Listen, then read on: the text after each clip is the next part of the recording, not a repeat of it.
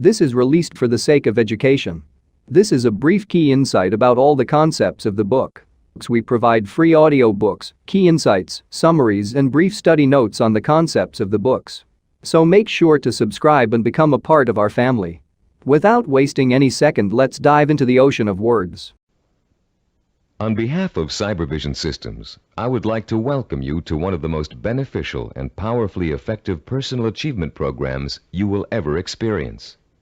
The Neuropsychology of Self-Discipline, the Master Key to Success.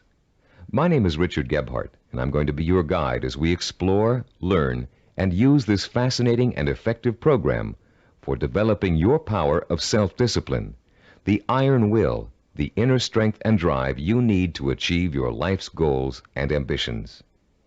This program is the result of many years of thoughtful scientific inquiry and research. In an attempt to discover and understand the main driving force, the core source of inner power that separates the dynamically achieving person from the unfulfilled, underachieving masses, Cybervision Systems has directed its financial and human resources to find the answer. Through its association with the famed Stanford University Neuropsychological Research Laboratory, and through 7 years of intensive investigation into the science of human achievement, Cybervision Systems has uncovered what it believes is the master key to success. The master key which unlocks the raw potential that lies dormant within the heart and mind of man. Simply stated, we call this key self-discipline. Self-discipline. What's the first thing that phrase makes you think of? Unfortunately, for most people, the term conjures up images of strictness, long stretches of boring or irritating work, of self-sacrifice and self-denial. Nothing could be further from the truth. Truly self-disciplined people are not bored, unhappy, or suffering from any kind of deprivation. In fact, they have learned to give themselves the true joy that comes from pursuing and achieving their most cherished goals and dreams. What, then, is self-discipline really all about? The simple answer may surprise you. Self-discipline is your ability to systematically and progressively work towards a goal until you have reached it. It includes acquiring knowledge and skills. It's your ability to become positively obsessed, single-minded, and efficient, to strive without giving up, to work consistently day after day, week after week, and year after year until your purpose is fulfilled. Self-discipline is the power to say, this is what I really want in life, and this is how I'm going to get it. And if I have to give up some other things, I will, because it's worth it in the long run. To be self-disciplined, you must learn to develop the kind of obsession that glows like a beacon in a storm. You must learn to watch that light and steer your course towards it, no matter what gets in your way or how long it takes. Like a sailor, you must learn to use the skills that will point you in the right direction, and you must keep on using all your knowledge, skill, and energy to stay on course until you have reached your destination. Self-discipline is the single ingredient that makes success possible for anyone who dreams of achieving great things. Without it, there would be no Olympic gold medal winners, no great artists, musicians, or writers, no brilliant inventors, Grand Prix winners, or multimillionaires. Every person who has made an enduring success of his or her life used self-discipline to get there. If self-discipline is so effective, why don't more people have it? Unfortunately, we live in a quick-fix society where old-fashioned effort isn't appreciated.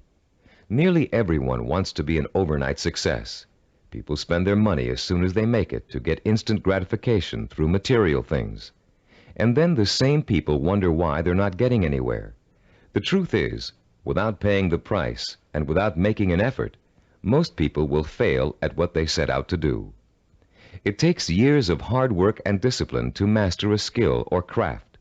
Years of putting in 7-day work weeks to build a business from scratch into a multi-million-dollar operation. Years of schooling and internship to get a medical degree and start a doctor's practice. And years of tempering and seasoning to become a prima ballerina. We all greatly admire successful artists, business people, and doctors, among others. But how many of us are willing to put in the years of work it took for these people to get where they are. The late Ray Kroc, the founder and guiding genius behind McDonald's restaurants, told a wonderful story about the contrast between the self-disciplined achiever and the wishful thinker in a speech he gave to MBA candidates at Dartmouth College. He said, "I'm reminded of a story about the great pianist who gave a concert, and at the end a lady rushed up to him and said, 'I'd give anything in the world if I could play like that.' And he said, 'No, you wouldn't.' She could have if she wanted to. Anybody could. I know, as a piano player, that piano playing is mechanical to a great extent. But it's the dedication, the disciplining to practice that makes the difference. And when you're talking about a concert pianist, he has been practicing for years. Years of practice, several hours a day, every single day. Practice, practice, practice, practice. Sacrifice and discipline. That's what it gets down to. And so he said, 'No, you wouldn't,' meaning that what she said she wanted to attain, she wouldn't pay the price to get. To discipline herself to do the studying and practicing required to be a concert pianist. How many times have you heard yourself saying, 'I'd give anything to be a doctor, or a lawyer, or president of a company, or a singer, actress, or dancer, if only I had the talent or the education or the intelligence?' The truth is, with a minimum of talent and average intelligence, you could be any one of those things. With a steady, sustained effort that never falters, never crumbles, and never gets lost in unimportant details, you can be anything you want. Many people believe that talent alone is the key to success. Talent might play its part, but it's not the difference. In every field of endeavor, millions of talented men and women with special talents are wasting away, contributing little to their own success or the good of mankind. And every day we see others who are less gifted, but who have accomplished more. Many believe that education is the key to success. Though it is a valuable aid, it is not the difference. The educated derelict is a common sight, and so is the man or woman who has achieved phenomenal success without the advantage of a formal education. And many believe that intelligence is the key to success. Even though a person with a high degree of intelligence is fortunate and possesses the raw materials to be successful, the relationship between intelligence and accomplishment is something less than balanced. Every day we encounter highly intelligent people who barely get by, and their opposite number, men and women of average intelligence, but superior achievements. The one quality which sets one man apart from another, the one key which lifts one to every aspiration, while others are caught up in the mire of mediocrity, is not talent, formal education, nor intellectual brilliance. It's self-discipline. With self-discipline, all things are possible. It's the closest thing you could have to a wish-granting fairy godmother. Without self-discipline, even the simplest goal can seem like the impossible dream. In America today, the greatest cause of failure is the lack of self-discipline. Lacking self-discipline, millions of American dreams turn to ashes. With lofty visions of success, many people don't know that it takes more than wishful thinking, shortcuts, gimmicks, and get-rich-quick schemes to achieve excellence. Somehow, most people have lost sight of the age-old truth that anything worthwhile achieving takes time, organized, persistent effort, and more time. As you look around you, you'll see the many obvious fruits of the undisciplined mind: poverty, unhappiness, and drugs, the social cancer of a quick-fix society. But it is the not-so-obvious, more subtle effects of the lack of self-discipline that we address here, the raw power and potential of talented and intelligent people that lies dormant, unchanneled, and wasted, untapped and unfocused because of the inability of these people to commit and mobilize themselves to a course of consistent action. The lack of self-discipline is the #1 killer of achievement in America. Successful people have one thing in common. They set their sights on a goal and work every hour of every day towards reaching it. They learned what they needed to do to reach that goal, and they found a way to do it. If it meant taking on an extra job, they took the job.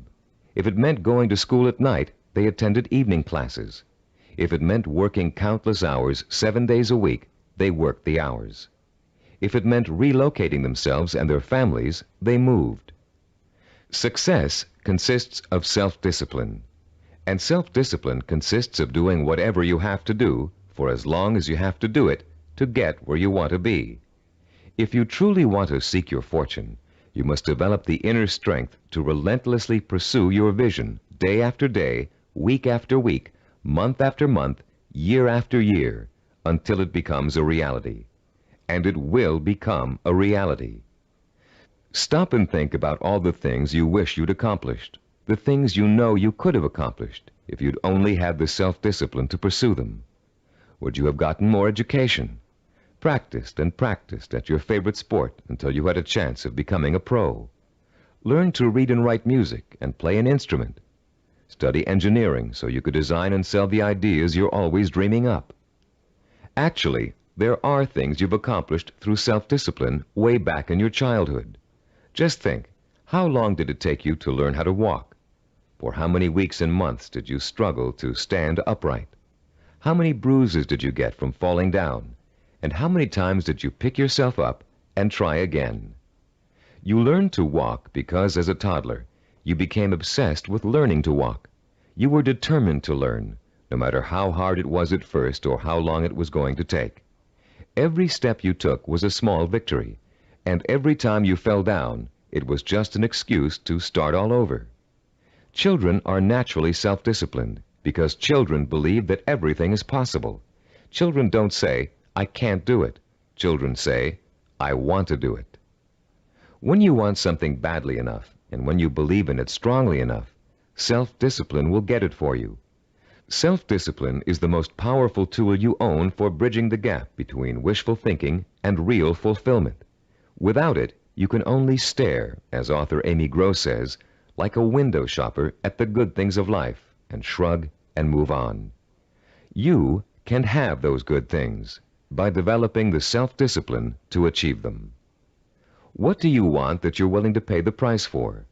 What means so much to you that you'll spend weeks, months, or years pursuing it?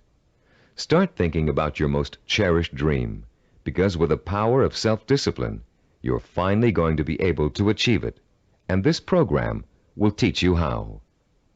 The neuropsychology of self-discipline, your master key to success, will show you how to take the raw materials you already possess, your talent, intelligence, strength, and motivation, and turn them into the assets you need to achieve your life's goals. You'll learn how to gain the knowledge and skills that will set you on the path to success. And you'll learn to develop the kind of positive strength it takes to stay on that path until you have reached the very end. You may think it's impossible for you to develop the kind of self-discipline you see others using to achieve success. You may think you're too lazy, too scattered, too quick to give up.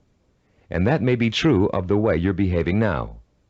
But most people aren't self-disciplined because they never had a chance to experience the kind of joy and satisfaction that comes with mastering their own abilities and applying them to the one thing they really want in life. Once you get a taste of how intoxicating, of how free self-discipline feels, you'll be hooked on it for life. The neuropsychology of self-discipline is not the result of pop psychological and faddish theories, nor does it contain simplistic pablum-like success gimmicks found so often in many self-improvement programs. The neuropsychology of self-discipline program incorporates the breakthrough findings of one of the world's most respected brain researchers, Dr. Carl H. Pribram, director of the Stanford University Neuropsychological Research Laboratory, with the practical experience of Cybervision Systems' team of learning experts. Dr. Pribram is one of the most respected and renowned brain and behavioral researchers in the world. Trained as a neurosurgeon, Dr. Pribram has been conducting research into the brain and behavior for over 30 years. His pioneering work and discoveries have led to his being called the father of neuropsychology. Besides his responsibilities at Stanford, Dr. Pribram also serves as the Director of Advanced Research for Cybervision Systems. The neuropsychology of self-discipline incorporates two of Dr. Pribram's revolutionary discoveries. The first is his finding that our behavior is governed by images of achievement, and that without these images, we cannot mobilize and motivate ourselves to achieve our goals.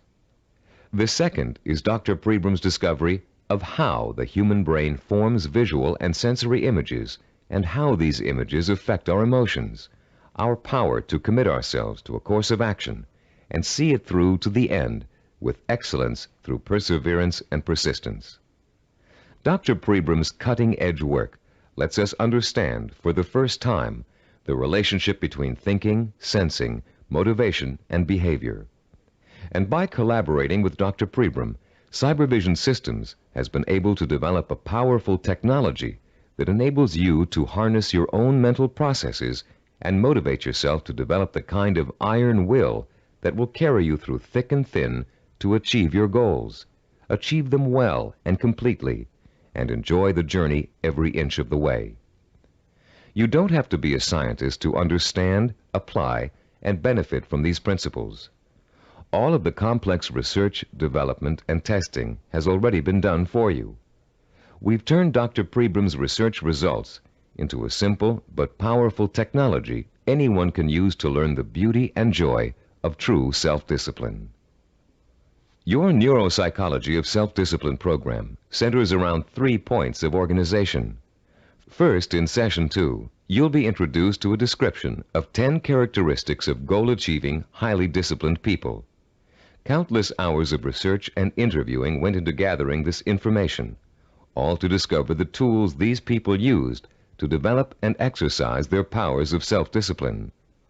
These characteristics will become a model or benchmark that you will strive to incorporate into your life.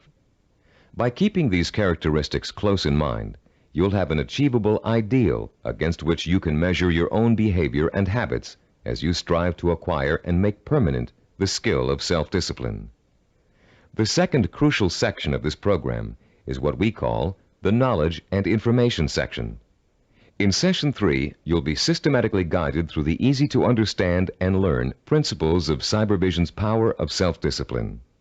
You'll learn once and for all that the power of self-discipline is the master key to your success. Not only will you learn why, but you'll thoroughly understand, in depth, the power principles of self-discipline. The third, and to you the most important section of the program, is what we call Action and Implementation. In Sessions 4 through 10, you'll begin the actual process of becoming self-disciplined, of developing the core skills that will enable you to achieve anything and everything you desire. You'll start by learning how to determine exactly what it is you want to achieve in your life. You'll then learn how to select role models who have already achieved what you desire to achieve, and learn patterns of success from them. You'll discover how to transform those desires into emotion-provoking imaginary blueprints, sensory images rich in sight, sound, touch, taste, and smell, images that excite and stimulate your emotions. You'll learn how to overcome the poisonous doubt that gnaws deep within you as you dwell and reflect upon your chances for success. You'll learn how to determine the knowledge and skills you need to achieve your desire and how to plan your time so that you can progressively achieve your goal over a sustained period of time. And you'll discover the principles of persistence, how to break through the barriers of time, how to keep going no matter how difficult, painful, or tiring it may be until your dream is realized. Once you have mastered the principles of self-discipline, you'll discover that nothing, literally nothing, is impossible for you. You will feel like a lean, hungry lion who has just been set free from temporary captivity, proud, aggressive, and equipped with the instincts and tools of survival. Included with this program is a personal study guide. It was designed to assist you in mastering the materials and applying the techniques contained in the audio cassettes. Use it well, for it will help you every step of the way in developing the power of self-discipline. Before you go any further with the audio cassettes, please read the introduction in the study guide. Complete the written exercises for this session, Session 1. Then prepare yourself to listen to Session 2 by first reviewing the background information on Session 2 in the study guide. By following the principles of this program, you will, for the first time in your life, be able to achieve whatever it is you desire and accomplish it with the pride of excellence. Talking about success is one thing. Anybody can do that. Achieving it day by day month by month and year by year is another. That's what you're going to learn in this program. How to do it. Behind every great achiever, there's another achiever. It may be someone close to home, a parent, teacher, or friend. It may be someone who's currently famous. Or it may be a historical or mythological figure. There are probably many young cadets at West Point and Annapolis today who secretly dream of someday repeating the astonishing feats of General George S. Patton, the legendary World War II hero. Yet Patton himself attributed his success on the battlefield to great military leaders of the past. From early childhood, one of his favorites was Alexander the Great, the young Greek ruler who nearly conquered the world over 2,000 years ago. Fascinated by Alexander's repeatedly successful conquests and his dashing personal style, Patton read everything he could about the ancient warrior. Soon he came to know Alexander intimately, his personality, his leadership style, his way of thinking and solving problems, his military strategies. And finally, Patton got to the point where he could think like Alexander the Great, act like Alexander the Great, and get results like Alexander the Great. When he planned his battle strategies, Patton used tactics that followed along the lines of Alexander's greatest military achievements, and they worked. Patton was so successful in battle after battle that the Germans considered him to be the Allies' greatest weapon. Patton had Alexander the Great and his own disciplined personality to thank for his success. But Alexander himself had someone else to thank for his own brilliant military maneuvers. Alexander drew his inspiration from the mythical Greek god Hercules. After studying everything that had been written and that was known about the mythical god of courage and strength, Alexander began to pattern his thinking, personal style, and actions after him. There are countless other examples of the great learning from the great. Baseball champion Babe Ruth was once asked how he developed the hitting style that made people call him the king of the home run hitters. Ruth replied that he had simply studied and copied the greatest hitter of his time, a player called Shoeless Joe Jackson. Most, if not all, great achievers draw their inspiration, their style, and their strategies from role models. How much we eventually achieve in life may well boil down to one simple ingredient: the quality of the models we choose to emulate. All human behavior begins with models. We learn to walk, talk, dress, and feed ourselves by watching our families doing those things every day. But we learn more than simple everyday activities from the people who surround us as we grow up. We also learn how to think and behave by watching the way they do. Some people have excellent role models, successful parents, or a family friend who has achieved far beyond the ordinary. But having a role model is just the first step toward becoming a disciplined achiever. You must use that model, make it a part of your own personality in order to succeed. This program will take you through the entire process, from start to finish. In this session, you're going to start by being given a role model of your own, a model of the disciplined, motivated achiever. You'll learn the 10 dominant characteristics of that model and be able to compare your own behavior to it. And you'll also learn about its opposite, the undisciplined underachiever, and why that person is destined to fail. Years of research have gone into the creation of this model. Cybervision has studied people who have been successful in business, education, science, the arts, and other fields. These people were tested for the possible presence of dozens of characteristics and attitudes. And when all was said and done, Cybervision found 10 qualities that were common to every one of them. Understanding the characteristics of the highly disciplined achiever can be as inspiring to you as Alexander the Great was to George Patton. Together, they will form a living, breathing picture of the type of person who is highly self-disciplined and who gets things done. With this picture in front of you, you'll have a model to pattern your own behavior after, and you'll be able to begin to reshape your life along rewarding, achievement-oriented lines. As you listen to these 10 characteristics, compare your own behavior to each one. The idea isn't to become discouraged because you're not living up to an ideal.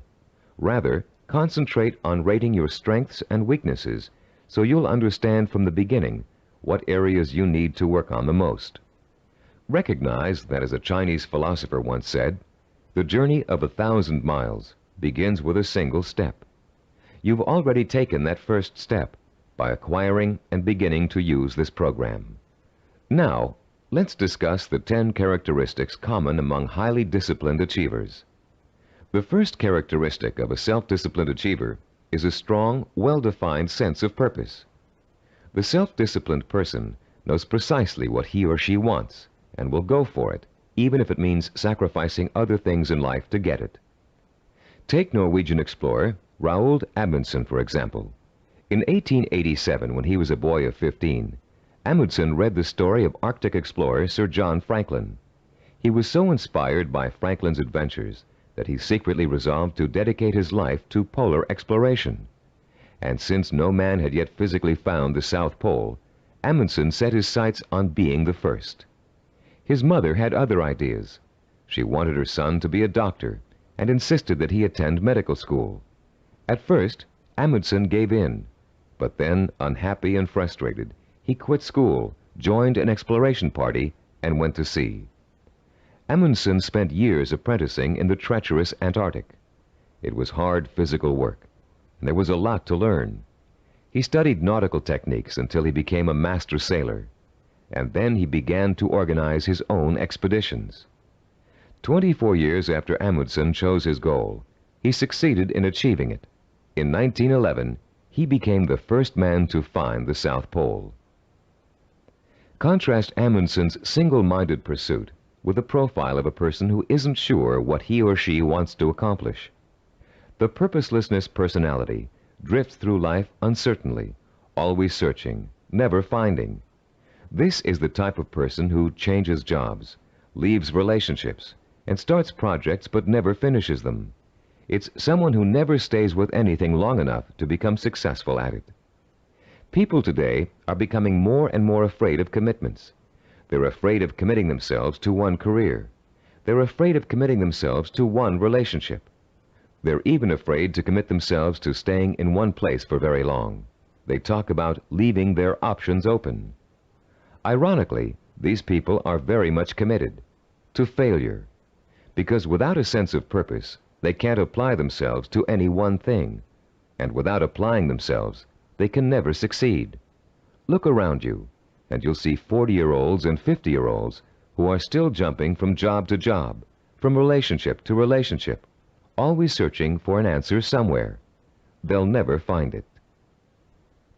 The second characteristic of the self-disciplined person is that he or she seeks out and uses positive role models, often called mentors. Patton found and learned from Alexander the Great.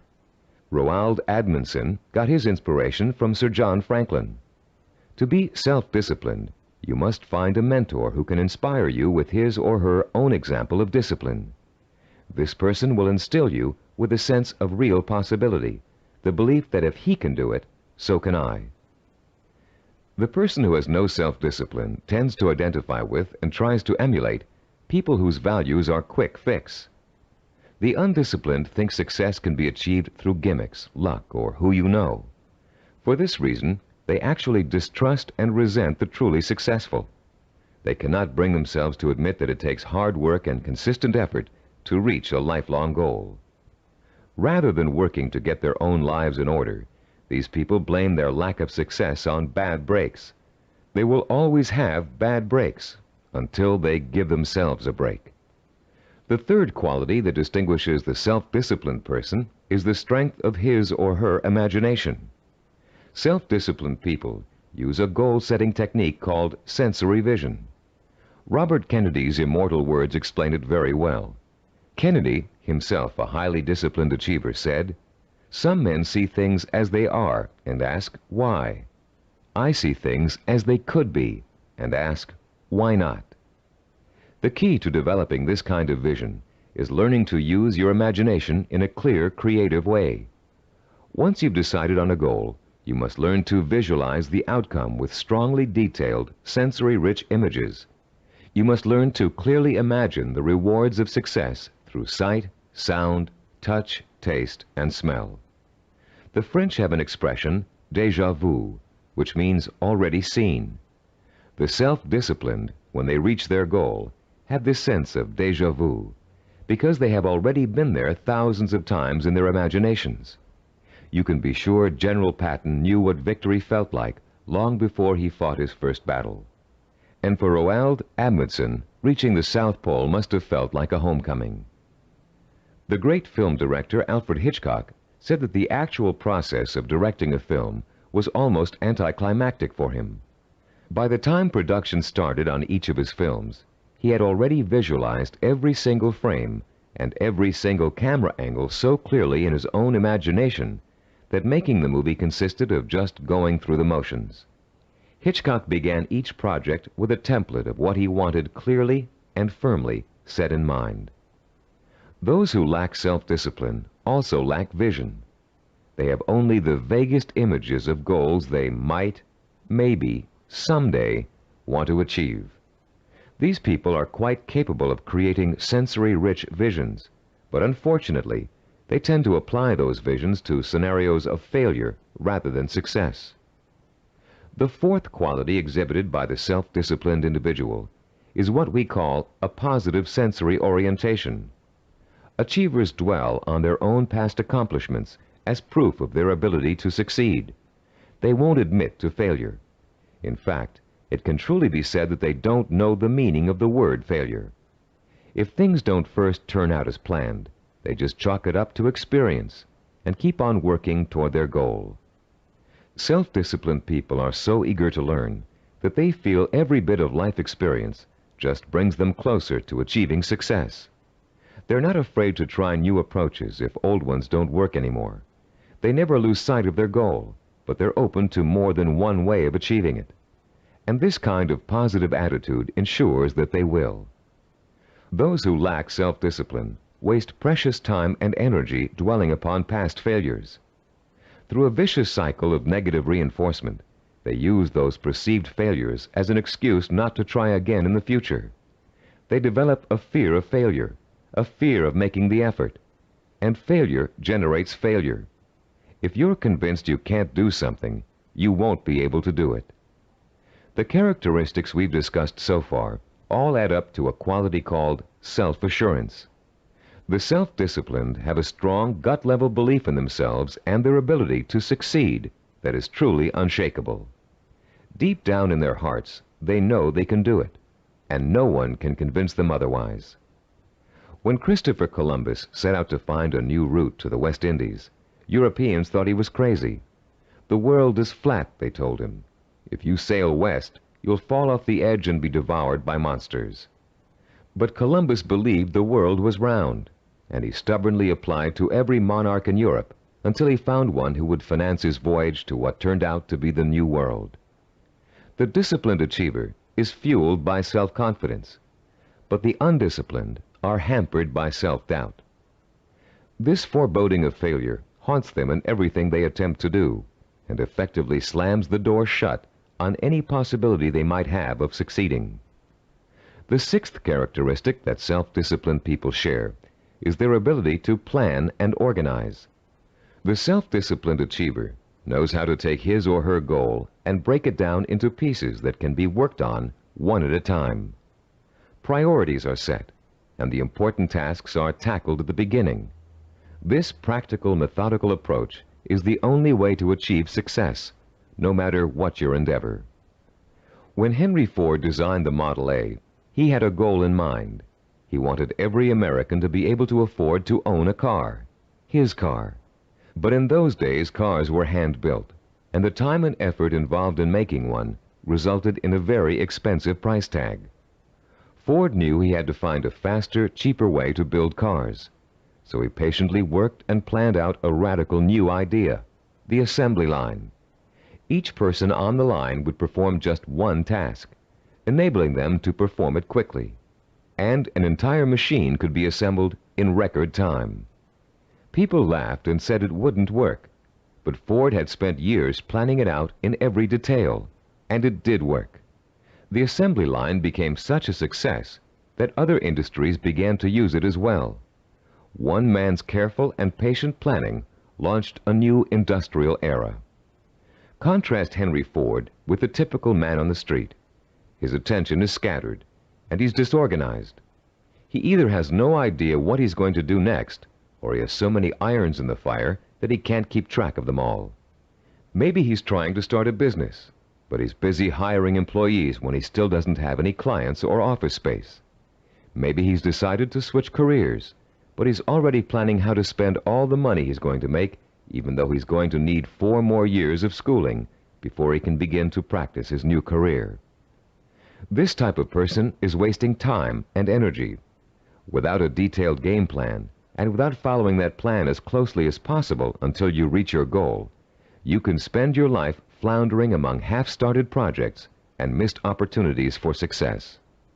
Many people think all you need to be successful is a great idea, but without planning, organization, and hard work, the most brilliant ideas aren't worth a dime. Which brings us to the 7th characteristic common to self-disciplined achievers: their ability to acquire the essential knowledge and skills they need to put their game plan to work. Achievers recognize how important it is to learn, and they're willing to make the necessary sacrifices to complete their own personal education. Sometimes this means going back to school. Sometimes it means spending weeks or months gathering information on a particular subject and talking to the kinds of people who can help. Sometimes it means taking a new type of job just to acquire certain skills. What it always means is a commitment to learning what must be learned in order to make a goal achievable. If you want to become a doctor, you must first study pre-med, then go to medical school, and then complete your internship before you can set up a practice. Anyone who thinks he can become a physician without doing all of those things is just dreaming. If you want to run your own business, there are ways of approaching your business education. You can go to graduate school and get an MBA. You can work for someone else in the type of business you want to start and get hands-on experience before going off on your own. You can find a partner who knows how to run a business and take on less responsibility in the beginning, watching what your partner does and learning the essentials. Those without self-discipline are always looking for shortcuts. They take weekend courses and think they're highly qualified for a new profession. They listen to one person's advice and think they've heard it all. They try to start a business without business plans. Going through a real learning process is too much trouble. Why is it so much trouble? Because the undisciplined person lacks patience, the 8th quality on our list of self-disciplined characteristics. The kinds of patience Christopher Columbus and Henry Ford exhibited. The kind of patience engineer Washington Augustus Roebling demonstrated in finishing the building of the famous Brooklyn Bridge. Roebling's father, John Augustus, was the brilliant engineer who designed the Brooklyn Bridge and began overseeing the building of it in 1869.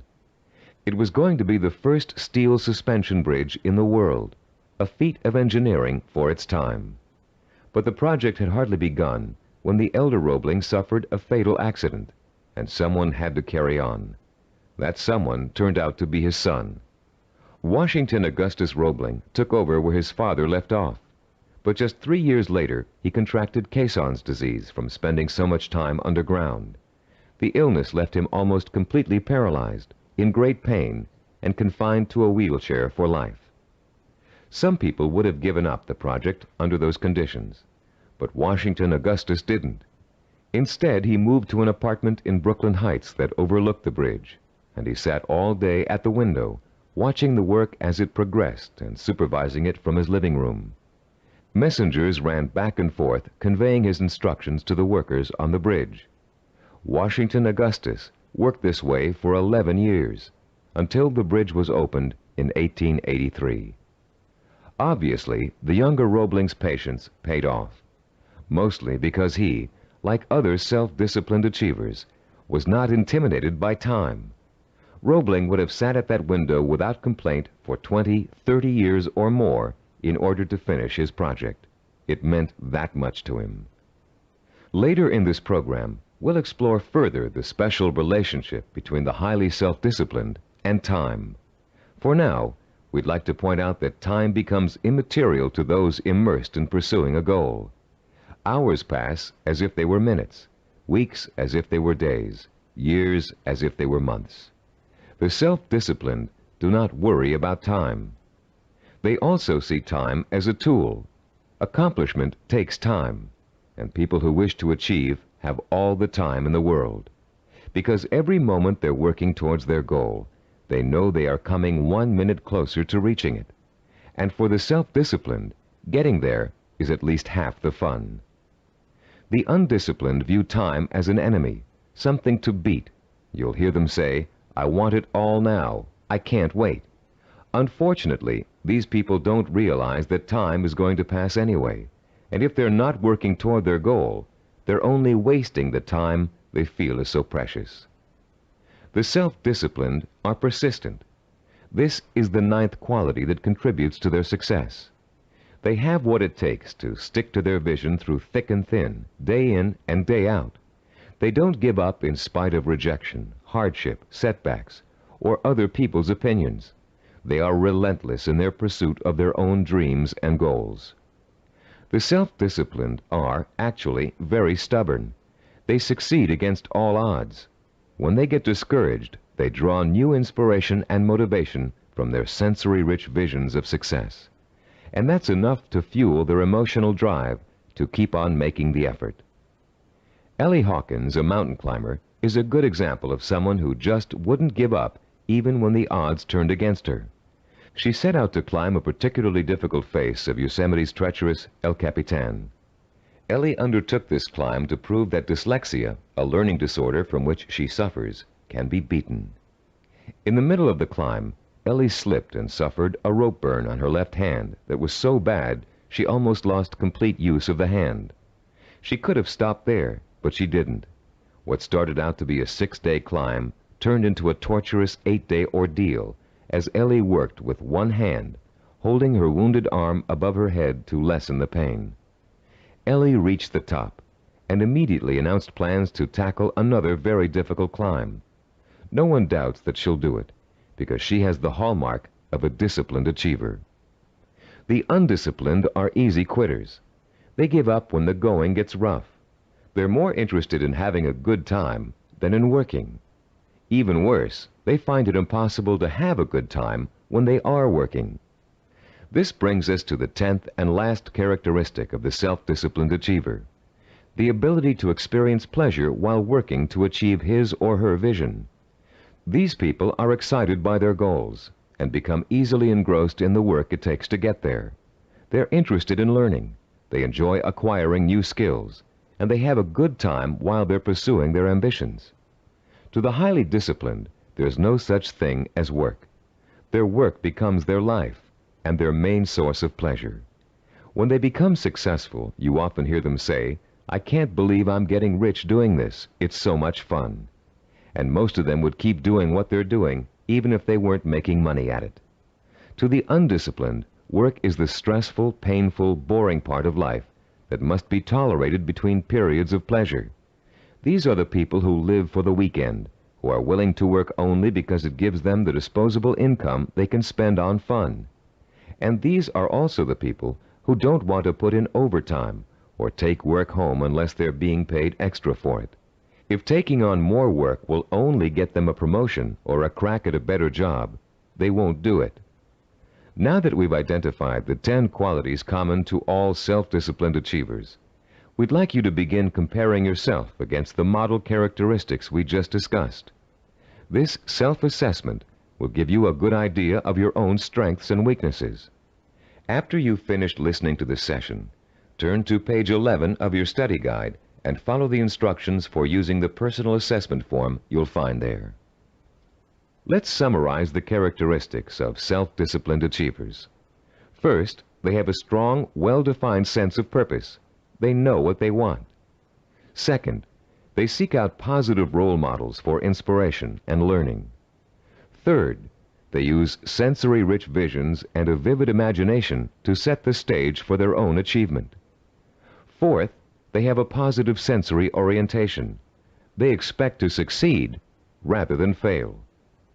Fifth, they have a deep-rooted belief in their ability to achieve. They are immeasurably self-assured. Sixth, They have the ability to plan and organize. They can break down what they want to achieve into manageable steps and set priorities that let them accomplish the most important things first. Seventh, they know how and when to acquire essential knowledge and skills. They're not intimidated by the thought of having to learn something new. Eighth, they have patience. The passing of time doesn't bother them. They'll keep working toward their goal for as long as it takes. Ninth, they persevere. They're stubborn, and they don't give up, even when the going gets rough. 10th, they view work as pleasure, because work is bringing them closer and closer to the realization of the goal that will be their final reward. Turn off the tape now and score yourself on the personal assessment form. When you're done, turn the tape back on.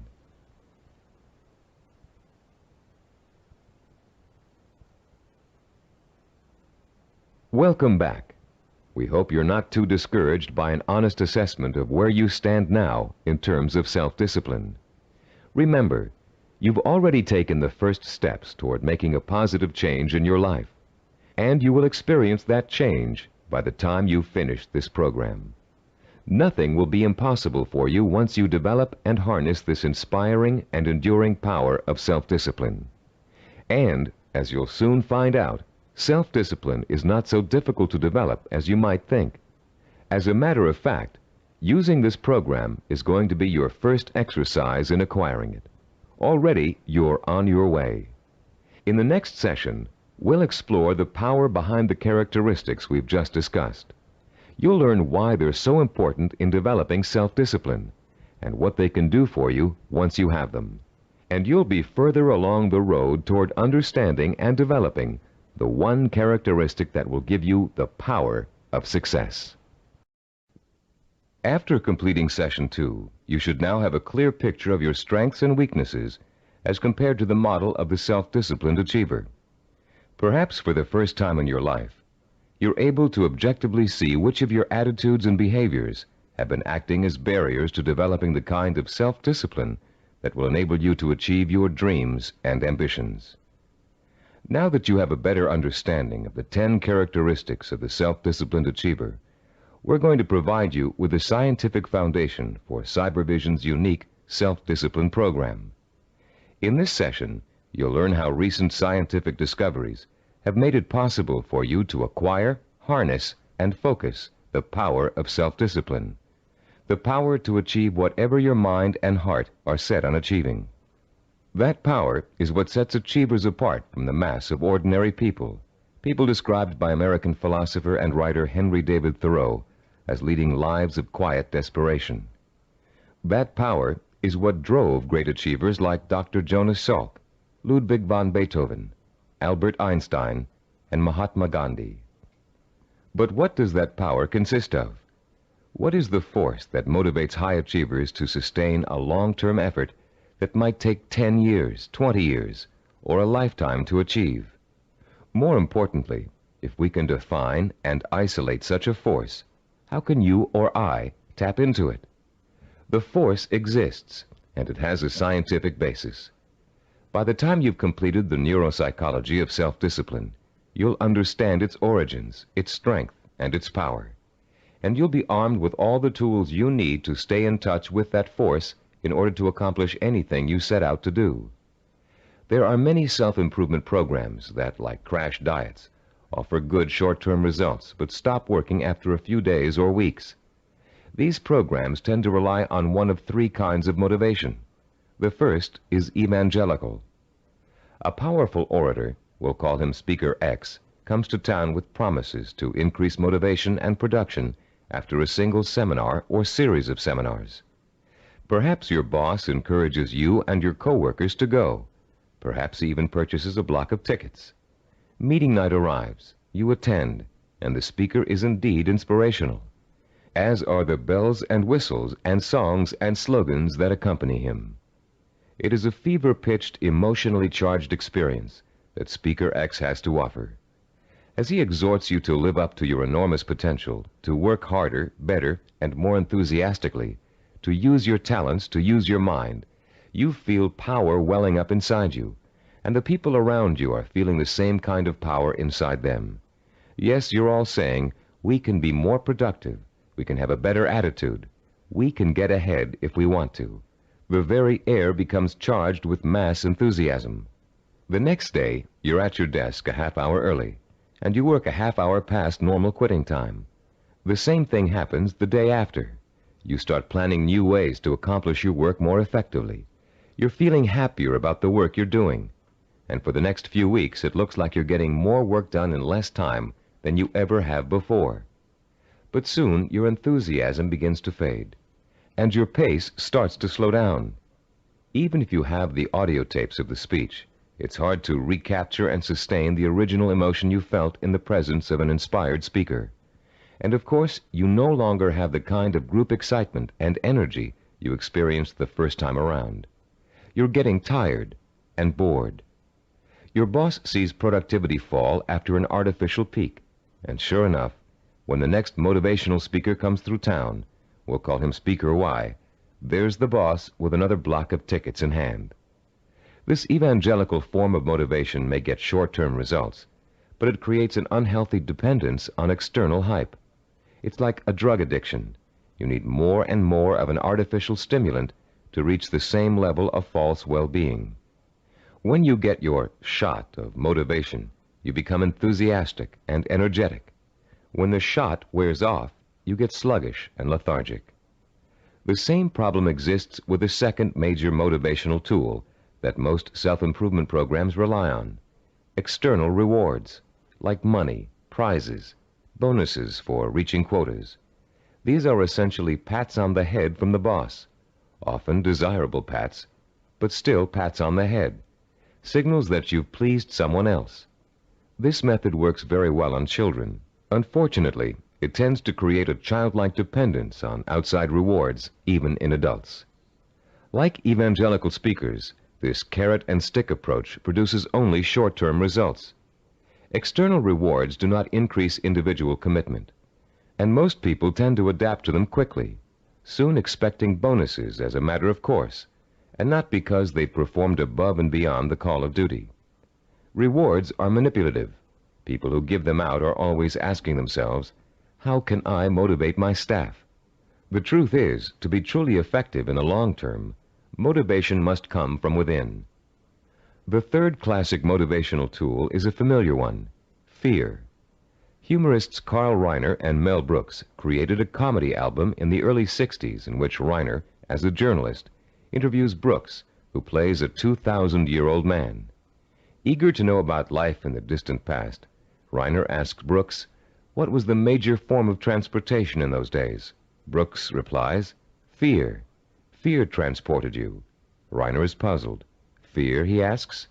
Brooks responds, yeah, fear. You see, an animal would growl, and you would go 2 miles in a minute. It's true, fear is a great motivator. If you don't perform, something undesirable happens. You lose your job.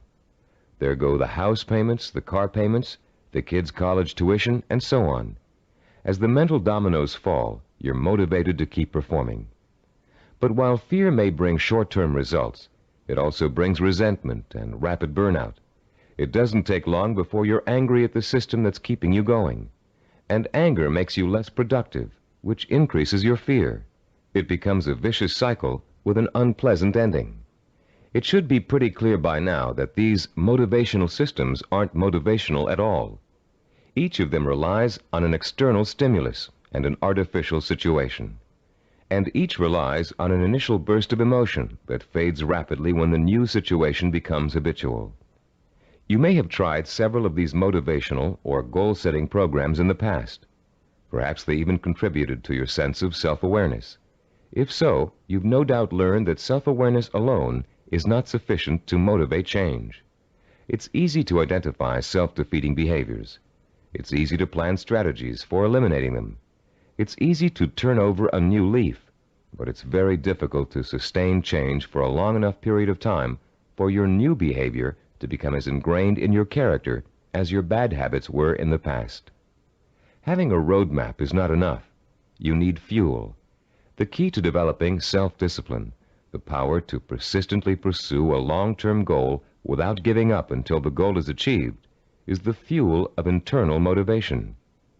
It would be nice if we were all born with the patience, drive, and skill it takes to achieve any long-range goal or complete any long-term project. But we're not.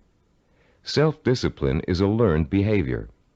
Years of research at major American universities, primarily California's Stanford University, have proved it. And Cybervision's own research into the latest learning theories of behavioral scientists have confirmed that self-discipline is an acquired characteristic with a basis in behavioral science. The neuropsychology of self-discipline has been developed according to materials gathered from two major sources. Our information comes from our own research into the way human beings learn, and from the revolutionary discoveries about the structure and organization of the human brain made by Dr. Carl Pribram. Head of Stanford University's Neuropsychology Research Laboratory, Dr. Pribram is one of the most respected brain scientists in the world. Trained as a neurosurgeon, his research into brain function led to a deep interest in the behavioral sciences. His pioneering work in both of these areas led to the fusion of the two into the science of neuropsychology. As a neuropsychologist, Dr. Pribram studies how the nervous system and its component parts affects human behavior. Those studies have led to two revolutionary discoveries. The neuropsychology of self-discipline incorporates both of them.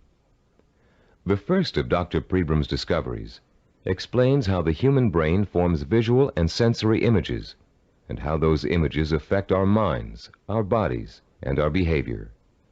The second discovery is that our behavior is governed by images of achievement, neuronal blueprints of the skills and actions that determine our success or failure in the achievement of our goals. Let's discuss how each of these scientific discoveries leads us to understand the power and the origins of self-discipline. Many scientists and psychologists have believed for years that the human brain barely distinguishes a real experience from an imagined one.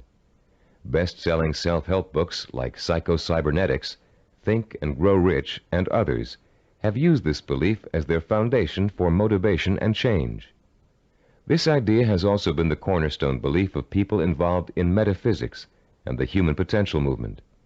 The idea that the brain cannot tell the difference between a real experience and an imagined one has never been scientifically proven until Dr. Pribram's research showed us that it is true. But Dr. Pribram's research did not prove that, as many people think, all you have to do is imagine what you want, and through the magical power of the mind, you will achieve it. If this were true, achievement would be easy. And as anyone who has tried to achieve a long-term goal will tell you, it is not. Put into its proper perspective, this concept of imagination is critical to achievement, but not because imagination possesses a magical power to attract success like a magnet. Imagination is critical to achievement because it evokes the power and emotion that stimulates and sustains the drive to achieve. The human nervous system responds emotionally to imaginary images rich in sensory detail, in sight, sound, touch, taste, and smell, as if they were real. In fact, the brain doesn't distinguish between sensory-rich imagination and reality.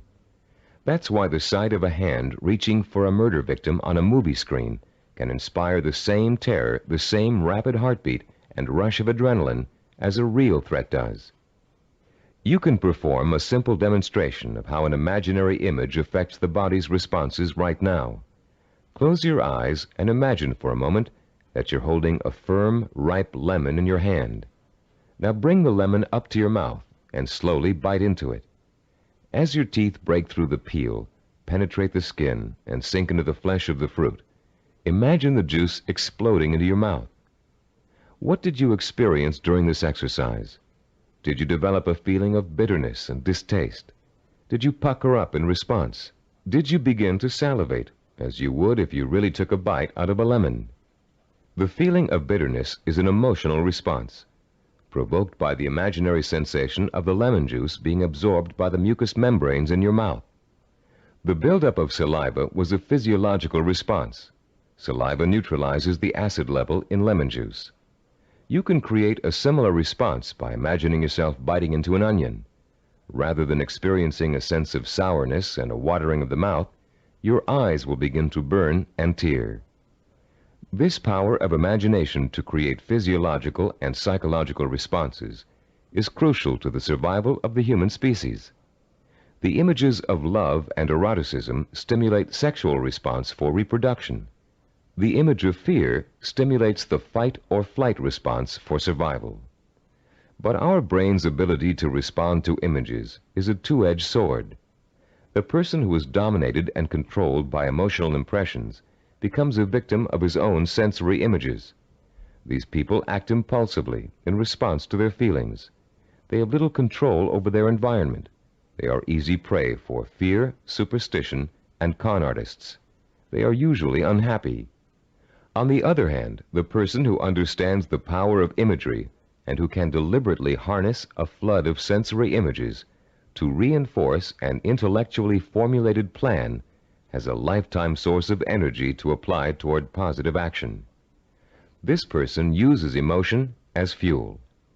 Only when the imagination is harnessed and focused on the benefits and rewards of a specific goal can we light the fires of self-motivation and develop the kind of self-discipline that will help us achieve that goal.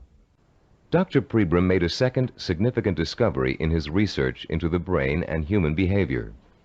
He found that all of our actions are governed and driven by what he calls an image of achievement. That image of achievement is actually a mental blueprint for reaching a goal. It is made up of images rich in sight, sound, touch, taste, and smell. And in the mind of a highly self-disciplined achiever, it serves as the source of emotional fuel that drives him to work long and hard to reach his goal. Wimbledon tennis champion Stan Smith reported that once he realized that he could compete with some of the world's best tennis players, he established a vision of himself becoming the #1 tennis player in the world. He imagined winning the Wimbledon title years before he actually achieved it. He saw himself receiving the trophy, dancing at the winner's ball. He felt the worldwide acclaim that would accompany his success. He used that vision as an emotional well from which to draw the necessary strength, persistence, and perseverance to spend thousands of hours in practice and competition, developing the skills and experience that would eventually see him to the realization of his dream. Have you ever heard someone say, "I wanted it so bad I could taste it"? That's the kind of stimulus that motivates the self-disciplined achiever. Not only can the achiever taste victory, he can see, smell, hear, and feel it too. After years of research, we now know that such deep, sensory-rich images are the actual language of the brain.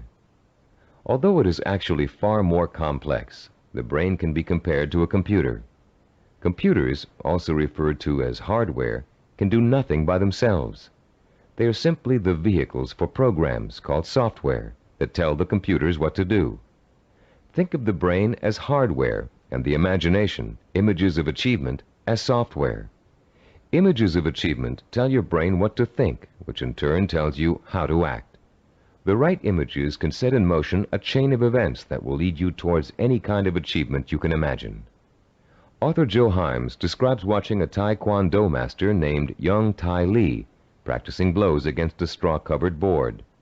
Lee pounded his fist again and again against the board, oblivious to the fact that his knuckles were bleeding.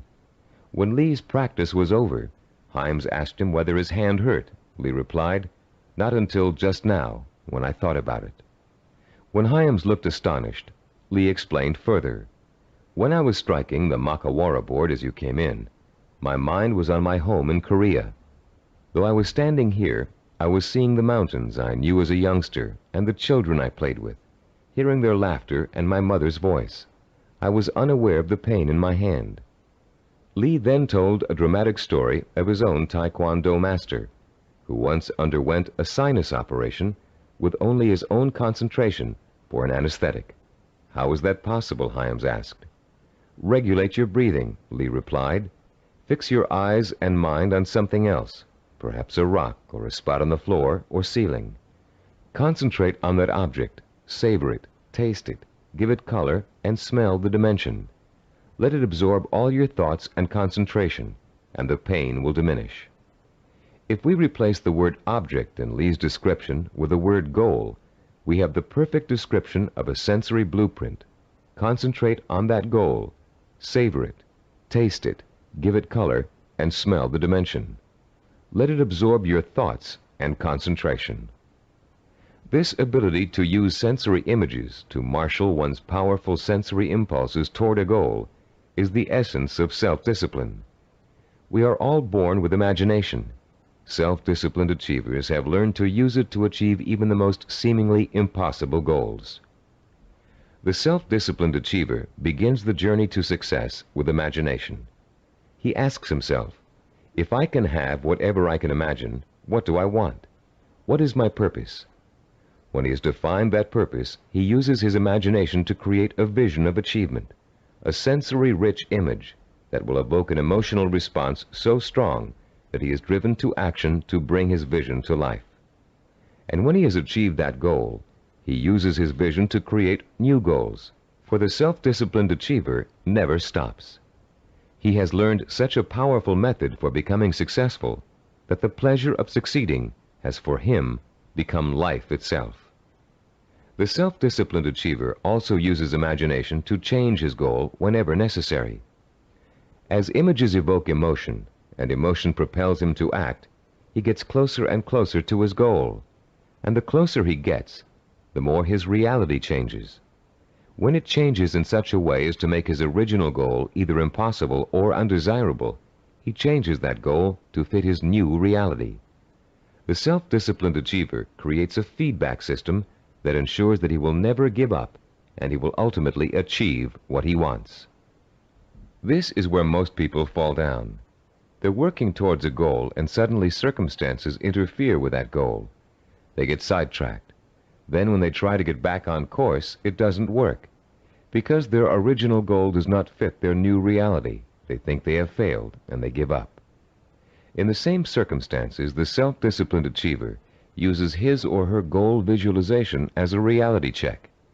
If reality suddenly dictates that the original goal won't work, the goal must be altered to fit reality. The achiever has not failed. He or she has set a new course that will lead to success. Take someone who sets out to become an obstetrician. After 4 years of pre-med and 2 years of medical school, our self-disciplined achiever suddenly realizes that she's far more interested in becoming a neurologist. Should she drop out of medical school? Of course not. She'll simply switch her visual blueprint to another field of medicine and change her plans for where she'd like to intern after medical school. She doesn't think of herself as a failed obstetrician. She thinks of herself as a successful neurologist. Or take the businessman who wants to open up a retail store in his neighborhood.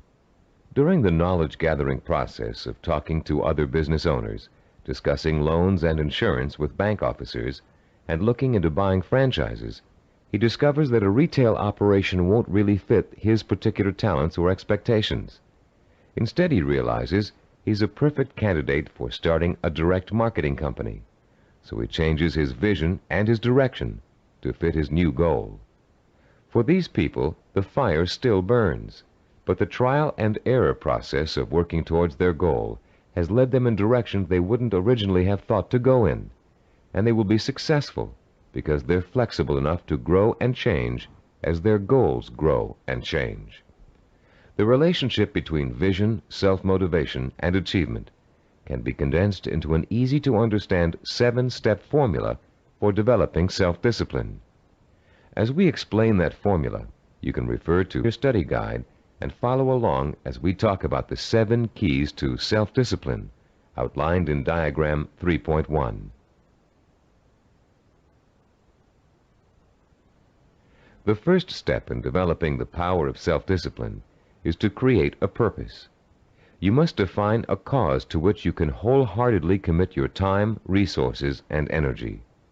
This cause points you in a direction. It gives you a reason for making the effort. It lights a small spark inside you that will soon begin to burn with emotion and drive. The second step is to find role models who have already achieved what you want to achieve. Study their life patterns, their methods and techniques for reaching their goals. Let their example inspire you. and realize that they are normal people just like you, but they are self-disciplined people. With the power of self-discipline, you can achieve as much as they have. With a firm purpose in mind and an exciting sense of possibility sparked by your role models, you'll find yourself developing a strong-willed emotional belief in your ability to succeed. The first small spark of hope is turning into a glowing ember of possibility. In the third step, you'll translate your feeling of possibility into a sensory-rich vision of success.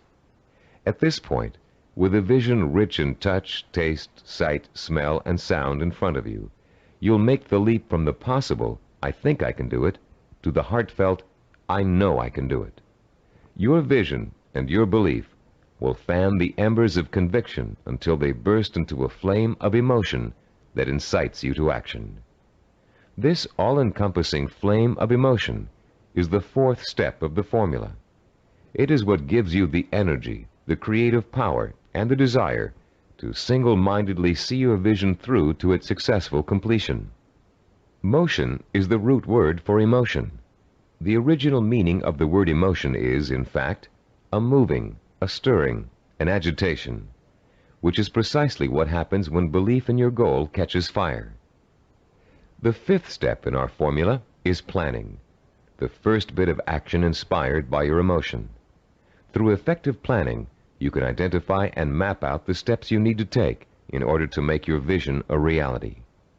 You'll figure out exactly what you need to do to accomplish your goal and how long it will take. And turning your vision into a concrete goal will further fuel the fires of emotion and action. Once your vision has become a plan, you must acquire the knowledge and skills necessary to implement that plan. This is the sixth step in the formula for developing self-discipline. No matter how difficult the learning process might be, you continue to draw inspiration and fortitude from your vision. And each time you master a skill, your confidence in your ability to achieve increases. The seventh and last step in our formula is what we call persistence and perseverance. Persistence is staying with your vision, seeing it through to its completion, no matter how long it takes or how difficult it is. Perseverance is persisting in spite of setbacks, disappointments, and hardship. Once you begin acting to achieve your goal, your drive to sustain the forward motion, to persist and persevere, is constantly fueled by the strength of your initial vision. And as you get nearer and nearer to accomplishment, the vision becomes more and more real. As your vision fuels reality, and reality fuels your vision, your drive to achieve begins working like a giant breeder reactor. You've put into motion a self-perpetuating spiral of vision, belief, emotion, motion, and reality. This formula for harnessing the essence of self-discipline will change your life. For the first time, science has given us the power to truly be able to change our own circumstances from the inside out, to understand what makes men and women overcome tremendous odds and obstacles to achieve greatness. For the first time, greatness is within the grasp of each of us. Through the understanding of the scientific principles that govern our thinking and behavior, we can, for the first time, program ourselves for success. In the next session, you'll begin to put the principles you've just learned into action. You'll learn a powerful sensory exercise which will let you determine your true goal. And once you've taken that vital first step, you can begin the exciting journey of action that will propel you towards the ultimate achievement of your heart's desire. At a recent workshop based on the neuropsychology of achievement, Cybervision President Stephen DeVore was asked an interesting question by a young corporate product manager. Mr. DeVore had been outlining the principles of goal setting when the product manager said, "You know, there's one problem I haven't yet solved. We talk about opportunities and goals, but there are so many opportunities to choose from, so many different directions we can go. How do you figure out exactly what you want to go for? How do you focus in on one choice among so many?" This session addresses that very problem, the problem of finding a purpose, and it isn't always easy. We live in a free society filled with opportunities for anyone who wants to take advantage of them. It's wonderful to have so many choices, but sometimes it makes choosing what you really want to do, your purpose, even more confusing than ever. Still, there are ways to narrow your choices down, and this session will show you how to do it. Through an exciting and powerful 4-point exercise, you're going to learn to pinpoint what it is you want most in life, out of all the things you may think you want. It will take some effort, some soul-searching, some creative thinking, and the outcome may surprise you. By the end of this session, you'll have chosen and defined what we call a macro purpose. The term macro means large or inclusive. Your macro purpose is equivalent to what creative people call the big idea. It's your main desire, your real purpose in life, your reward for hard work and effort. It's going to become your very reason for existing. Besides defining your macro purpose, in this session you're going to learn what micro purposes are and how they're used. Micro purposes are the stepping stones to your macro purpose. They consist of all the things you need to do to achieve your most important ambition. To help you thoroughly understand the concept of macro and micro purposes, think back for a moment to your early years in school, when you first learned to do simple math. Remember what a struggle it was to understand how to add, subtract, multiply, and divide? Numbers seemed a mystery to you back then, and you may have thought you'd never learn how to perform the most basic math functions. At the time, learning math for you was a macro purpose, and all the elements of learning it were micro purposes. You had to learn to count, for one thing. You had to learn the symbols for addition, multiplication, subtraction, and division. And you probably had to memorize the multiplication tables. As an adult, math seems to hardly be important, but you couldn't balance your checkbook or manage your money without it. And if you're a stockbroker, accountant, retail store manager, or bank teller, among other things, math is an important part of your job. So math was a micro purpose that helped you launch your present career, your macro purpose. If your desire is to earn a college degree, a macro purpose, you must take a certain number of courses and amass a certain number of credits. Each course you take that counts toward your degree is a micro purpose. But if you want to be a doctor, earning a bachelor's degree by itself is only a micro purpose. You still have to attend and graduate from medical school and complete an internship, more micro purposes, before you can be licensed to practice medicine. As you can see, macro and micro purposes change according to your stage in life and what you want to accomplish at the moment. A teenager may enter college with no clear idea of what he or she wants to do except finish school, the macro purpose of the moment. But by the third year of school, that student may decide on a career that requires additional schooling and a period of apprenticeship. So finishing school becomes a micro purpose, a stepping stone to a rewarding career.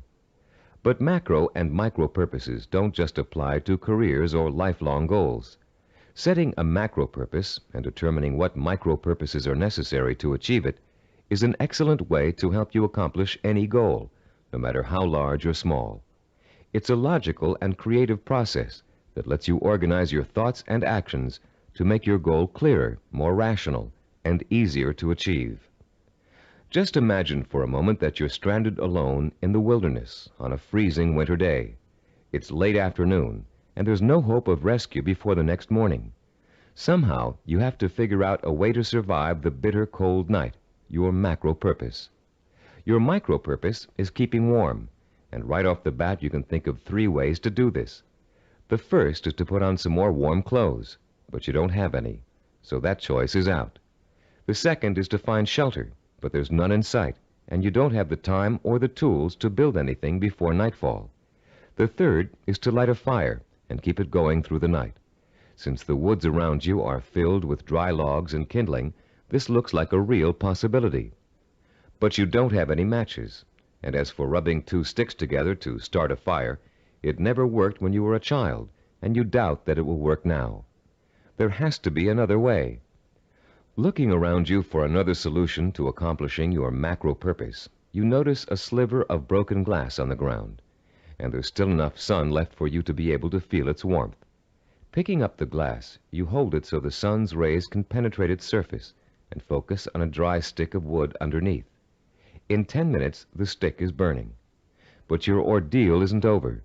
After the fire is lit, you have to gather enough logs and kindling to last through the night.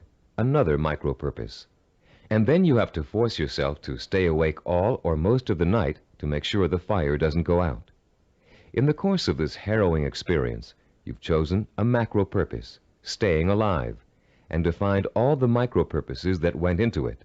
And if you succeeded in accomplishing all of the micro-purposes, you also achieved your macro-purpose. You survived.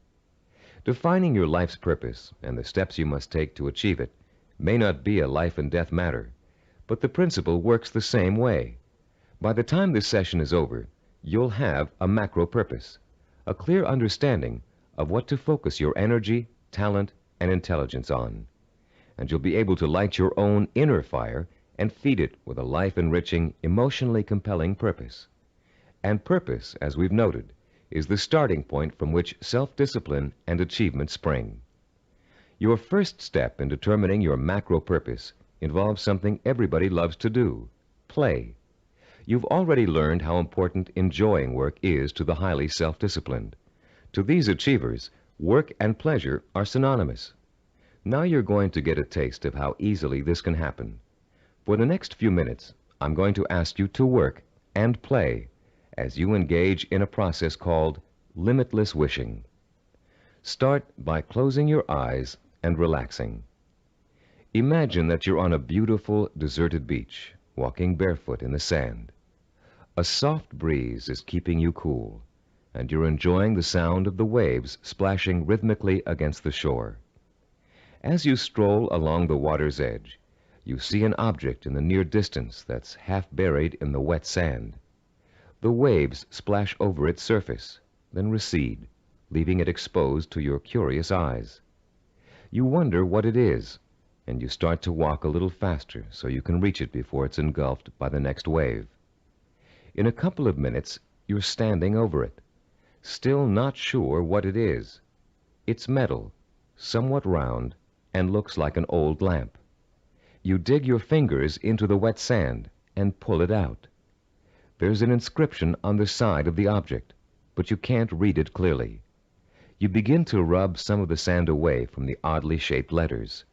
Suddenly, the lamp begins hissing, and it releases a cloud of what looks like steam or gas. Frightened, you drop it, but you continue to watch what the lamp is doing out of curiosity. Slowly, before your very eyes, the cloud begins to assume human shape, and soon you're looking up at the largest person you've ever seen. When it speaks, its voice is rich and kind, and its message is amazing. The genie thanks you for releasing him from hundreds of years of captivity inside the lamp, and according to the hospitality of his people, he offers you a reward for helping him.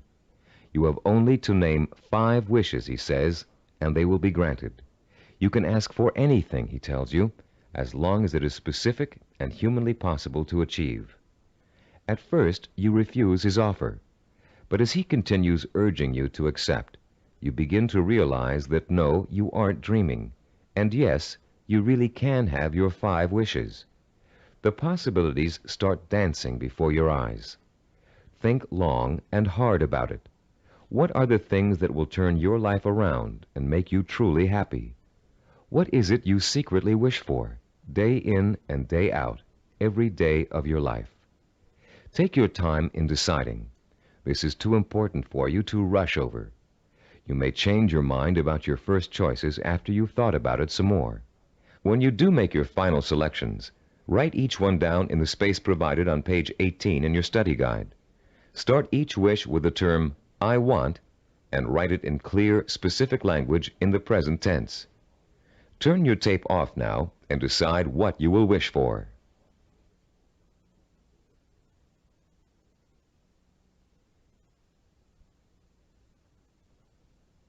Welcome back. You now have in front of you a list of 5 wishes that your mind and heart told you are the most important things in life to you. Now, with a little imagination, you're going to create a scenario in which each of these wishes is fulfilled.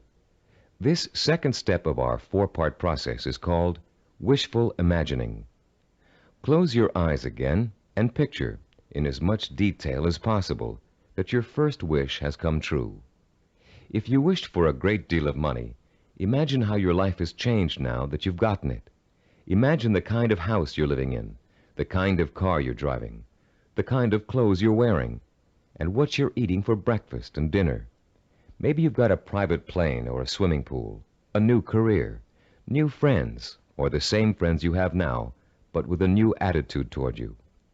Try to imagine that you're having dinner or drinks with your best friend, and you're explaining to that friend how your new life feels.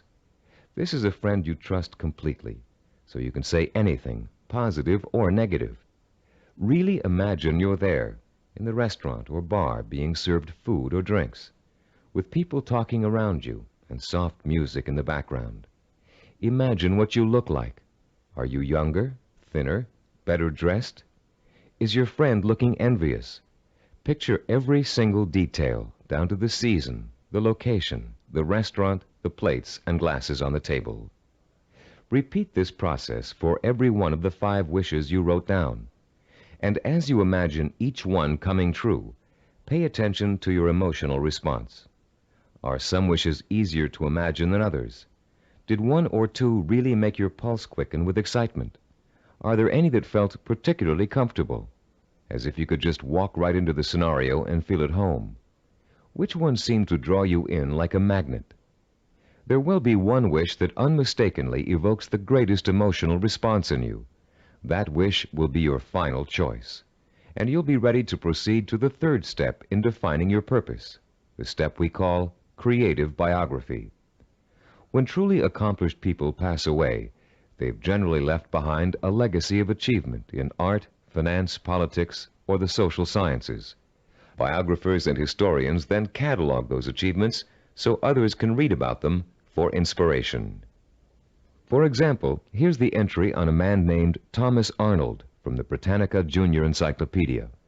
The text of this biography also appears in your study guide on page 18. The biography reads as follows: Thomas Arnold, 1795 to 1842. Some people are loved without being respected, and others respected without being loved. Arnold of Rugby was loved by many, respected and admired by everyone who knew him.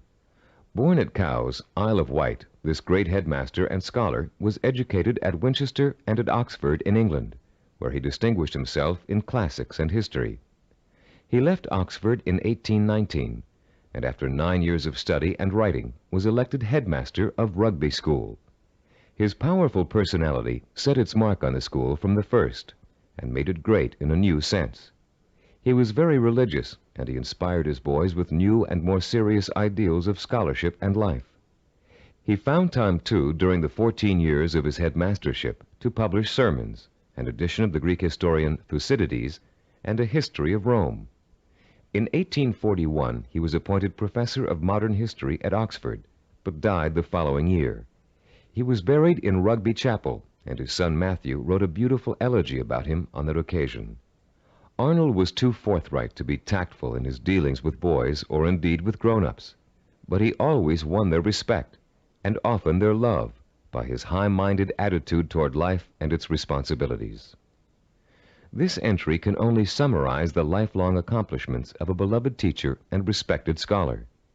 But listening to it, you can get a good idea of the purpose which must have guided Thomas Arnold. Here was a man who valued learning, scholarship, teaching, and personal integrity above all else. What do you value above all else? What would you like to be remembered for? Relax and close your eyes again. Now imagine that you hold in your hands an encyclopedia published in the year 2100. It's a heavy book with a solid feel to it. You can smell the leather binding and feel the crisp new paper as you open it. Find the section that begins with the first letter of your last name. Then turn the pages slowly as you search for the entry that gives you the details of your life. There it is, suddenly, clear as a bell.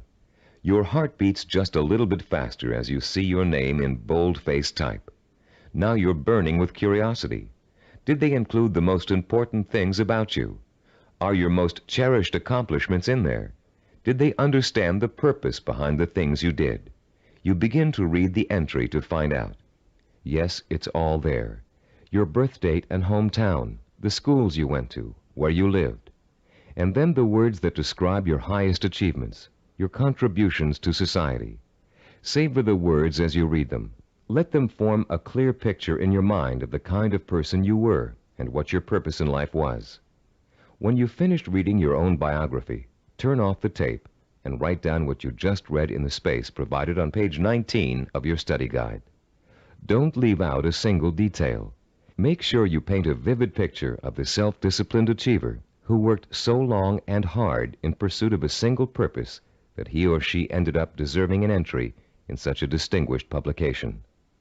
When you've finished writing your own biography, please turn the tape player back on.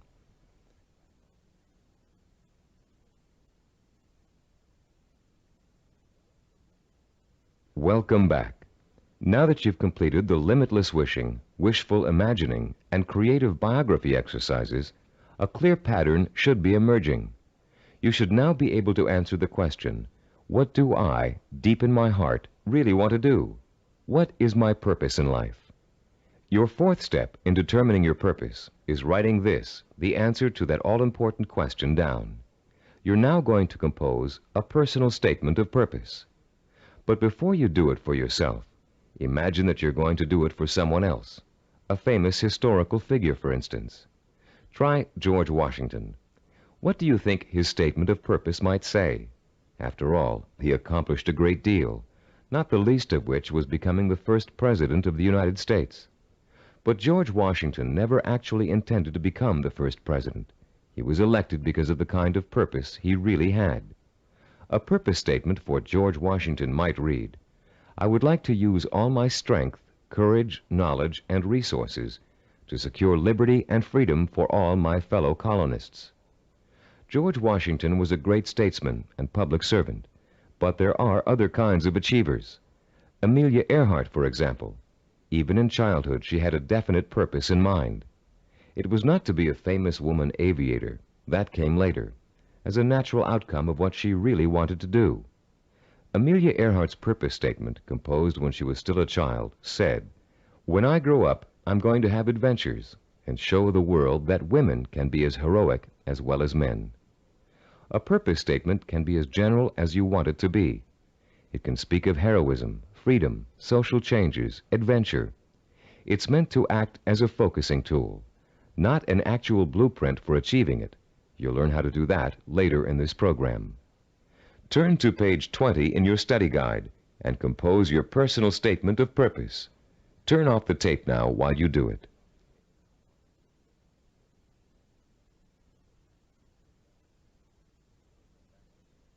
Welcome back again. You've come a long way in this session. You've learned to use limitless wishing, wishful imagining, creative biography, and a statement of purpose to narrow down your options and make a final choice about where you're going to focus your efforts. You've just used this four-part process to make a major decision about what you really want to accomplish and achieve in your life. But you can use it again and again, anytime you feel it's necessary, to aid you in making any kind of decision, from the smallest to the most important. This process works equally well for macro and micro decision-making. Whether you know it or not, you're now well on your way to becoming a self-disciplined achiever. You've learned to use one of your richest natural resources, your intuition and imagination. You've discovered what it is you really want to achieve and have written it down as a statement of purpose. You've laid the solid foundation upon which the power of self-discipline is built. We'd like to congratulate you on what you've already accomplished. In our next session, you're going to learn how role models can inspire and teach you to achieve your lifelong ambition. In Homer's The Odyssey, one of the oldest surviving epic poems in the world, there is a character named Mentor. A wise and practical man, Mentor kept everything running smoothly at home, while Odysseus, the hero of the tale, went off for 10 years to have adventures. Mentor played his role so well and gave such wise and true advice that his name has become part of the English language as a representation of what he stood for. The American Heritage Dictionary defines a mentor as a wise and trusted counselor or teacher. This session is about mentors. Few achievers can ever reach their goals without them. Mentors provide you with the kind of inspiration, motivation, and example that can make the difference between achievement and failure. Mentors help you to develop the belief that anything is possible. And mentors allow you to learn through modeling, that is, emulating the person you'd like to be. In ancient civilizations, mentors were revered. In the 18th century BC, there lived a wise Babylonian king named Hammurabi. One of his greatest achievements was developing and drafting mankind's first set of civilized laws, known today as the Code of Hammurabi. This king was so wise that one of his laws required all men of learning and craftsmanship to pass on their knowledge and skills to the young through examples their students could follow. Hammurabi realized that without modeling, no civilization would last very long. There have been many changes in the past 3,800 years, but one thing has remained the same. Without modeling, learning and achievement are not possible. It is a rare person who can forge a new path in society without consciously or unconsciously imitating someone that came before him. It is a rare artist who develops a new style without first having worked in the style of a master he or she has always admired. But actual skills aren't the only thing you learn through modeling.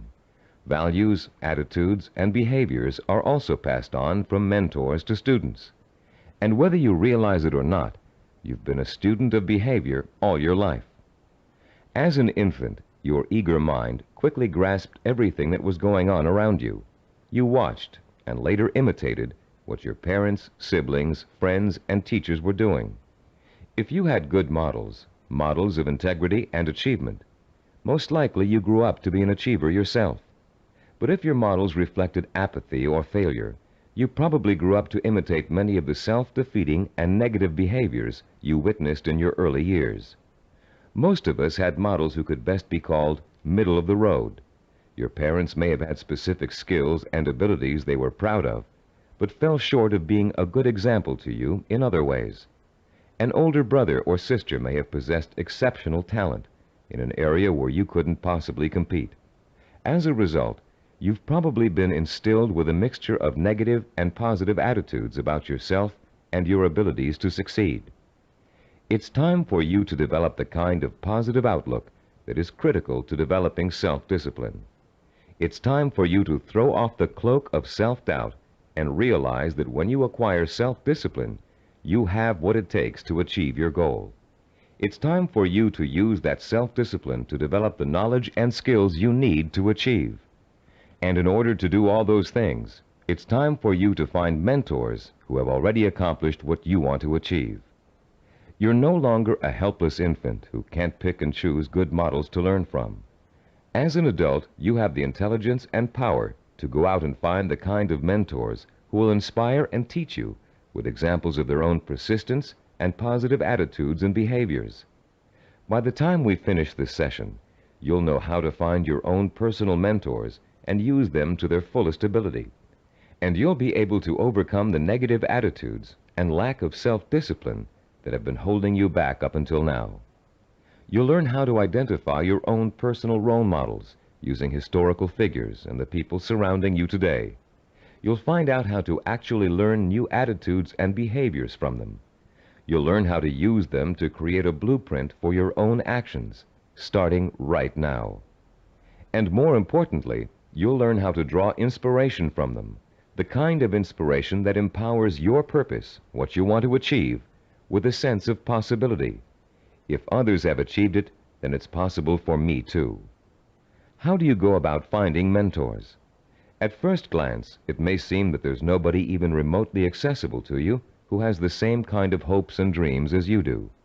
But high achievers always find a way, and so can you. In our research, we discovered that achievers draw their inspiration from role models in two ways: indirectly, from reading and watching films, and directly, through day-to-day observation and contact. Let's first discuss how self-disciplined achievers indirectly find their mentors. Indirectly, they learn through media portrayals, mostly through the reading of biography and autobiography, reading profiles of achievers in magazines and other periodicals, and watching inspirational films and television programs.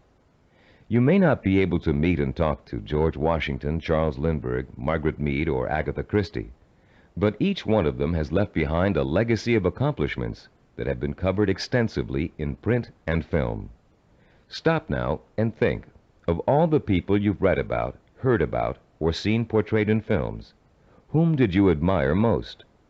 Whose story elicited a throb of recognition from you, a feeling that if you could be in anyone's shoes, that was the person you'd like to be? It could even be a fictional character, a great detective or explorer created by an imaginative writer. But there had to be, and still has to be, someone you've always greatly admired and wished you could be like. After he made the film Rocky, Sylvester Stallone talked in an interview about the power of mentors and how his movie worked to inspire millions of people around the world. I think there's a definite formula in reaching audiences, he said. Provide them with heroes and heroines who have to pull themselves up from the depths of despair. And as they struggle and claw and finally attain their goal, the audience says, "That's the kind of person I want to be." Stallone's character Rocky is the embodiment of a man obsessed with and driven by a vision rich in emotion and purpose, a self-directed achiever who overcame the odds through hard work, effort, persistence, and perseverance. Browse through the New York Times nonfiction bestsellers list this Sunday in your local paper. You'll find that half the books listed are biographies or autobiographies, testaments to people of enormous self-discipline and high achievement. Examples of the power of self-discipline are all around you. You only have to visit your library, your local newsstand, the closest movie theaters, or your local video store for inspiration. Your first step in finding a self-disciplined mentor is to search out books, magazine articles, and movies in which the main characters, fictional or real, have achieved something similar to what you want to achieve. And after studying these people, you can begin to answer the questions. What is it I must do to achieve my goal? What skills do I need to learn? How must I behave? What actions do I need to take? Your mentors will provide you with the answers. The self-disciplined have 3 direct methods of finding role models to learn from and emulate. The first is through personal acquaintances. They may have a friend whose business or personal successes have inspired them to take similar routes to the top. Or perhaps there's a family member who has achieved widespread recognition for outstanding contributions to the community. Because these mentors are close at hand, they can be watched from a front row seat. You can observe their attitudes, behaviors, and thinking patterns. You can notice how they solve problems. You can pay attention to how they behave when confronted with setbacks or victories. You can watch these mentors grapple with the issues of everyday life and the larger issue of achievement in a chosen area. But sometimes there just aren't any people who are that close to you who fit the bill of the self-disciplined achiever. You must find other methods of seeking out real-life mentors. The second way self-disciplined people directly find mentors is through what is commonly known as networking. Networking consists of building relationships with the people who can introduce and expose you to positive role models. Networking is not to be confused with social climbing. The primary motivation of the networker is to learn as much as he can from as many successful people as he possibly can. The main benefit from networking is the quality of the contacts you can establish. Contacts that will create greater opportunities and put you in the mainstream of successful, self-disciplined role models. The third source of finding models directly is apprenticeship, learning directly from a master mentor. The concept of apprenticeship may seem old-fashioned in a world of computer-assisted learning and mass public education, but most of the high achievers we studied apprenticed themselves in some fashion to a mentor who could pass on his or her skills through intentional, personalized learning. Apprenticeship is extraordinarily common in the arts, trade crafts, business, medicine, law, politics, teaching, and sports. Leaf through any encyclopedia and notice how many of the achievers profiled learned their skills under the tutelage of a master mentor. Some people are obvious masters of their craft and easy to pick as mentors, but sometimes it isn't so obvious, especially when it comes to business or professional achievers. How can you choose among several possible candidates? How can you pick the person who is most likely to provide you with the inspiration and example you need? In Session 2, you used an assessment form to compare your own behaviors, habits, and thought patterns against the 10 positive characteristics of the self-disciplined achiever. On page 25 of your study guide, you'll find a similar form that you can use to identify the strengths and weaknesses of prospective mentors, with instructions on how to use it. Put this form to work for you as you seek out that special person who can help you achieve your most cherished dreams and goals. When choosing a mentor of any kind, pay particular attention to how he or she developed the knowledge, skills, and abilities it took to reach his or her goal. Was there special schooling involved, particular reading materials, an apprenticeship with a mentor of his or her own, carefully sought-out teachers? How many hours did your mentor work every day toward achieving his or her goal? Also, pay close attention to your mentor's way of thinking. Be sure to choose someone who handles stress and pressure well, someone who responds to difficult problems by coming up with creative solutions, someone who loves what they do but still finds time for important personal relationships. The highest achievers work hard but are not workaholics. They still find time to enjoy their friends and families. Look for a mentor who has learned not to waste time and who has mastered the art of juggling a heavy schedule while staying calm and in full control. This will be an important trait for you to imitate, and find someone who neither capitulates to everyone around him, nor is so arrogant he won't listen to the opinions of others. You'll want to learn how to listen well, and then make your own decisions. In looking for all these traits, remember that your mentor is still going to be human and have faults. This is one of the most important things you can learn about your role model. In spite of great success, wealth, and the admiration of friends, family, and the community, he or she makes mistakes just like you. Rather than being disappointed in your mentor, you should rejoice over his or her human failings, because those failings mean that anyone can succeed just as they did. If it was possible for an imperfect person with one all-important goal in life to make that goal come true, you can do it as well. At Cybervision Systems, we've developed a number of sports training video cassettes that use a new and revolutionary learning technique. These video cassettes feature some of the world's greatest athletes, highly self-disciplined achievers who have won world championships and Olympic gold medals. And in the casual conversations we've had while working with these athletic stars, each one has revealed that he or she had a mentor whose skills, attitudes, and behavior served as an example of how to achieve.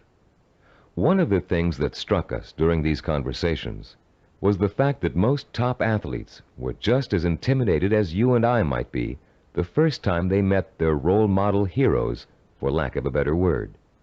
The idea that a major league ball player of undisputed talent might be quivering like a school kid in the face of their lifelong hero made us feel pretty normal, actually. I think we all feel a sort of psychological barrier when it comes to measuring ourselves against our role models. But as the athletes we talked to discovered, that barrier can be overcome quickly and easily. Each of them described the eventual realization that came from playing on a team with a personal hero or from riding the same pro circuit. The realization? As Olympic gold medal skier Jean-Claude Killy put it, everybody puts his pants on, one leg at a time. What each of them realized was that they too could easily perform like the role model they idolized. The idols, viewed close up, turned out to be as ordinary as the worshippers. They realized how great an opportunity they had to learn from their hero.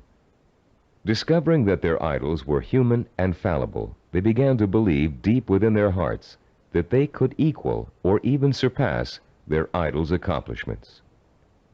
Though the role models you choose have developed tremendous strengths that have made them successful, they also have many weaknesses. Renowned fiction writer Ray Bradbury, for example, who was first published when he was in his teens, will never win the Monaco Grand Prix, or even a race to the local supermarket. Why? Because he never learned to drive a car, a skill most of us acquired long ago without thinking about it twice. A friend of ours who is independently wealthy, a local politician, a publisher of fine art books, and a world traveler, wears finely crafted boots with all his clothes, even his business suits. Is it part of his personal style? Yes. But his close friends know his secret. He never mastered the bow knot. This much admired man literally cannot tie his shoes. Recognizing how human and fallible your mentor really is, demystifying your role model, plays an important role in boosting your confidence in your own ability to succeed. If a man who cannot tie his shoes can become a politician, a publisher, and a self-made millionaire, what couldn't you accomplish with the same ambition and drive that got him where he is? This is a man who never let minor shortcomings hold him back. He and 1,000 other mentors will prove to you that you don't have to be perfect to succeed. In fact, you may be amazed to find out that there are a lot of similarities between you and your mentor. People with similar goals often think alike. The only substantial difference, then, between you and your mentor is the kind of self-disciplined effort he or she has applied to achieving a goal. If you apply the same kind of effort, you can be just as successful in achieving your goal. As a matter of fact, you can try on success for size by emulating your mentor's achievements while you're working toward a similar goal. Remember childhood dress-up games, playing pirate with a tinfoil sword and your mother's scarf wrapped around your forehead. Role-playing doesn't work only for children. It can give anyone who's striving to reach a particular goal a template to follow for achieving that goal. Hunter Thompson, who broke new ground in journalism in the 1970s with his gonzo style, picked up much of his technique by imitating one of the greatest writers in the English language, Charles Dickens. Thompson literally sat down and physically copied Dickens by hand, letting his mind and his muscles get used to Dickens' rhythm and style. Hour after hour, he copied Dickens' prose, word for word. And Thompson went on to become a successful and popular contemporary writer. The great 19th century psychologist and philosopher William James contended that if you want to acquire a positive habit or behavior, simply act as if you already have it, and you will. James was aware that the human nervous system is incapable of distinguishing between a physically real experience and a vividly imagined one, which means that once you select your mentor, all you need to do is act just like that person in order to be just like him or her. Remember General Patton? He acted just like Alexander the Great, and he won battle after battle against the Axis. What about Babe Ruth? He imitated Shoeless Joe Jackson and went on to achieve much greater fame than his role model. Or perhaps you've heard of a fictional character named Bunker Bean. Bunker Bean was a timid, weak boy, raised by his parents to think he would always be a failure, and he was.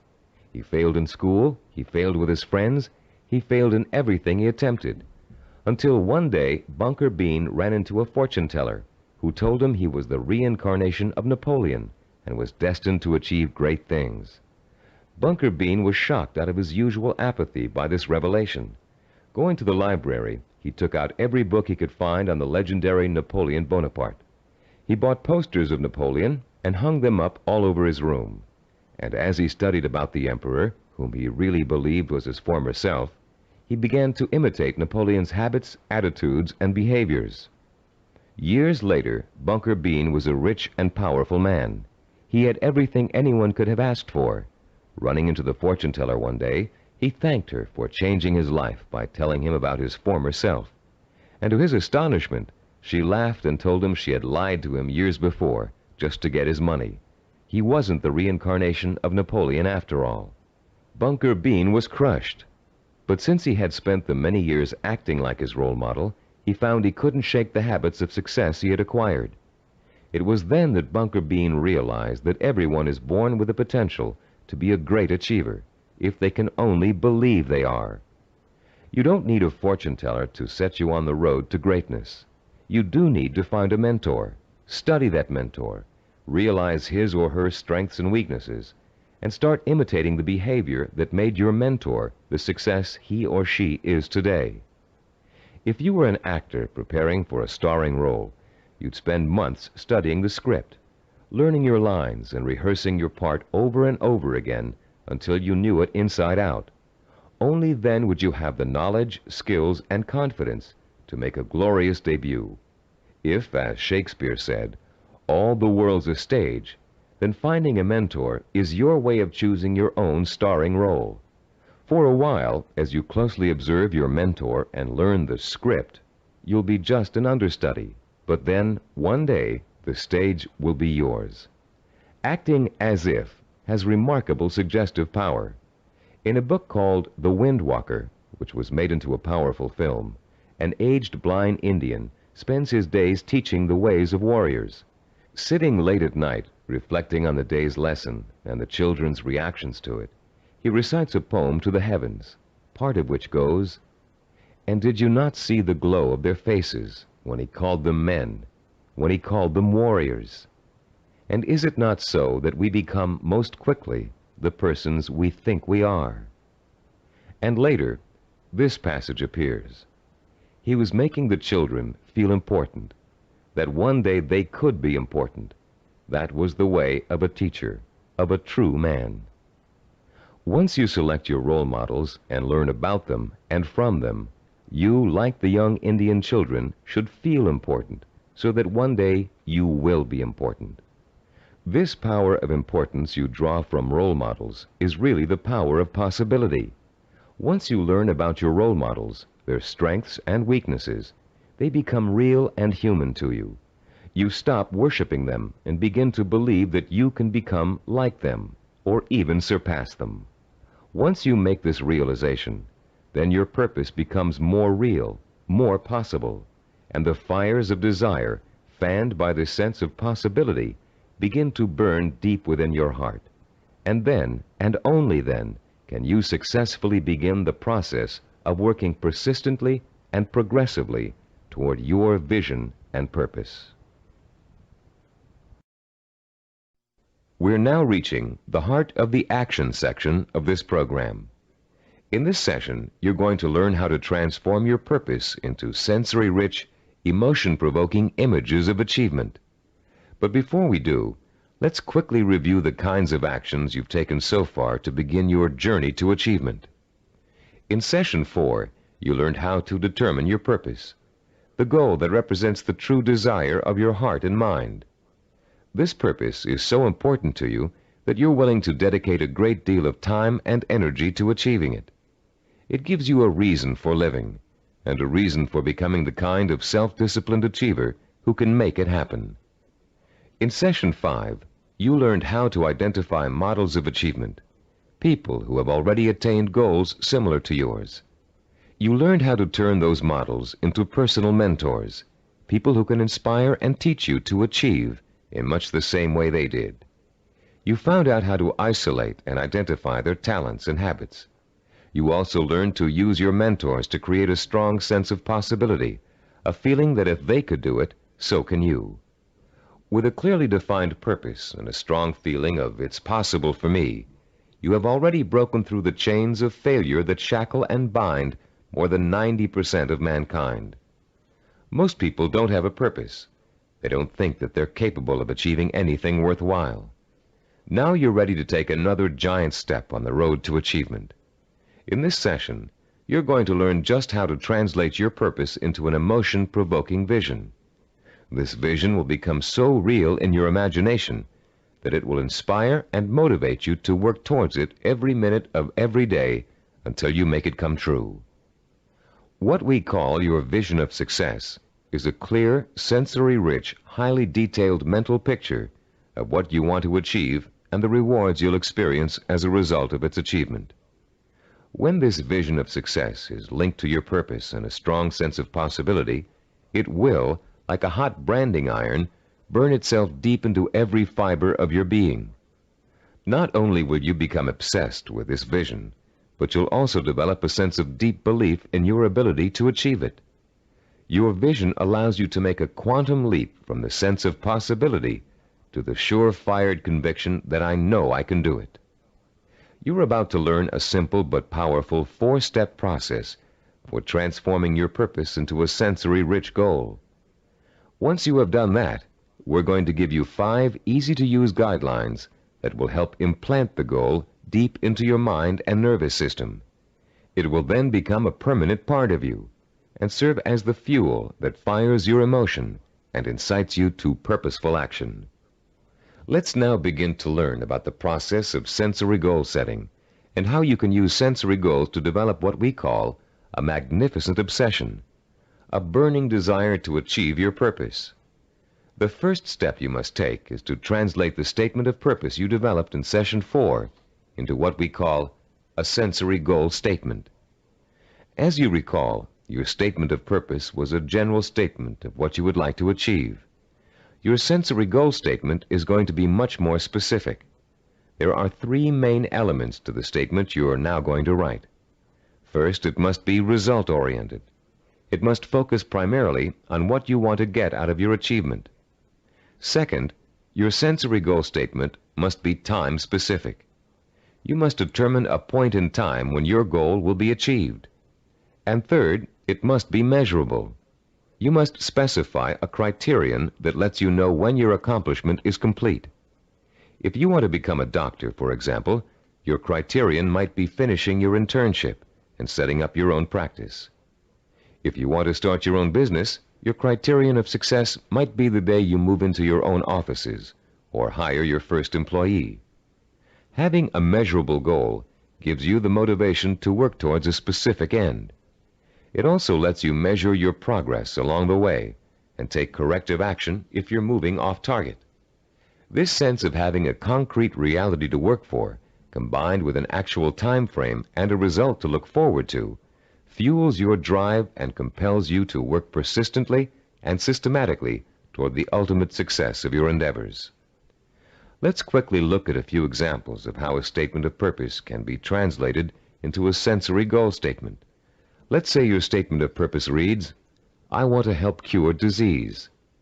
Your sensory goal statement might read like this: "In June of 1989, I will receive a medical degree." If your purpose is to become your own boss, then your sensory goal statement might read, "In January of 1987, I will open up a retail store of my own." If your purpose is to run a marathon, your sensory goal statement might read, "In June of 1986, I will enter the Boston Marathon and complete the 26-mile run in under 5 hours." Now turn to page 29 of your study guide and look at Form 6.1. There's a space there for you to write your goal statement down. Take a moment now to compose and write your sensory goal statement in the space provided. I'll pause for a minute while you do this.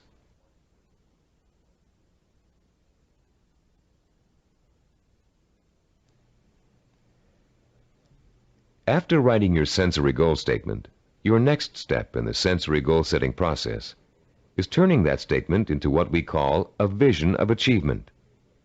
The first way in which you're going to do this is by finding photographs in books, magazines, and newspapers that show people living, experiencing, and achieving your vision. If your vision is to become a doctor, look for photographs of a medical school graduation ceremony. Find pictures of doctors involved in research. Look at Scientific American, the New England Journal of Medicine, and similar publications aimed at doctors and scientists. If your vision is to be your own boss, find photos of people who own successful businesses. Business Week, Industry Week, and specific retail trade publications are good sources to try.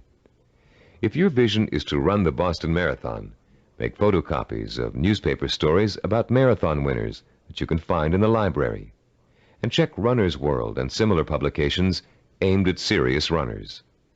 The purpose of this exercise is to give you some concrete images to inspire your own personal images of achievement. You'll learn how to create those personal images in a few moments. Creating a vision achievement scrapbook of pictures that personally speak to you about your own desire for achievement can have a powerful effect on your motivation and drive. Devote some time today or this evening to locating these pictures, and in the future continually be on the lookout for more.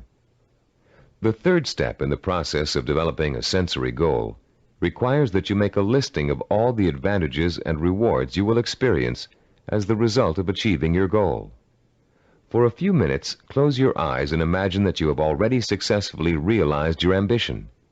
How is your life different because of it? What recognition have you achieved?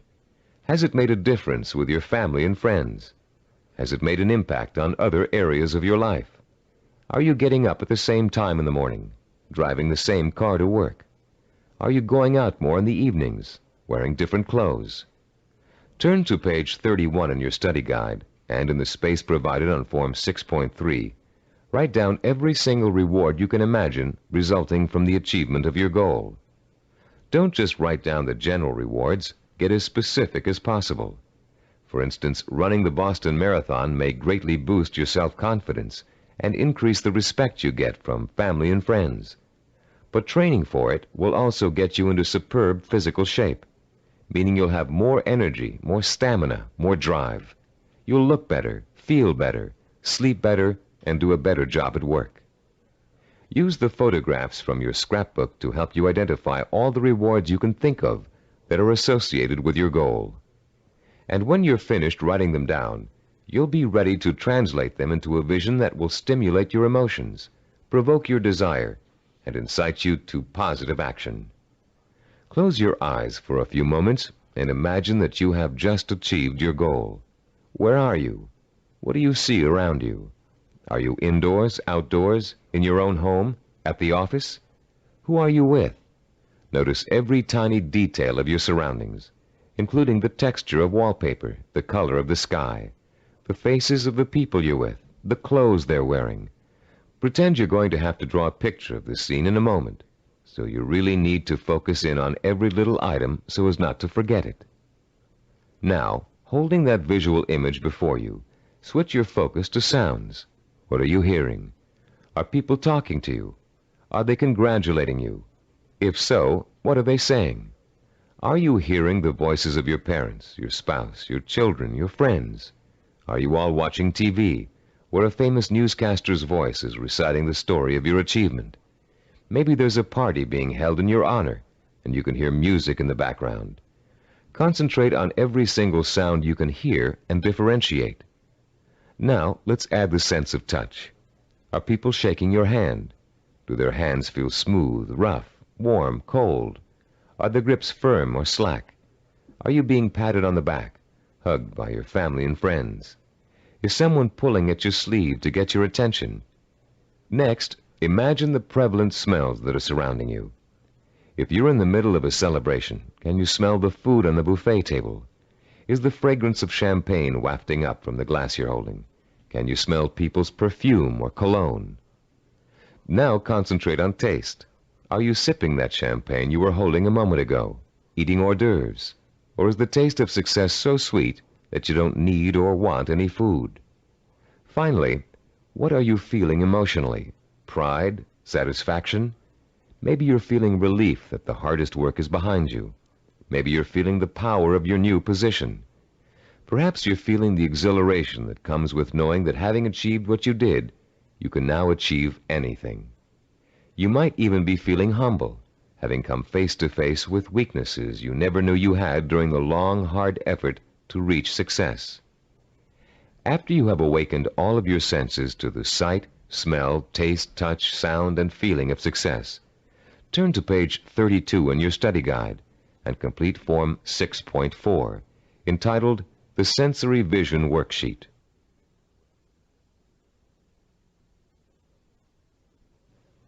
The four-step process we have just outlined takes you on another emotional journey that gets progressively richer, clearer, and more potent. You start with a specific statement of what you want to achieve and when you want to achieve it. Then you gather inspirational photographs of others who have achieved what you want to achieve. You imagine and list the rewards and benefits you'll experience as a result of achieving your goal. And finally, you bring these three steps together into an imaginary scenario rich in sight, sound, touch, taste, smell, and emotion. This scenario is your vision. It is the driving force behind all of your thinking and activity. The more intense and more detailed your vision is, the more emotional power it will pack. The more often you conjure up your vision, the more drive and sustaining power you'll have behind you. This drive and power will in turn enable you to develop working plans, working habits, knowledge, and skills you need to achieve your goal. And it will help you to persist and persevere until it is accomplished.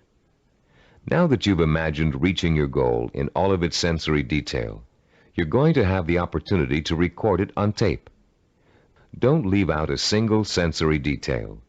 The richer your description, the more powerfully it will affect your ability to keep striving to reach your goal, day after day, week after week, month after month. Use as much enthusiasm as you can during your description. You should be enjoying yourself. After all, it's your vision of success you're describing. After you've finished recording, play back your description and listen to it carefully. Did you falter in places? Were there things you couldn't describe fully? Did it sound as if you didn't quite believe what you were saying? If the first version of your story doesn't satisfy you, erase it and create another one. Do this over and over until you have a version that completely satisfies you. It should be highly detailed and utterly convincing. And if, along your path to achievement, you find your goal changing shape or form, just record a new version that better fits your new goal. You're now going to learn to use this recording as part of a 5-step daily plan for internalizing your vision and making it so much a part of you that it will drive you to plan, to work, to achieve, to persist. Your first step will begin early in the morning, soon after you wake up. The first thing you're going to do before going about your daily business is to review your statement of purpose, your sensory goal statement, your photographs of achievement, and your list of rewards for achieving your goal. This is not just to remind you of why you're striving for success. It's to remind you of exactly why you need to succeed. Your statement of purpose, your list of rewards, your photographs, all speak of your deep need for achievement and the ways in which it will satisfy you and enrich your life. This is what you need to awaken in yourself anew every single morning. After you've reviewed those materials, your second step is to listen to your recording of your sensory goal description. The sound of your own voice, filled with enthusiasm, describing the joy and pride you feel in achieving your goal, will light a fire inside you that will give you the energy and stamina to persist in your efforts to reach success every single day. And during the day, as part of step 3, you must take a few moments out from whatever you're doing, close your eyes, and imagine your sensory goal in all its richness and brilliance. Recall the touch, taste, smell, sight, and feel of success. Relive your emotional reactions to it. Keep the obsession to achieve burning in you all the time by remembering this vision as often during the day as possible. For step 4, at night you must mentally review all the events that occurred during the day. Did you have new experiences that could help you fuel your vision and make it richer and clearer? Make another recording that reflects your new thoughts and feelings. Step 5 consists of listening once more to your sensory goal description before going to bed. And as you're falling asleep, play your sensory-rich scenario of achievement over and over again in your head. This 5-step plan will refuel and reinforce your motivation for achievement, and it will help to give you daily feedback on how well you're progressing toward your goal.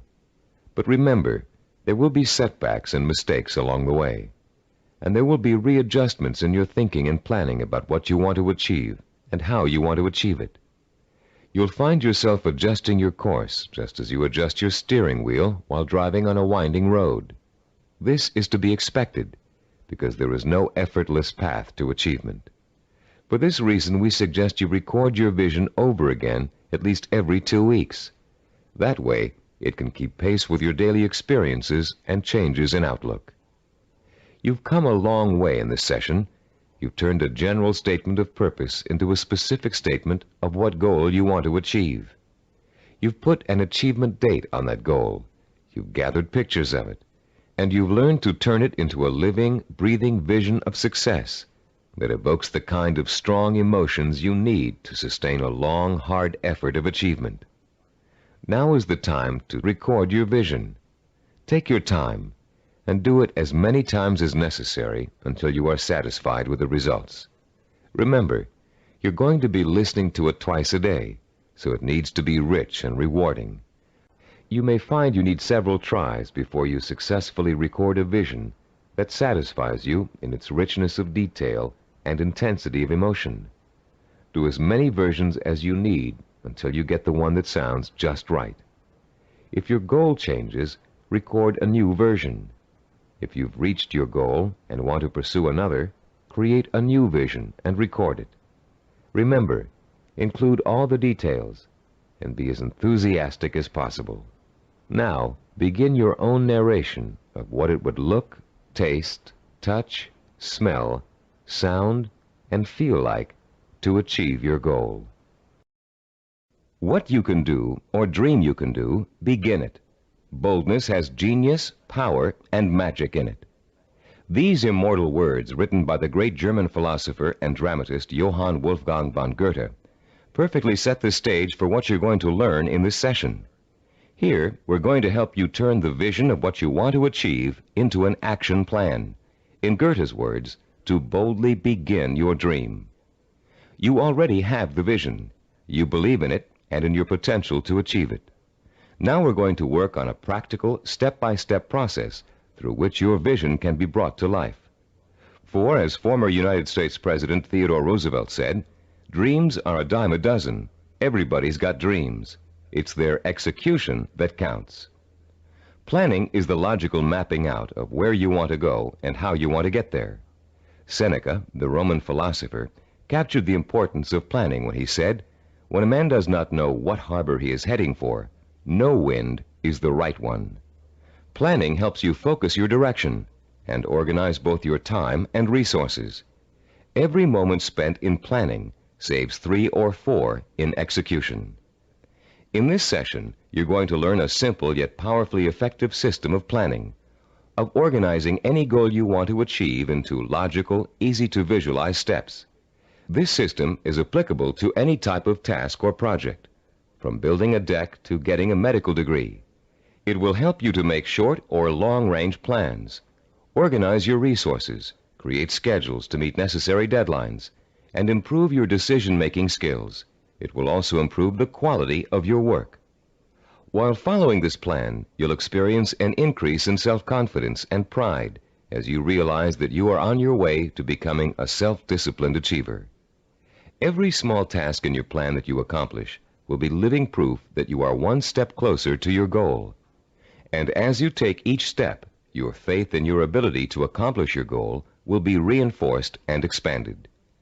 In approaching the creation of a plan, it is important to keep the following basic facts in mind. First, planning is a way to look at both the whole picture and parts that make up the whole. It is a way to organize those parts in a logical and sequential way. One step should lead to another. More than that, each step you take should make the next step possible, like adding links to a chain to make a fence. We've introduced you to the concept of macro and micro achievements. The whole picture is your macro achievement. The steps you must take to achieve your macro achievement are micro achievements. If you want to build a house, a macro achievement, you must start by leveling the site and digging a foundation. Only after those steps have been accomplished can you go on to pouring the foundation, putting up the framing, putting in electricity and plumbing, finishing the walls, installing the roof, and so on. The second fact to keep in mind is that ideas take time to implement. I won't dwell at length on the subject of time now, since we're going to devote all of Session 8 to time. But I'd like to tell you a short story about a Micronesian island leader named Pialug that illustrates the kind of time and patience it takes to achieve excellence. 50-year-old Pialug is the most respected and powerful man in his community because he's a navigator.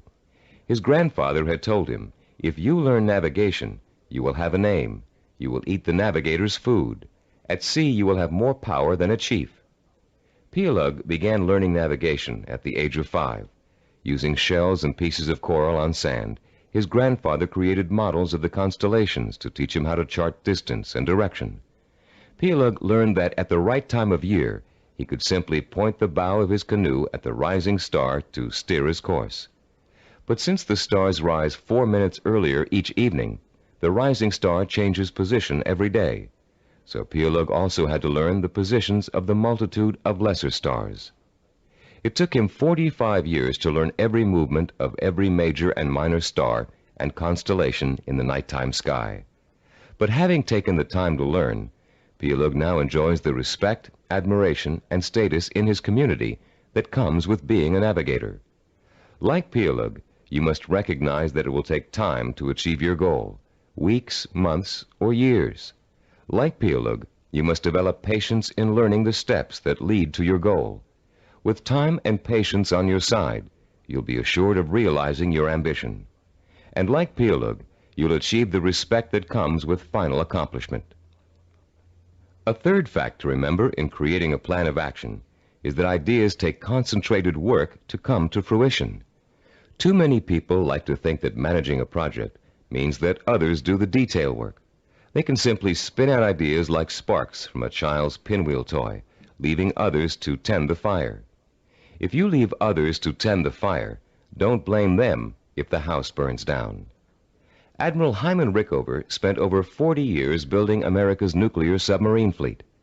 Rickover himself supervised the research, design, construction, and operation of the mighty underwater craft.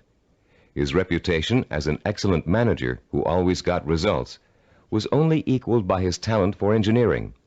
Upon Rickover's retirement, he explained his philosophy of management to an interviewer. "The man in charge," Rickover said, "must concern himself with details. If he does not consider them important, neither will his subordinates. Yet the devil is in the details. It is hard and monotonous to pay attention to seemingly minor matters. In my work, I probably spend 99% of my time on what others may call petty details. Most managers would rather focus on lofty policy matters, but when details are ignored, the project fails. No infusion of policy or lofty ideals can correct the situation." 3 basic elements to keep in mind, then, when creating an action plan. They include looking at the whole picture, taking time to complete each step before you go on to the next, and paying attention to details. A 4th point to remember is planning, and the implementation of a plan is a trial and error process. You will make mistakes. Most of them will be unavoidable and will serve as springboards of learning and refinement. When you make a mistake, learn from it. Take corrective action to avoid making it again, and get right back on course. Remember, supposed experts have made greater mistakes than you're going to make, and have managed to turn them into creative successes. Take the Coca-Cola Company's introduction of the new Coke, for example. After spending millions of dollars on market research, and more millions of dollars marketing their reformulated soft drink, they were forced by public pressure to bring back the old formula. They made a mistake in trying to change the taste of Coke, and their marketing executives admitted it. But because of that mistake, Coke is now in a stronger marketing position than ever. The Coca-Cola Company has brought back their old formula, now sold under the name Classic Coke, and they still have their new formula on the market, which was formulated to appeal to Pepsi drinkers. Was Coke's surprise move really a mistake? Nobody thinks so now. By correcting its mistake, Coke has the potential to win over an even larger share of the market than it had before. This process of self-correcting behavior is what scientists call cybernetics. The term may sound very space age, but there's a reason for that. The organizational method you're about to learn is the same one NASA engineers used to put men on the moon. In the early 1960s, when former President John F. Kennedy ordered NASA to put a man on the moon within a decade, NASA's engineers and systems designers rose to the challenge, accomplishing the task by July of 1969. How did they do it? They took their macro objective, putting a man on the moon, and broke it down into a series of micro-objectives that would lead to the final great accomplishment. When the project started, NASA scientists and organizers immediately began preparing flowcharts, identifying each step they would have to take in order to put a man on the moon. First, they had to build a new type of rocket. Then, that rocket had to successfully orbit the Earth for longer and longer periods of time. They had to design spacesuits that would be able to protect the astronauts from the moon's atmosphere. Each step got them closer and closer to achieving their objective, until that historic day when they got the job done. You can duplicate the same process of planning simply and easily. You can apply it to any job you might be called upon to handle. We call the system of planning you're going to learn in this session Visual Network Planning. Visual because it helps you to look at, identify, and visualize each of the steps necessary to complete an objective. Network because each of the steps are connected together to show how they lead to your goal. The instructions and examples that follow will show you how you can quickly and easily put the visual network planning system into immediate operation. There will be 7 steps involved. First, you'll write your objective. Second, you'll break it down into major steps we call activities. Third, you'll organize the activities in logical order. Fourth, you'll design a visual network. Fifth, you'll estimate how long each activity will take to complete. Sixth, you'll determine what we call critical path and float. And seventh and last, you'll assign actual calendar dates to each activity. Don't worry about remembering all of these steps now. We'll go over them one by one, with examples to help you understand them. For now, as we begin our discussion of this powerful planning system, you'll need to refer to your study guide and follow along as I explain each concept. I'll pause here for a few moments while you locate the page. First, let's discuss the 4 basic elements of visual network planning. Look at diagram 7.1 on page 36. The first element is what we call an activity box.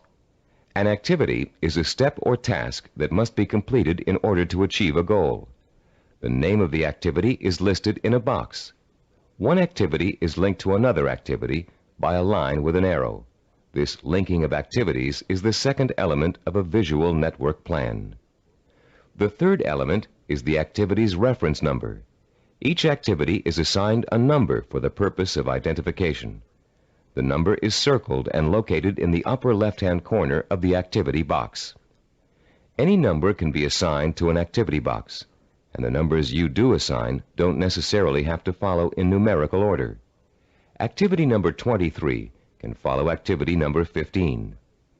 The fourth basic element of a visual network plan is what we call duration. Each activity takes a certain amount of time to complete.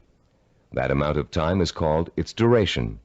Duration is listed at the bottom right-hand corner of the activity box.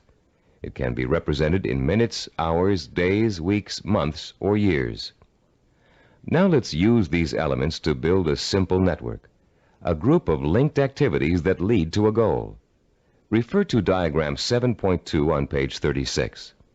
This diagram assumes that you have some hard winter wheat and a wheat grinder, and you want to make some fresh, hot, whole wheat cereal. How would you develop a simple visual network plan to illustrate all of the steps you must take to end up with a bowl of piping hot cereal? Your first step would be to get a piece of paper and pencil and list your objective on the top. In this case, it would read something like, cook whole wheat cereal from scratch. Your second step would then be to break your objective down into its major steps or activities.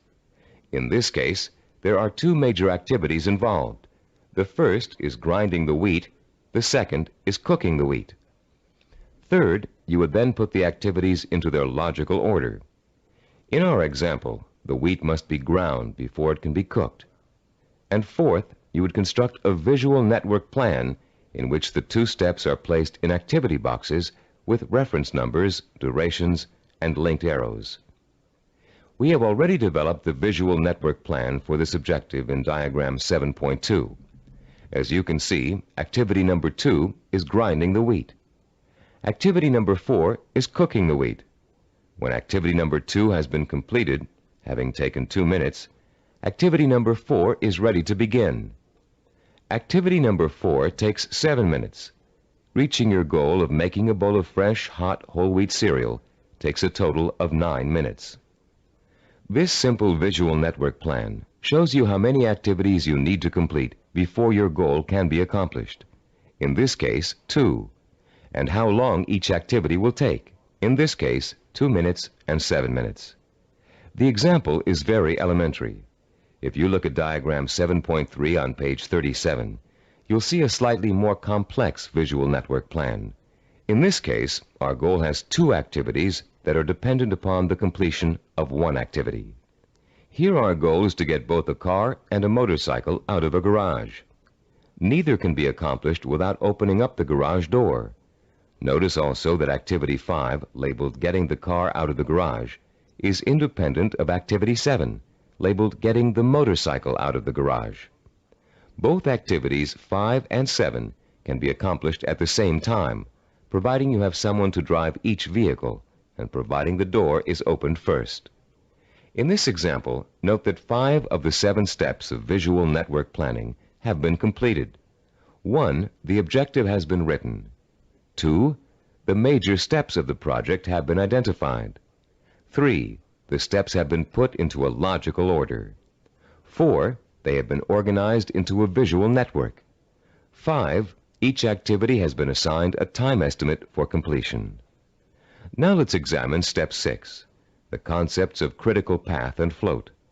To help you follow along in our explanation, turn to page 38 of your study guide and look at diagram 7.4, titled Critical Path and Float. As you can see, we have expanded our visual network plan for cooking cereal to one for cooking and eating cereal. The new objective is to prepare and eat freshly ground whole wheat cereal in 15 minutes. Look at the visual network plan. You now have 3 separate paths that come out of activity 3, grinding wheat. Going from the top down, the first path is made up of activities 3, 5, and 11. The middle path is composed of activities 3, 9, and 11. The bottom path includes activities 3, 7, and 11. Look at the 3 paths individually and total up the amount of time each will take. The middle path will take a total of 14 minutes to complete. The top path takes only 8 minutes. The bottom path takes 9 minutes. Look at your objective again. Your goal is to cook and eat the cereal within 15 minutes. If you are to complete your objective on time, the activities on the longest path must all be completed on schedule. The longest path on a visual network plan is known as the critical path. The activities on the critical path are called critical activities and are vital to the success of the project.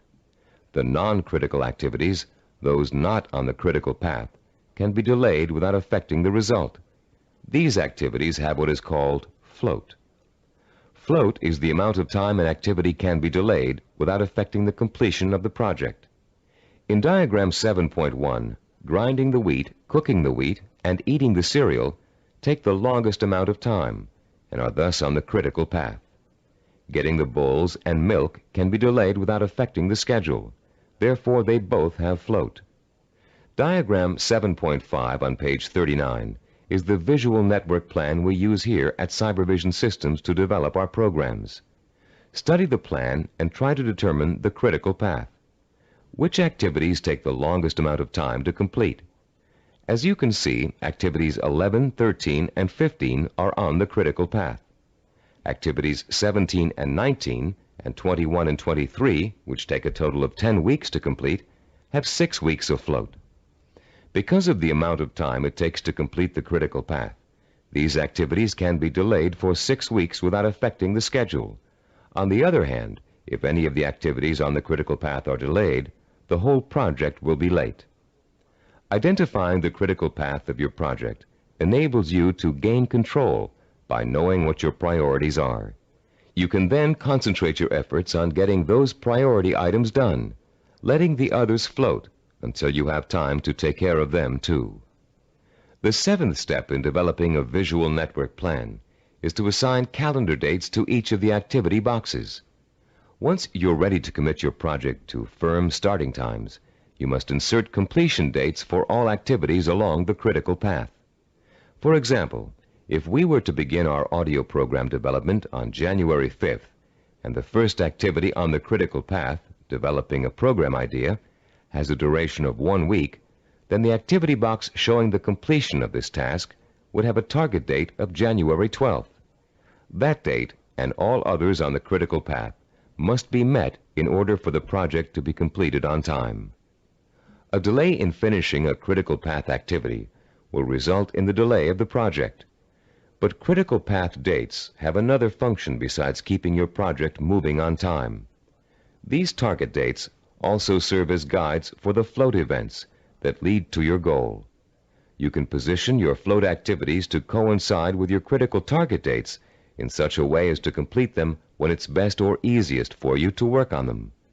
These activities can be worked into your schedule because they can be delayed until it's most convenient for you to do them. Visual network planning works for macro goals and for micro goals. You can create one visual network plan for a macro goal, such as becoming a doctor, and create another visual network plan for getting through medical school.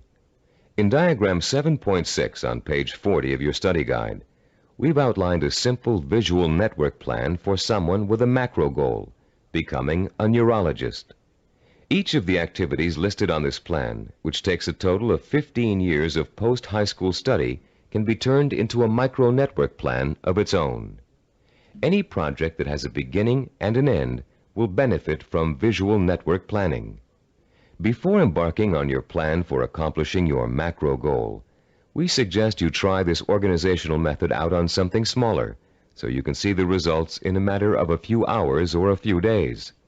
Apply it to a project around the house that you've been putting off for weeks, pruning your trees or repainting several rooms.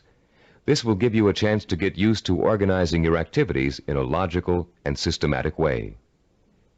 In using this plan, you'll learn the meaning of hard work and patience. You'll find yourself tempted to skip certain steps and leap ahead to something you feel like doing right away. But when you do go off your schedule, your project won't be completed in time, and you'll begin to see how important it is to stick to dates and schedules if you want to realize any goal. Using this plan will also reward you with a sense of self-disciplined accomplishment. As you complete each task on your path to success, you can mark it off on your chart and be proud that you've done it. You'll also be able to look at your chart at various times during your project and see how far you've come. Before we go on to complete this planning session on cassette side 10, I'd like to say a final word about the planning system you've just learned.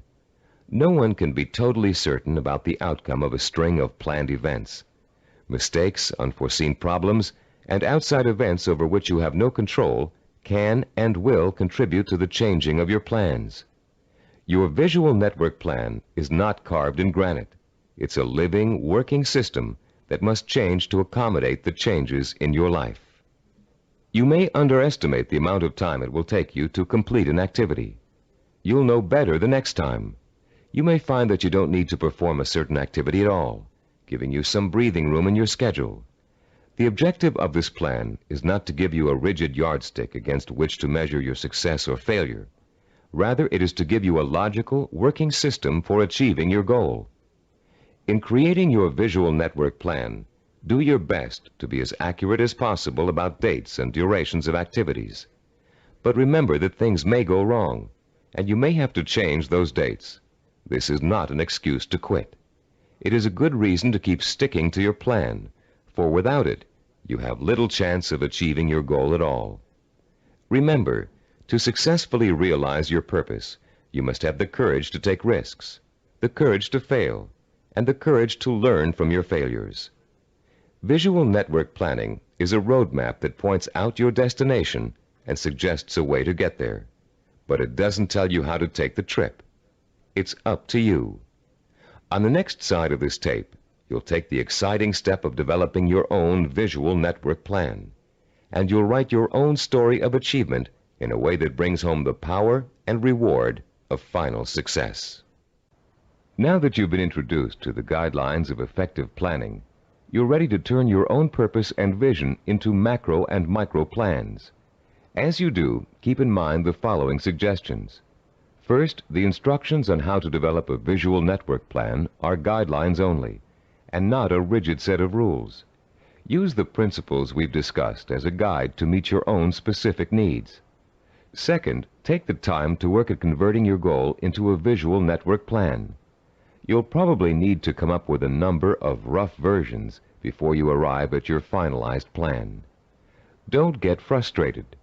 The very act of planning will force you to think logically and use your creativity. More importantly, your vision will go from the abstract to the concrete, a step most people aren't able to take or don't know how to take. In developing your personalized visual network plan, you'll find that this system will become one of the most valuable tools you'll ever use. So study it thoroughly, familiarize yourself with the steps, get to work, and be patient. After you have developed your first visual network plan, there's an exercise I want you to complete. Take your plan and put it in front of you. Study what you've written for a few minutes. You have a stated objective, a list of activities, and a time frame. That's all it takes to tell a story. So I'm going to ask you to tell the story of the achievement of your own goal. Only you're going to tell the story in the past tense, as if your goal has already been achieved. In your story, pay attention to details. How long did it take to reach your goal? What did each step along the way feel like? Did you have to reevaluate your goal in the process of achieving it? What did you discover about yourself along the way that led to the successful achievement of your ambition? Keep your story simple. Pretend you're talking to a friend. Be enthusiastic. Be proud. Give your friend a step-by-step description of just how you did it.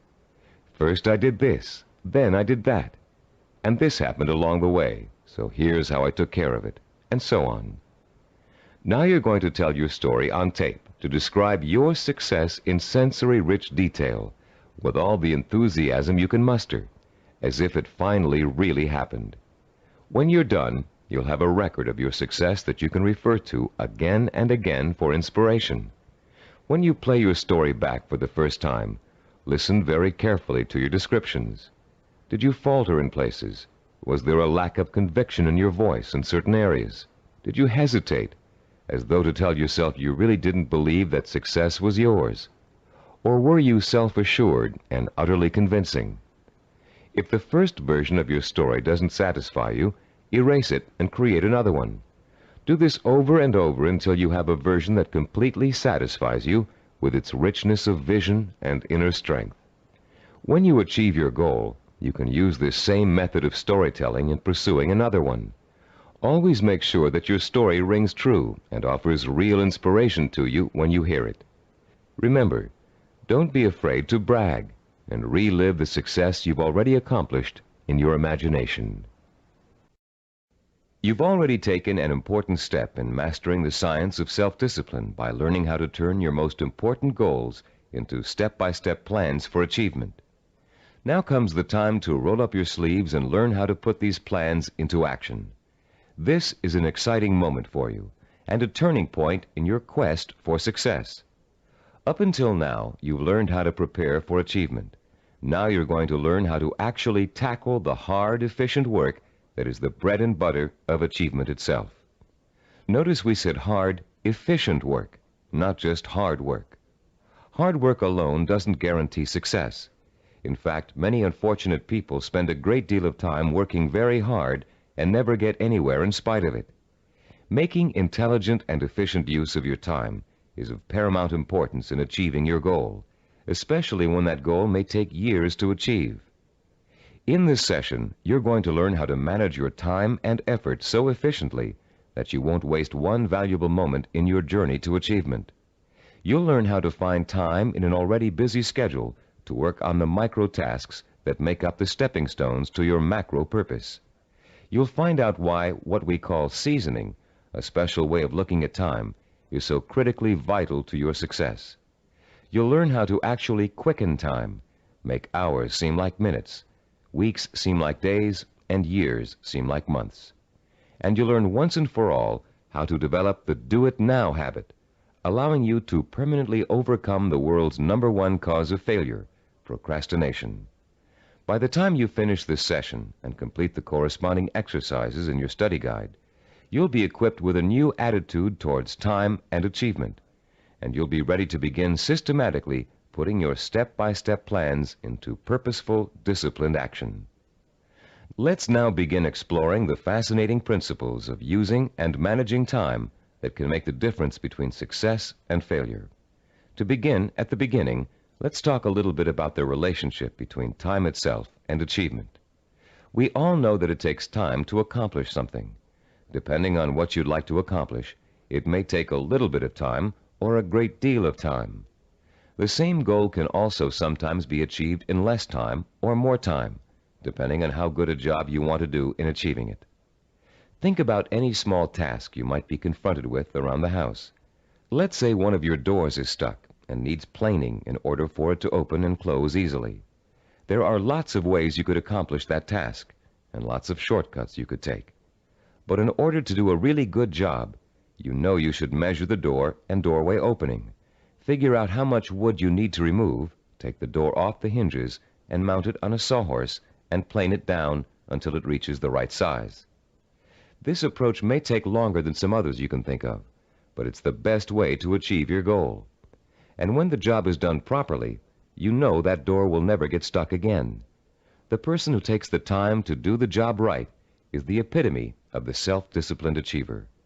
Someone who has learned not to worry about time, but use it to its full potential to achieve a goal in the best way possible.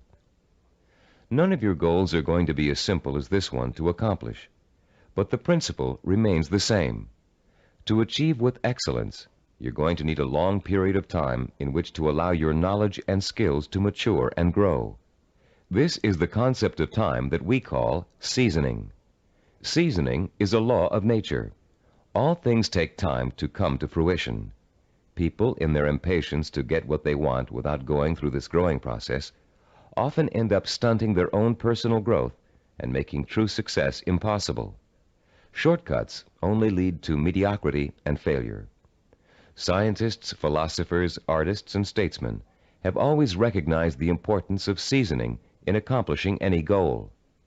When asked by an impatient student how long it would take to become a master teacher, the Roman philosopher Epictetus replied, "Nothing comes into being all at once, not even the grape or the fig. If you say to me now, 'I want a fig,' I shall answer, 'That requires time.' Let the tree first bring forth tender blossoms. Let the blossoms endure the weathering of the sun, wind, and rain. Let the tree then put forth its fruit, and finally, let the fruit ripen." Cybervision founder Steve DeVore recalls learning about seasoning the hard way. "When I was 5 years old," he said, "I planted a garden in my backyard. Because I didn't understand how seeds grew, I would go out and dig them up every day to see if they'd sprouted yet. I hardly watered them, and I didn't weed them regularly as I should have. Because I was so impatient and neglectful, my plants never got the chance to grow properly. And when harvest time came, my vegetables were pitifully small and undeveloped. I had a friend next door, a slightly older boy who understood the principles of gardening. He let his plants grow and ripen in their own time, helping them along with regular watering, fertilizing, and weeding.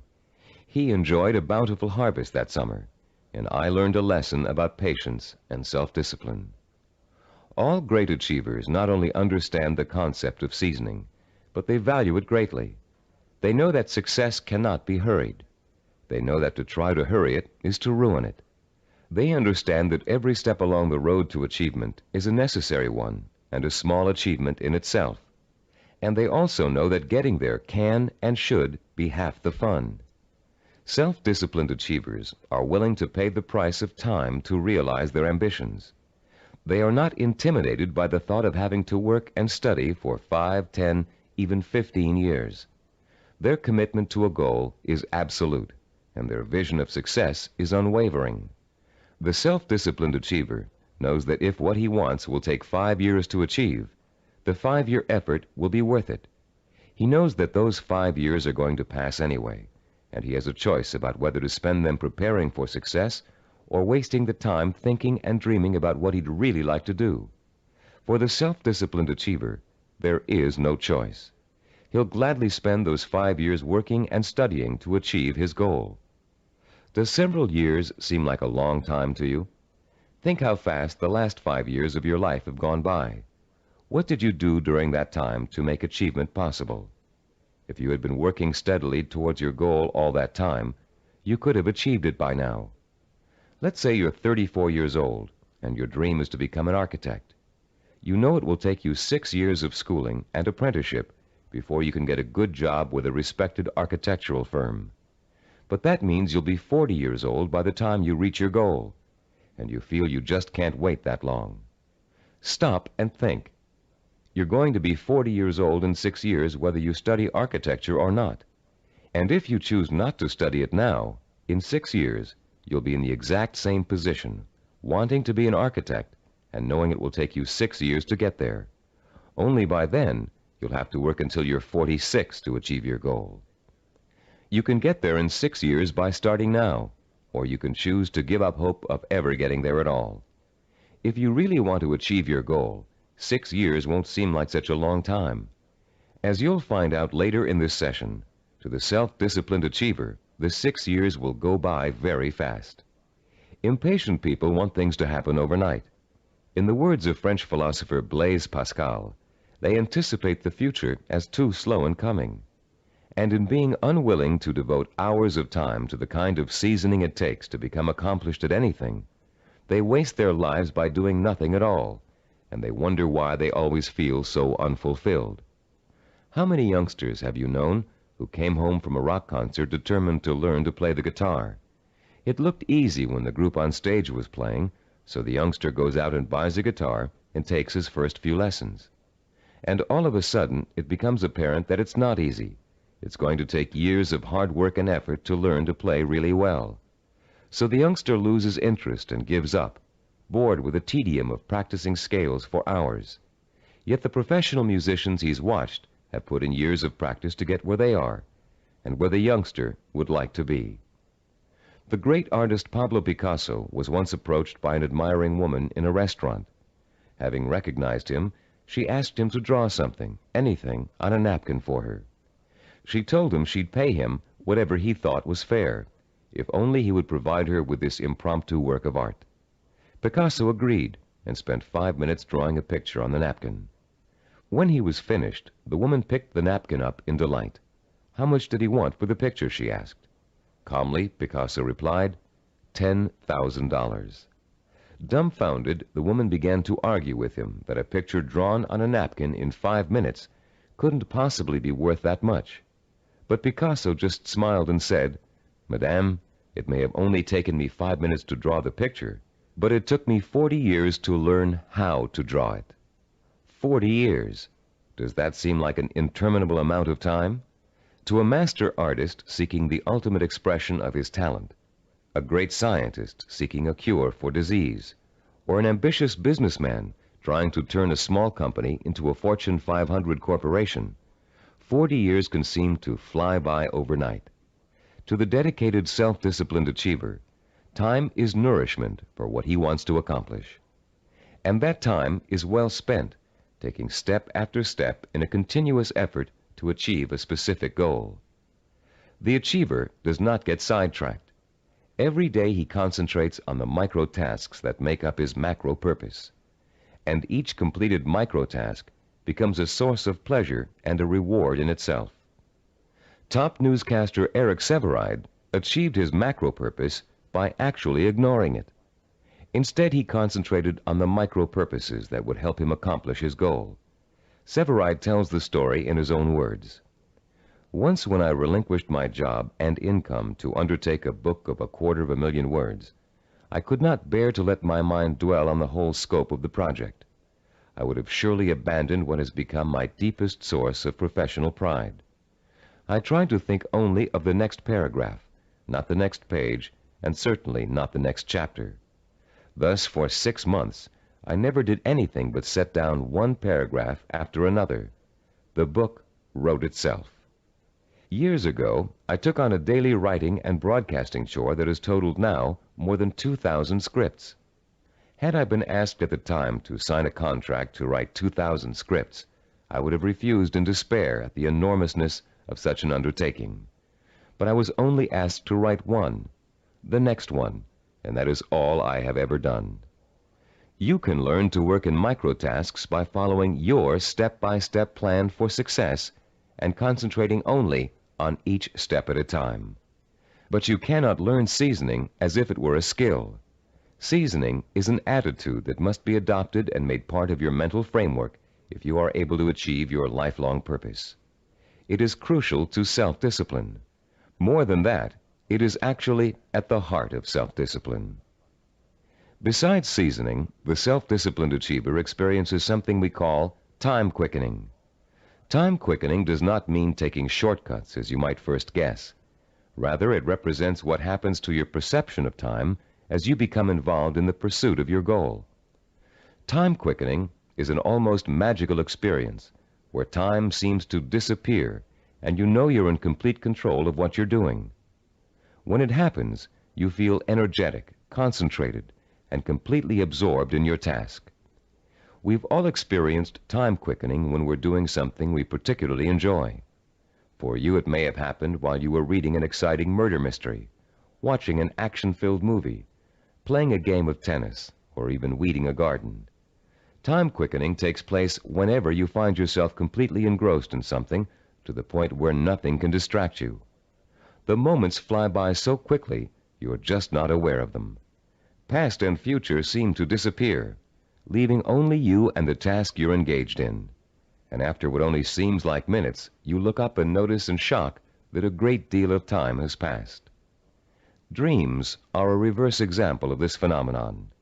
Although you may often wake up feeling as if you've been dreaming a particular dream for hours, the whole thing has actually taken place in just a minute or two. The human mind has the amazing ability to alter our own perception of time.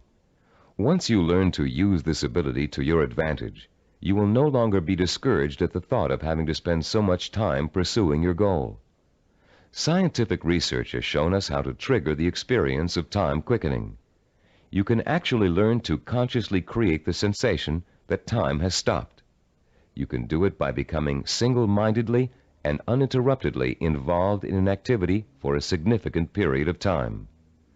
Time quickening occurs when you surrender your attention and your senses to something outside of yourself. There are 6 steps you can and must take to experience the benefits of time quickening. Listen to them carefully, and then try to recreate them, first with lesser tasks that may or may not be related to your goal, then with your actual micro-purposes. First, create or find a working environment that is free of distractions and potential diversions. Second, focus on doing one task at a time and stick with it until it is completed. Third, surrender yourself to the task at hand. Work hard and work well, and don't stop working until you have finished as much or more of the task as you started out to do. Fourth, plan to work uninterruptedly for a significant span of time, several hours if possible. Fifth, don't watch the clock as you work, and don't continually compare how much you've accomplished against how much you still have to do. Sixth and last, stop working when your thinking becomes muddled due to fatigue. The first few times you try using these 6 steps, you may have a hard time following them all. But the more you practice, the easier it will get. And soon you'll notice that time seems to be flying by quicker and quicker every time you sit down to work. Time quickening makes work enjoyable and helps prevent the normal wear and tear of work on your mind and your nerves. It is the antidote to burnout and the key to maintaining a healthy emotional balance during long hours of effort. Time quickening will enable you to successfully complete the string of microtasks that over an extended period of time will take you closer and closer to the completion of your macro goal.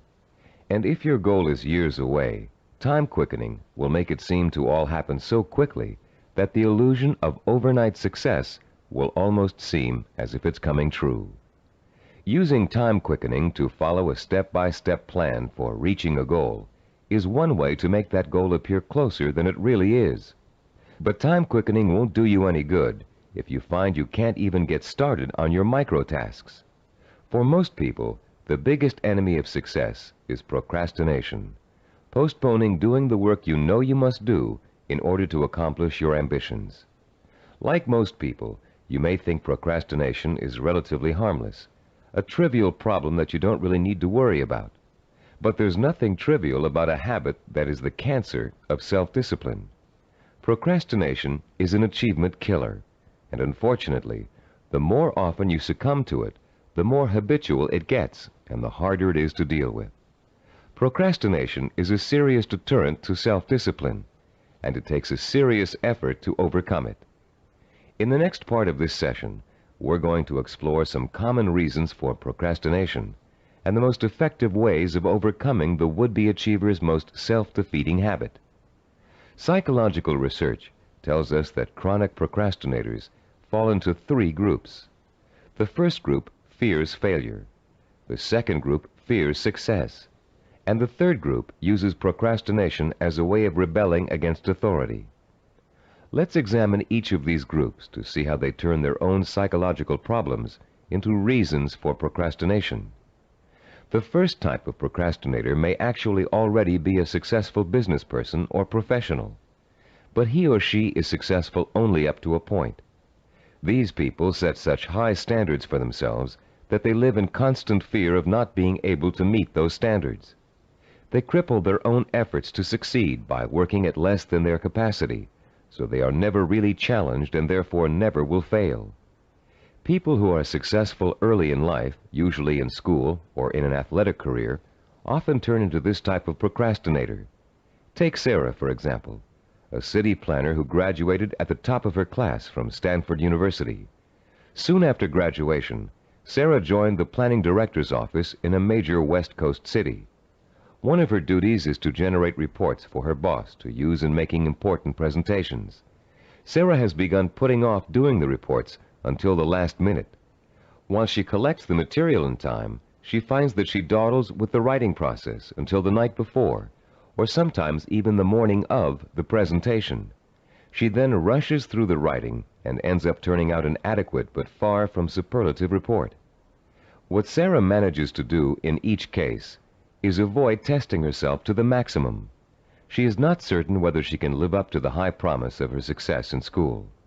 By putting off her work till the last minute, she doesn't have to find out the truth about her abilities, because of course at the last minute nobody could be expected to turn out a perfect report. In the course of this kind of procrastination, Sarah has picked up a new skill called brinksmanship. She flirts with catastrophe by not doing her work in time, then pulls herself out of the brink at the last minute. If her performance doesn't measure up, she can always blame lack of time for failure. When her performance is good, she can applaud her ability to come through in the clutch. All that Sarah is proving is that she can do an adequate job at the last minute. The real test, what she'd do with the report if she took the time to work on it, has never been faced. The second group of procrastinators are afraid of the very thing most people are striving for: success. Some of these people are simply afraid to stand out from the crowd. They don't want to be seen as different. Many are afraid that if they are too successful, they will outgrow marriage partners, families, or friends. These people limit their own performance, actually holding themselves back, because they fear the kind of change success may bring to their lives. The third group of procrastinators is constantly rebelling against authority. These are the people who put off doing their work because it gives them a feeling of control over their boss. Rebellious procrastinators spend their lives reacting to a fear of being controlled or dominated. Whenever something is expected of them, they react by procrastinating just to prove that they are the ones in power. If you're a procrastinator, you probably fall into one of these three groups, or you may find you have a little bit of each type of procrastinator in you. Understanding the reason for your procrastination is your first step towards overcoming it. It's especially important for you to realize how self-destructive and self-defeating procrastination is.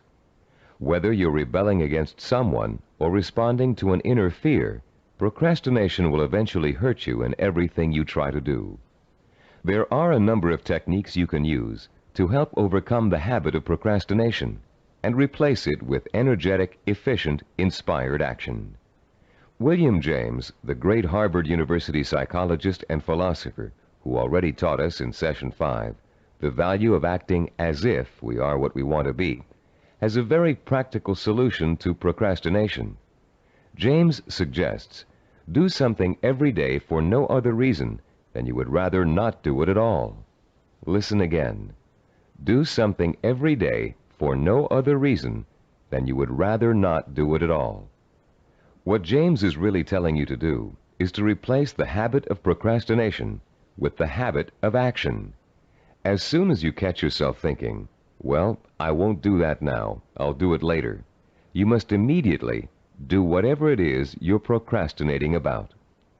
Self-disciplined achievers also use two special time management techniques to overcome the tendency to procrastinate.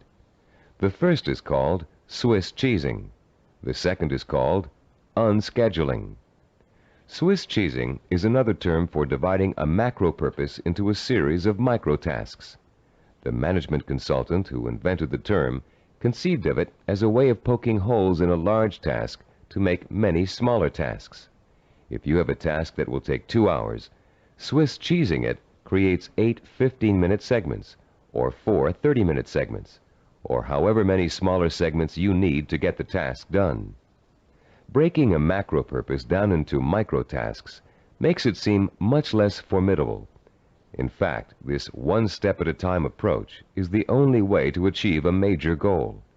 Without losing sight of what you want to achieve, you should never go around thinking about the enormity of your major purpose. You must concentrate only on achieving one small step at a time. Unscheduling also helps you to overcome procrastination and get on with your project in the most efficient way possible. Sometimes you know you're going to need so much time to complete a task that you won't even start it. You rationalize that you'll never find the time to finish it anyway. But often people overestimate how much time it really will take them to do something, and they don't realize that by Swiss cheesing, they can find the time to do it in an otherwise busy schedule. Turn to page 45 of your study guide and look at Form 8.1. You'll see a chart with the days of the week listed along the top row, and the hours in a day listed vertically along the left side. There are 7 days listed and 16 hours per day. The chart presumes that you get up at 6 o'clock in the morning and retire at 10 p.m., but you can easily change the numbers to correspond to your own daily hours. It's often a shock to look at a chart like this and realize how many hours you actually have available to you in a one-week period. Of course, many of those hours are taken up with the necessities of everyday life. Your first task in this exercise is to fill in all those hours that are occupied with travel, meals, work, meetings, regular recreational activities, and other commitments.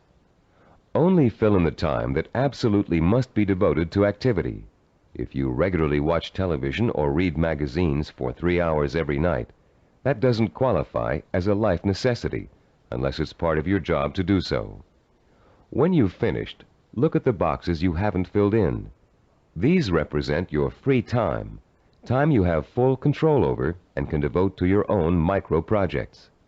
You may be amazed to find that you easily have 20 or 30 hours per week of free time to devote to your project.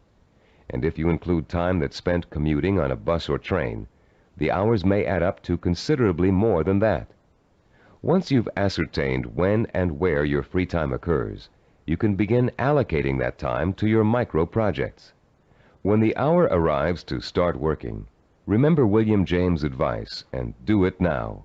Work uninterruptedly during that time, taking scheduled breaks only as necessary. And don't allow yourself to get sidetracked. Working uninterruptedly means learning to say no when people try to take you away from your work. If a friend calls up and asks you to go bowling while you're working, you must learn to refuse. Make a date to go some other night, but complete your working hours in the time you've allotted to them. Let your family know that you're serious about completing your tasks.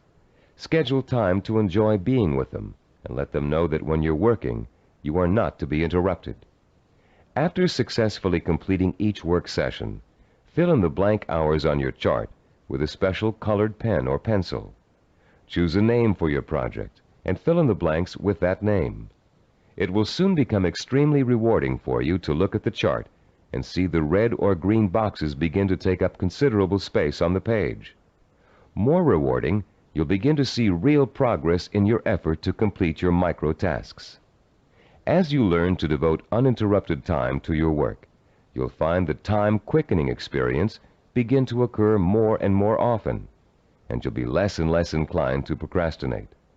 Soon your micro projects will become as much a part of your life as eating and sleeping. And an excitement will take hold as you begin to realize that yes, you are working steadily toward your goal. And not only can you really do it, you are really doing it. Be careful not to overcommit yourself in terms of time spent on your project. Your goal is not to exhaust yourself. And beware of trying to go in too many directions at once. That can cause the kind of anxiety that will make you want to give up before you even get started. Concentrate on accomplishing one task at a time.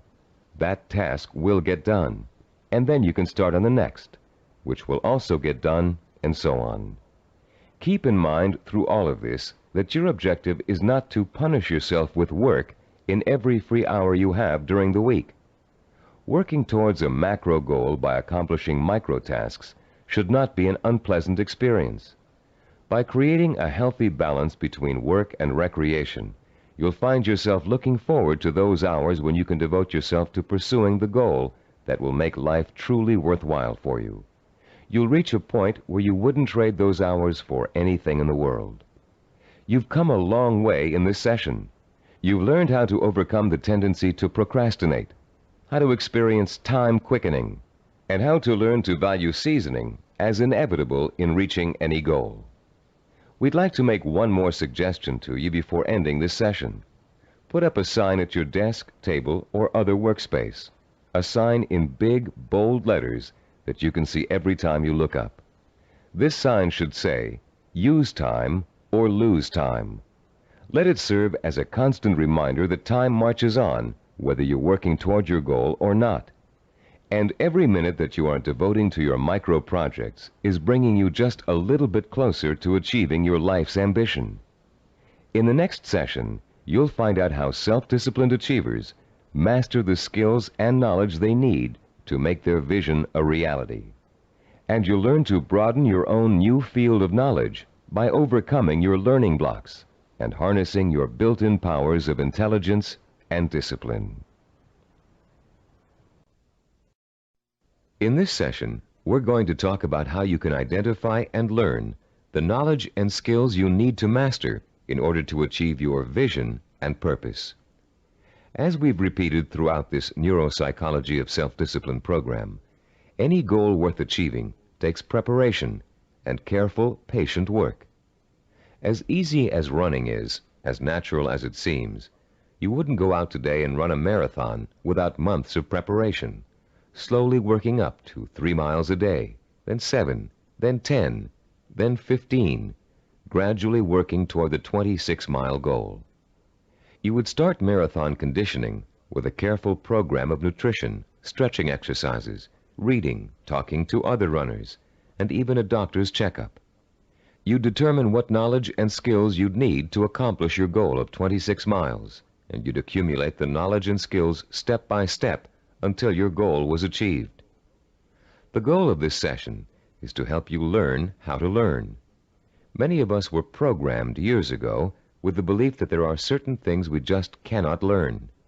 We were tracked in school into one path or another because of test results which told us we had no aptitude for a particular subject area, or by teachers or counselors who believed we were best suited for one discipline over another. In some cases, the stereotype was as blatant as girls take home economics, boys take shop. In other cases, the grounds for tracking could have been racial or economic, or some other person's perception of our intelligence. In a now famous psychological study, new teachers in an elementary school were told that certain students in their classes were gifted and certain others were slow. In truth, there was no measurable difference in the student performance up till that time. But by the end of the following semester, the students labeled gifted were doing work above grade level, while the slow students were performing below. The only thing which had changed was the teachers' attitudes toward the children. Much of our response to learning has been based on what we've been told about our ability to learn. In this session, you'll learn how to break through the learning barrier and clear away the mental blocks that have you falsely entrapped in the belief that you can't learn certain difficult subject matter and skills. You'll learn how to learn all over again, this time recognizing that your potential is as unlimited as your imagination. You, like other self-disciplined achievers, will know how and when to acquire the essential knowledge and skills that will enable you to achieve your goals. In our research into human achievement, we found that the world's most persistent and successful people had developed a four-step approach to learning that ensured they would successfully acquire the knowledge they need to achieve their goals. The process is a simple one. Listen carefully as we go over its basic components. First, they're able to determine what new skills and knowledge they must learn in order to achieve their goals. Second, they call into play their belief in their ability to learn. They believe they can learn any subject or skill, no matter how difficult it might be. Third, they're patient. They understand that acquiring new knowledge and skills is often a slow, step-by-step process that requires systematic trial and effort. No matter how young or how old, the learner must go through the same progression of acquiring knowledge and skills. And fourth, they develop their own effective, personalized system for learning, a simple learning formula they can apply to any subject matter to efficiently and thoroughly master goal-relevant knowledge and skills. Let's delve into each of these steps in turn to see how they can be applied to your own learning efforts. The first step of a learning program to acquire a new skill can be approached much like the planning work we dealt with in Session 7. You can design a similar flow chart with an activity box labeled Start and a box labeled Finish. The intermediate steps are, of course, other activity boxes. Activities which must take place at the same time must appear one above the other. The activities that follow each other in chronological order are listed from left to right.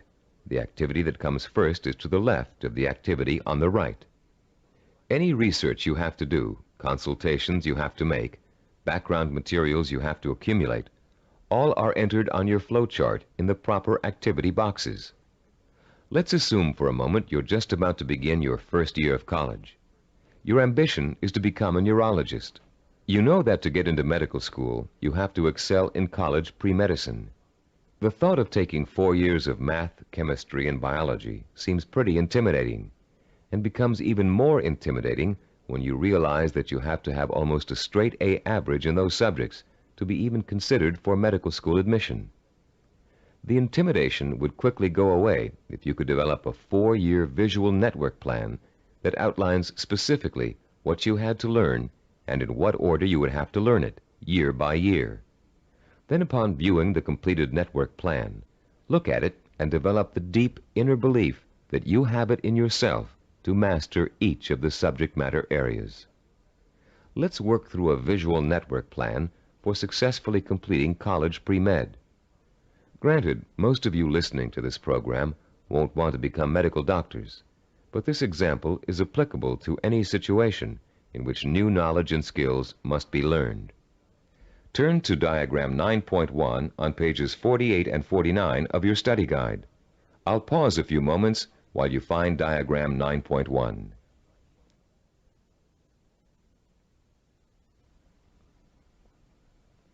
As you can see, there are 3 visual network plans. The first one outlines the chronological steps to becoming a neurologist.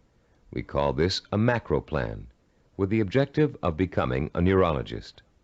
Below that is the micro plan with the objective to graduate in pre-medicine in 4 years with a minimum 3.5 grade point average. The micro plan is broken down into 2 levels. The first level is visually represented in 2 steps: the Start, labeled number 1, and Graduate with a Bachelor of Science in Pre-Med, labeled number 3. This first level has actually been extracted directly from the macro plan. Now look at page 49 and the Level 2 diagram. As you can see, Level 2 is an expanded version of Level 1. Through the study of the college course catalog and after talking at length with college advisors, you have identified the pre-med requirements and have broken them down into a prerequisite chronological order. This visual network plan then serves as the step-by-step map for completing your pre-med program, the first step in your macro objective of becoming a neurologist.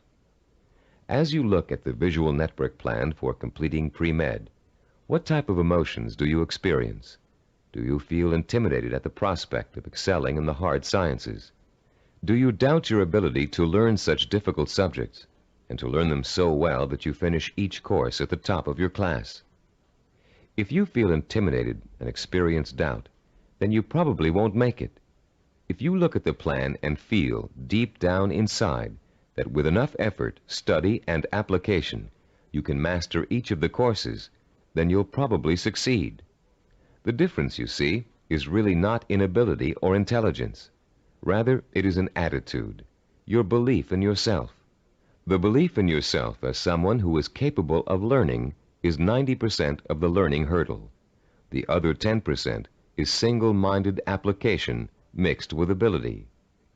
The belief in yourself as someone who has the ability to learn is the second step involved in the self-disciplined achiever's pursuit of goal-related knowledge and skills.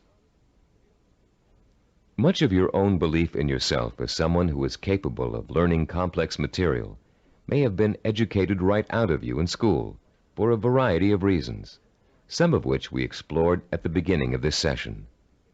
One major reason for this belief is a vicious cycle people get caught up in early in their learning experience. Take math, for example. Many people have learning blocks when it comes to math. They feel that they just don't have the aptitude to learn complex mathematical concepts, and they can prove this lack of ability to you from their grades and success in math classes. What most of these people lack is not the aptitude for math, but the application of self-discipline. Math requires progressive learning. You have to master one concept before you can go on to the next. If you miss a few steps in between, then it's really easy to get lost. And once you get lost, it's nearly impossible to catch up. To stay on top in math requires a daily effort of study. Most people who enter math because of their lack of self-discipline think that they can get by with a minimum of effort. Most of these people are intelligent. They can get by in most other courses by just coasting. They think they can do the same thing in math, but soon they get behind and can't catch up, and usually do poorly in the course. Then, after such an experience, they label themselves as poor in math. They carry this label with them throughout their lives. This label shades most of their decision-making when it comes to choosing courses of study and careers. Such people will avoid careers that require mathematical understanding because they think they don't have the aptitude. Actually, they probably had and have the aptitude, but not the attitude. Their life's potential was stunted by a false assumption. All they needed was someone to teach them the value and skill of self-disciplined application. Most of the people we studied in the creation of the Neuropsychology of Self-Discipline program were not extra intelligent, but they did have a firm belief in their ability to learn anything and everything. To them, 90% of their ability to learn was their belief in their ability to learn. If you examine your own positive role models, you'll probably discover that few of them test out at genius level on intelligence tests. Most people think that Albert Einstein, for example, was a mathematical genius, when in actuality he flunked his college entrance exams and was a poor student in mathematics. As a youngster, he envisioned himself one evening riding through space on a beam of light. In his imagination, he sensorially experienced the theory of relativity. He knew what it was, but he was not able to explain it to others in a language they could understand. The only language was mathematics. Driven by his vision, he forced himself to learn mathematics. For Einstein, it was a day-by-day struggle, but he finally developed enough mathematical knowledge to simply express his experience mathematically. Einstein's theory of relativity and its mathematical expression ushered in the age of nuclear energy. Another scientist, whom most people attribute genius, was the inventor of the laser, Dr. Theodore Myman. While at Stanford University, he flunked his PhD oral exams and had to take them over again. Learning didn't come easy for him. It was a daily, step-by-step struggle. Baseball hitting great and Cybervision role model for its baseball neuromuscular training video cassette, Rod Carew, didn't make his high school baseball team because his coach thought he wasn't a good enough hitter. Since then, through thousands of hours of practice, Carew has won 7 American League batting titles and is one of 13 players ever to get more than 3,000 career hits. The list goes on. Famous author, philosopher, and scholar Leon Uris flunked high school English 3 times. Malcolm Forbes, publisher of Forbes magazine, one of the most successful business publications in the world, did not make the staff of his college newspaper.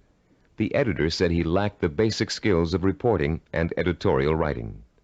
Stephen DeVore, who founded Cybervision, speaks the Finnish language, considered by language experts to be the most difficult language for Western tongues to learn. Though he mastered this difficult language, he lays no claim to a superior intellect either. When I was 19, he told an interviewer, I was selected to go to Finland for 2 years of volunteer work. I had no foreign language ability at that time. In fact, I had nearly flunked out of high school French and Latin. So I thought of myself as having absolutely no ability to learn languages. With this negative attitude, DeVore entered an intensive language program for 2 months before he left for Finland. It was something like 16 hours a day with a group of 10 others. I finished last in the group, he recalls. DeVore went to Finland, where he spent 5 miserable months unable to communicate. I couldn't do anything. I was incredibly frustrated. I'd lose patience when people were talking. Then one day I went to the park, and in the park there was a man giving instructions to his dog in Finnish. The dog obviously understood him and was obeying all of his commands. I thought, this is ridiculous. I'm smarter than a dog. If a dog can understand Finnish, so can I. In the 2 months following this experience, DeVore became fluent in the Finnish language. He learned to speak Finnish so well that he served as a translator for American businessmen and their families traveling to Finland. Buoyed by the accomplishment of learning Finnish, DeVore returned home after 2 years and went back to college. Where before he had been a lackluster C student because he was convinced he couldn't learn, he received straight A's and academic scholarships for the rest of his college and graduate school years. Which proves another point about learning, success, and attitude. Once you have successfully learned a subject or skill, it bolsters your confidence in your ability to learn other skills. Once you've proven to yourself that a negative concept you had was wrong, you begin to realize that all of your negative concepts may be wrong. What you couldn't do in the past, you can now do. You can do it because finally you believe you can do it. Breaking the cycle of a negative attitude may not be easy, but once you do, you'll be far less inclined to get back into the cycle.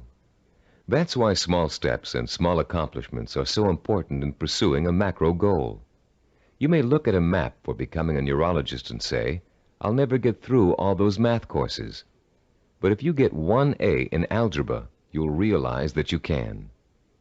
Another way of expressing this is that success in learning begets more success.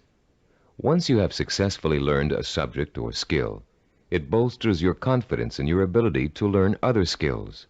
Your past, in which you may have been labeled or labeled yourself as a non-learner, is precisely that, your past. It is not your present. It has little relation to what you are capable of accomplishing now. What has happened to many of us is that we have been conditioned into a negative feedback loop where learning is concerned. The step-by-step accumulation of new skills is the way to break this loop and replace it with a much more positive cycle. Which brings us to the 3rd step in the learning process, the attitude and value that learning takes time and patience. Most of us, at the time we are exposed to our greatest concentration of education, haven't developed the necessary self-discipline skills to be able to take advantage of it. And why should we? We were only children. Excellence, as we've been learning in this neuropsychology of self-discipline program, is based on seasoned learning. Skills like medicine, mathematics, chemistry, dance, law, music, pottery, writing, languages, architecture, masonry, carpentry, the list is endless. All require seasoning, the accumulation of knowledge over time. The perseverance to stick with a task over a long period of time, sometimes decades. The ability to find pleasure in the accomplishment of steps toward a goal, rather than seeking the instantly gratifying quick fix. All these are the hallmarks of the self-disciplined. A wise philosopher, in speaking of the seasoning of a learner, once said, "There are very few human beings who receive knowledge complete and staggering by instant illumination. Most of us acquire it fragment by fragment, on a small scale, by successive developments, cellularly, like a laborious mosaic." One other myth about the acquisition of knowledge has it that you can get too old to learn. This bit of fallacious thinking has been handed down in the aphorism that you can't teach old dogs new tricks. It's worth laying to rest. A classic incident from the life of the great poet Longfellow illustrates the relationship between age and learning. Told by Howard R. Driggs, the story goes, it happened that while the poet, at over 80 years of age, was still teaching at Harvard, one of his appreciative students asked him, "How do you keep so perennially young, Professor Longfellow? We never get tired of your classes. You always have something new and interesting to give." "I've never had that question put to me before," returned the poet. Then, looking out of the window, he said, "You see those 2 apple trees in the yard? Do you observe any difference between the blossoms on the older tree and those on the younger one?" "No," replied the student. "They look just alike to me." "How do you account for the fact that the old apple tree flowers out as beautifully as does the young one?" persisted the teacher. "Let me tell you the secret. That old tree managed last year to grow enough wood to put forth its new blossoms. Blossoms, you know, always come on the new wood." "Oh, I see," said the young man. "To keep young, one must keep growing." "Yes," came the quiet response. Einstein, in his later years, was asked the secret of his ability to learn. His reply also illustrates the point and importance of lifelong learning. Einstein said, "The more I learn, the more I realize I don't know. The more I realize I don't know, the more I want to learn." Age should be no barrier to the acquisition of new knowledge and skills. If you have the self-discipline to see your efforts through, you can learn anything at any age. Let's now discuss the 4th step in the learning process, a set of tried and proven principles that work together as a system to make learning easy. If you'll turn this cassette over now, we'll introduce you to a very simple yet powerful system to learn effectively at any age, whatever the subject area. A recent movie called Educating Rita beautifully illustrates the points we're going to discuss in the remainder of this session. This film is about a working-class Englishwoman who has a dream about becoming educated. The film tells the story of a personal odyssey as she pursues her vision, her dream, in the face of incredible obstacles. She faces at one point or another during the story conflicts with work, with transportation, with her parents, with schedules, with her mentor's desire and ability to teach, with the disdain of other more educated students, and with a husband who wants her to stay home and make babies, not thesis. Through it all, she perseveres, driven by the dream of herself as an educated woman, a woman who can discuss important issues, who can commune with the great thinkers and writers who make up such a rich part of her English heritage. She burns with the fire of her vision, a vision rich in dignity and strength. It's a vision she can hear, smell, taste, touch, and see. The actress, Julie Waters, expresses her character's struggle to change, to improve, to better herself, with such credibility that you can see the woman, Rita, change before your very eyes. There was nothing abstract about Rita's quest for education. Each book she read, each class she took, each time she met with her advisor or participated in a class discussion, was a visible step toward the completion of her goal. It was extraordinarily obvious how closely her vision and her process of learning were interconnected. Sometimes that connection is less obvious. So that's what the remainder of this session will speak to: how to recognize the connection between learning and the successful achievement of your goals. Learning is not simply the rote memorization of useless facts, or even useful facts. Of course, we're all aware that in 1492, Columbus sailed the ocean blue. But what does that have to do with our vision? The same lack of relationship to vision is often true with our attempts to understand abstract principles, as in mathematics, chemistry, or physics. They are very difficult to learn and use if we cannot see the direct applications to our everyday lives, to the pursuit of our purpose and vision.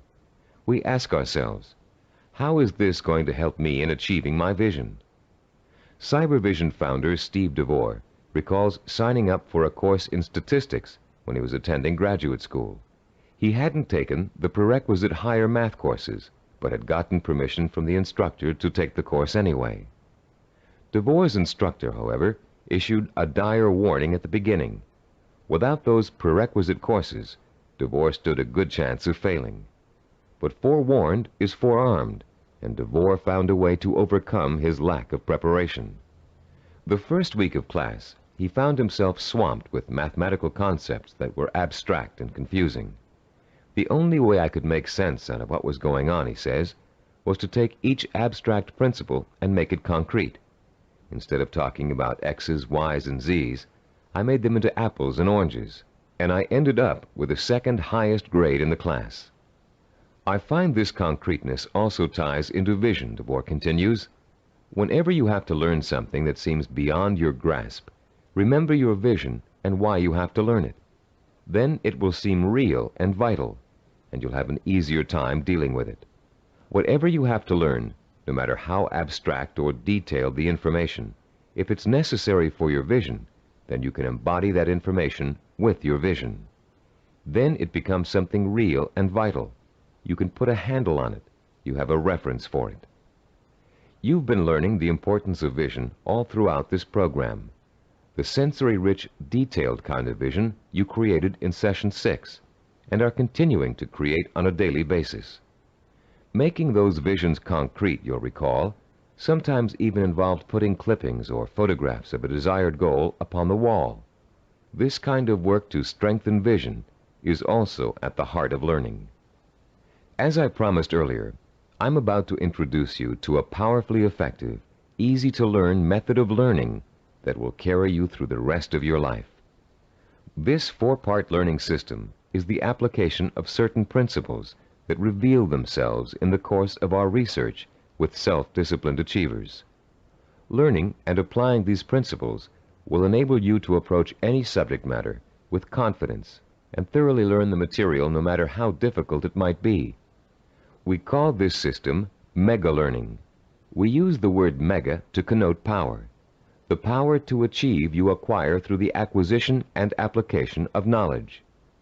Let me quickly preview each of the 4 steps and then look at the process in greater detail.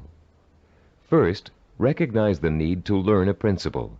Second, relate the principle to your personal vision or goal. Third, internalize the principle by relating it to your own experience. And fourth, apply the principle in action. Let's examine each of these 4 steps in turn. First, recognize your need to learn new information and skills. You cannot reach your goal without getting an education first. This doesn't necessarily mean attending school.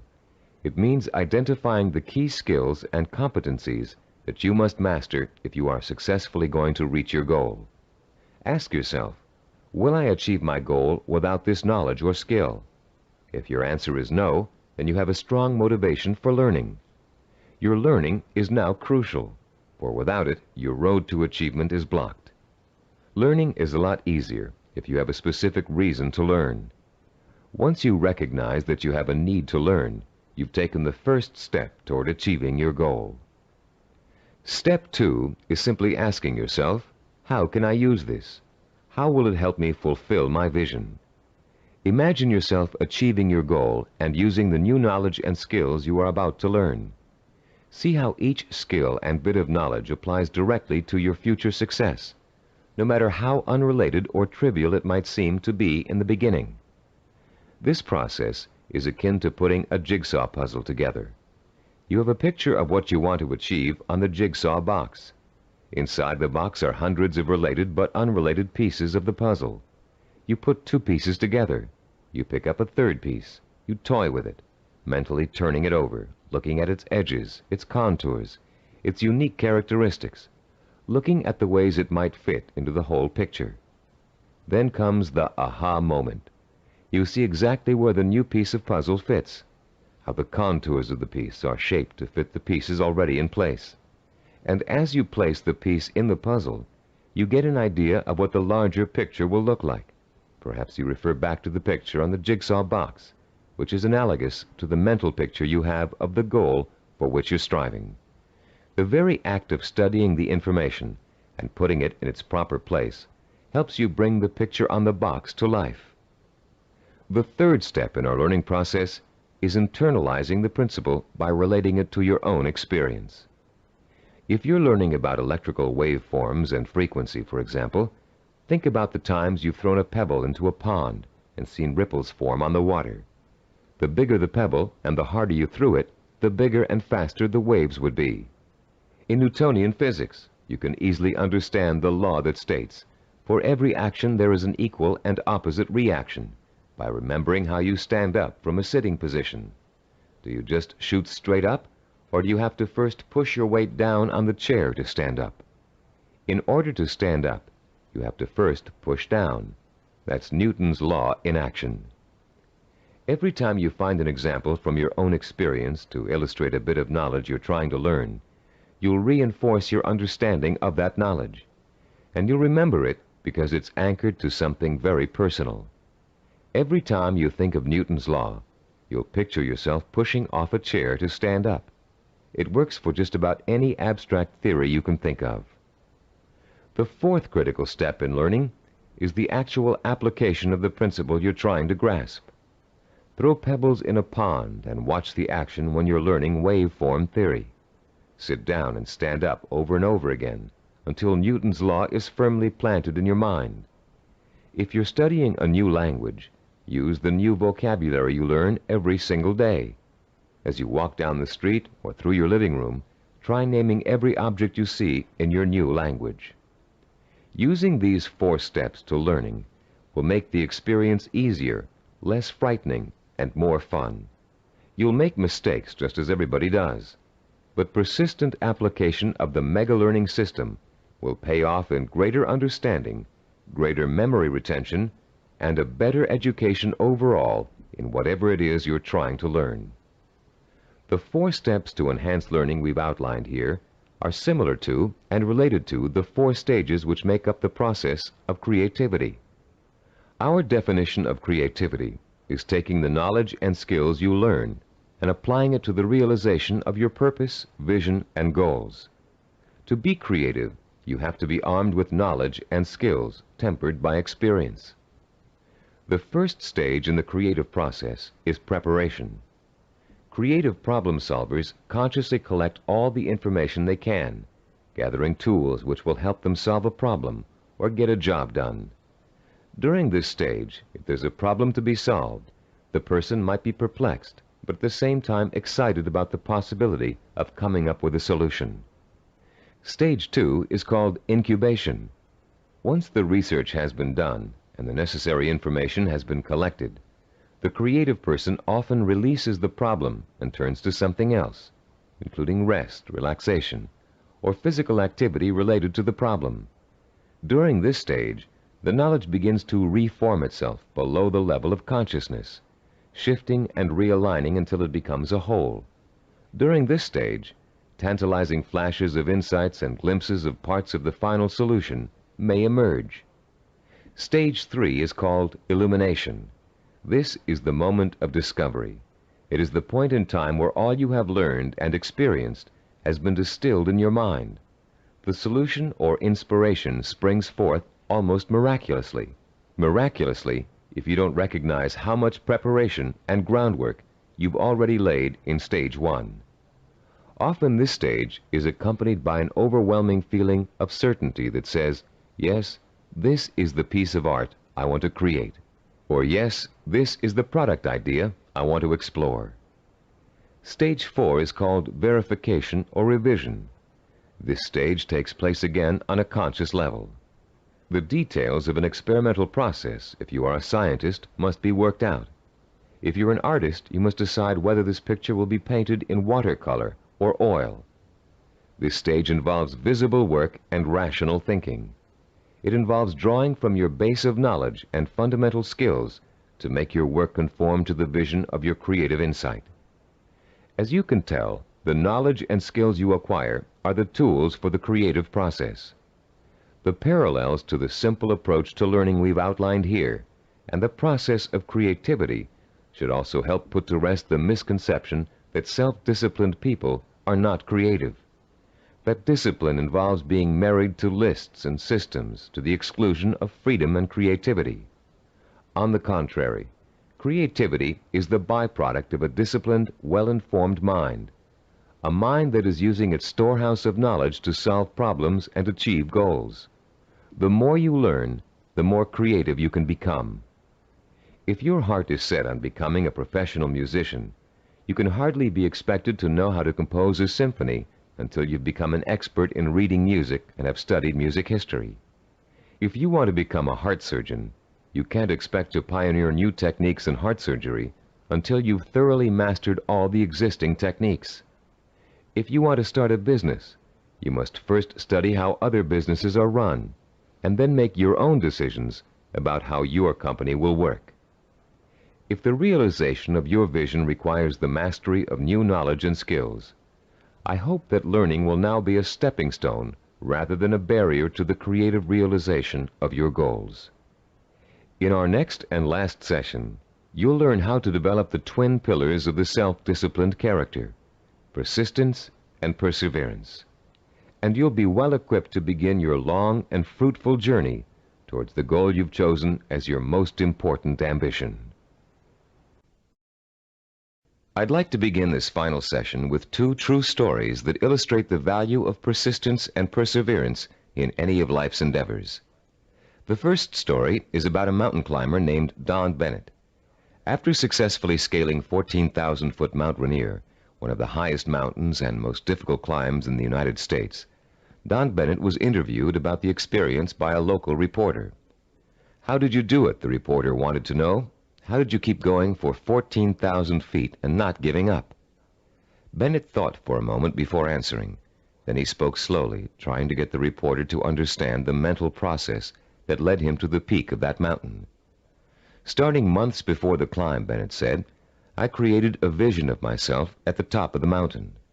That vision was so real that I could actually feel the cold wind blowing in my face, and I could see the spectacular mountains and valleys all around me. I saw and felt this vision 100 times a day. It inspired me. It motivated me. It kindled my determination to see the climb through to the end. During the climb itself," he continued, "I drew upon my vision for inspiration. When the going got tough, I saw myself at the top of that mountain just as clear as could be. And then finally, I reached my goal and my vision became a reality." The reporter was impatient with Bennett's explanation. Yeah, he said, "I've heard all that vision stuff before. But that doesn't explain how you did it. You're an amputee. How did a one-legged man climb a 14,000-foot mountain?" Don Bennett looked the reporter straight in the eye and said quietly, "One hop at a time. My vision became a reality, one hop at a time." Our second true story takes place during the last few weeks of World War II. Don McCall was a seaman on the Navy ship Indianapolis, which at the time was cruising the Philippine Sea. Suddenly, the ship was struck by Japanese torpedoes, and immediately it began to sink. McCall was asleep below decks when the first torpedo hit. He instinctively grabbed his life jacket and made his way up to the deck as the ship began to roll over. As he launched himself into the churning sea, the ship sank, taking 300 men with her. Another 900 or so had been pitched into the water. "I made up my mind that I was in big trouble," McCall told an interviewer, "and I also made up my mind that I would do whatever I had to do, no matter how painful, to survive." The first thing McCall did was to move away from the other survivors and float alone.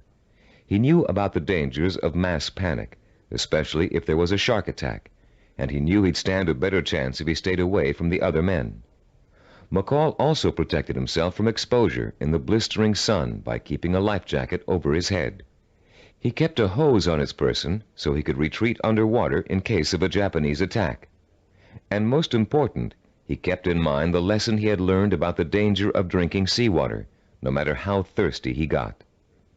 For days, McCall watched men succumbing to mass panic and hallucination.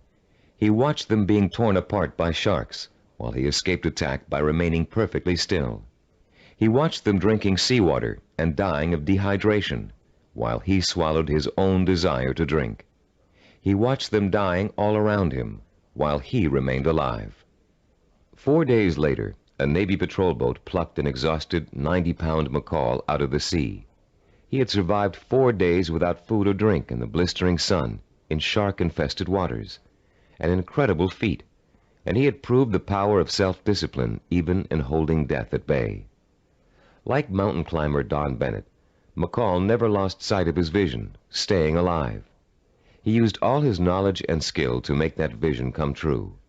He resisted drinking seawater to get immediate gratification of his thirst, which would have killed him. And he found creative solutions to the problems of exposure to the sun and Japanese attack. Both Bennett and McCall used self-discipline to endure terrible physical hardship and achieve seemingly unachievable goals. Your own goal may not seem as urgent as theirs, but the principle of achieving it remains the same. Through vision, commitment, patience, and creative application of knowledge and skill, you can see your goal through to the end. But the ultimate key to your success is what this session is all about: persistence and perseverance. In this session, you're going to learn what persistence and perseverance are really all about. You'll be taught how to develop both of these critical qualities through the application of 5 simple principles.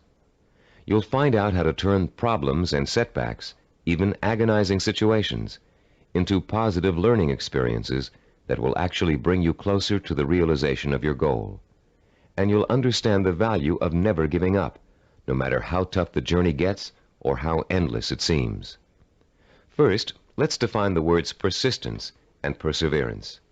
Is there a difference between the two? Yes, a subtle one. Persistence means never giving up.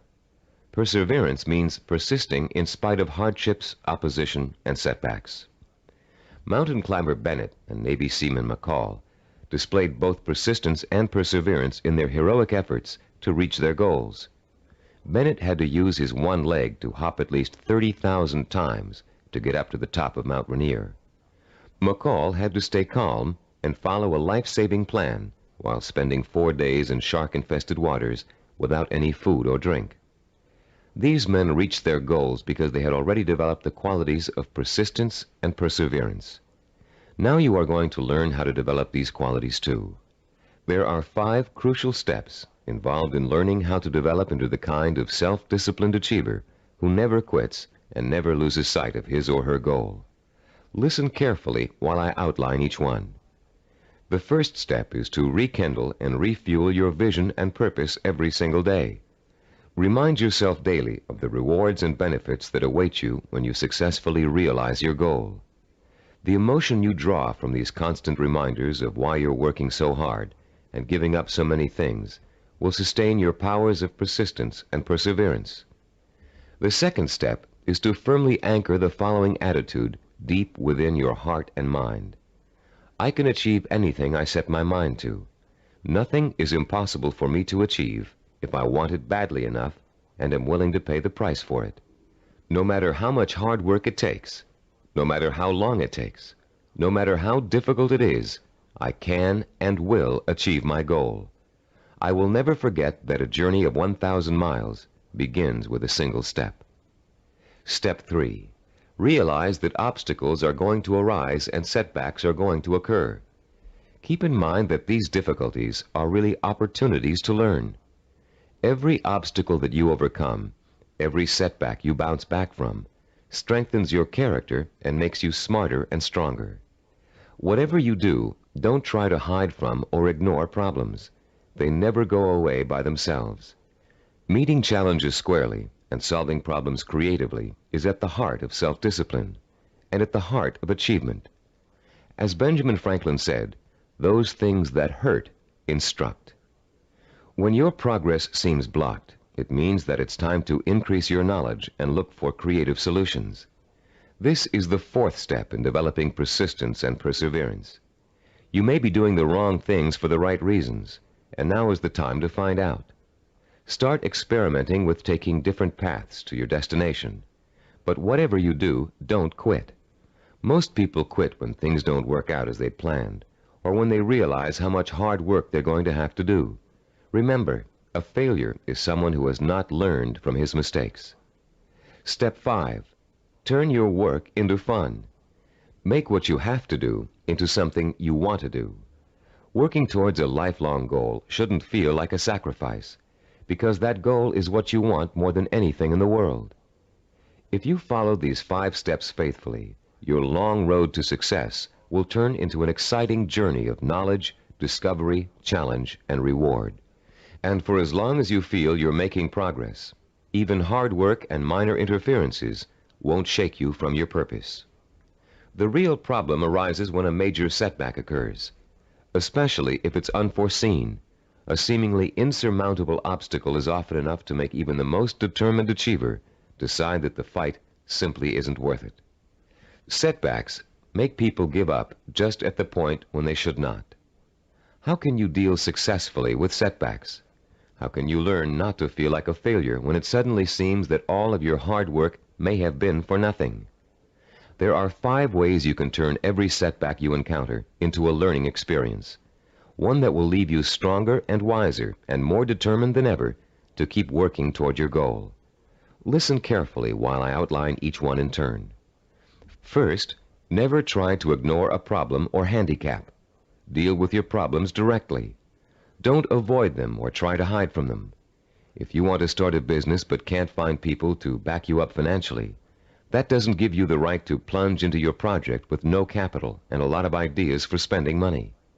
If you want to become a doctor but don't have the grades to get into medical school, it won't help you to start applying to schools you know you can't get into. When you have a problem, study it from all angles and try to determine the best way to proceed. Which brings us to our second point. Don't blame other people for your setbacks, and don't chalk it up to bad luck. You make your own luck in this life, and you have to solve your own problems. Learn to tackle them head on, being as realistic as possible and as level-headed as possible. Mentors can often provide a great deal of help in a bad situation. Try acting as if you are your own mentor. What would he or she do in your situation? Or what has he or she already done to overcome an obstacle similar to yours? Third, continually strive to strengthen your qualities of self-discipline. Setbacks often occur because of weaknesses in certain areas. Try to turn those weaknesses into strengths. Be your own severest critic, but not your own worst enemy. Don't tell yourself, I failed. Tell yourself, I slipped, but I'm going to pick myself up and go on. Fourth, in almost every setback, there's a seed of opportunity, a silver lining, if you will. Find it and use it. You may find yourself taking a slightly different path to achieving your goal than you first imagined, but you'll get there just the same. Take the new path and see where it leads you. Following this philosophy helps take the emotional sting out of setbacks and is a good antidote for discouragement, and it's a healthier way to react to a bad situation than deciding to give up. Fifth, always remember that no matter how difficult a problem is, or how insurmountable it seems, there's always a solution. A problem is only really a problem if you think you can't solve it. If you take the attitude that every problem has a solution, and you approach your problem with an open and creative mind, you'll find that solution. A young woman we know named Carol Napier was faced with and managed to overcome the kind of setbacks that might make anybody want to give up. Her story is so inspiring that we'd like to end this session with her example of what it's like to be a self-disciplined achiever who never quits no matter what. At 26, Carol had a degree in marketing and a good job as a marketing assistant. With an eye to moving up in the company she worked for as soon as there was an opening for a higher position. Carol had diabetes, diagnosed when she was 12, but had always been able to keep it under control with insulin shots, and had always lived a perfectly normal, relatively healthy life. In the spring of Carol's 26th year, she began having trouble with her eyes. Doctors told her that her diabetes was causing her to slowly lose her eyesight. At first, Carol refused to believe it, but when she began having trouble driving, she realized the doctors were right, and she would have to re-evaluate her job and her purpose in life to deal with the problem of approaching blindness. But before Carol could come up with a solution to that problem, her kidneys also began to fail. Ultimately, she needed a kidney transplant, which was done successfully when she turned 27. Everything seemed to be going fine when a sudden episode of insulin shock left Carol paralyzed from the waist down. Carol recalls wanting to quit then and there. At that point, I just wanted to go to sleep and never wake up. The depression got so bad that I realized I couldn't go on this way. I only had one choice, and that was to get myself out of this. Slowly, Carol regained her strength, learning to walk again with the aid of physical therapy. She rewarded herself for her progress by making a trip across the country alone to visit her parents for Thanksgiving.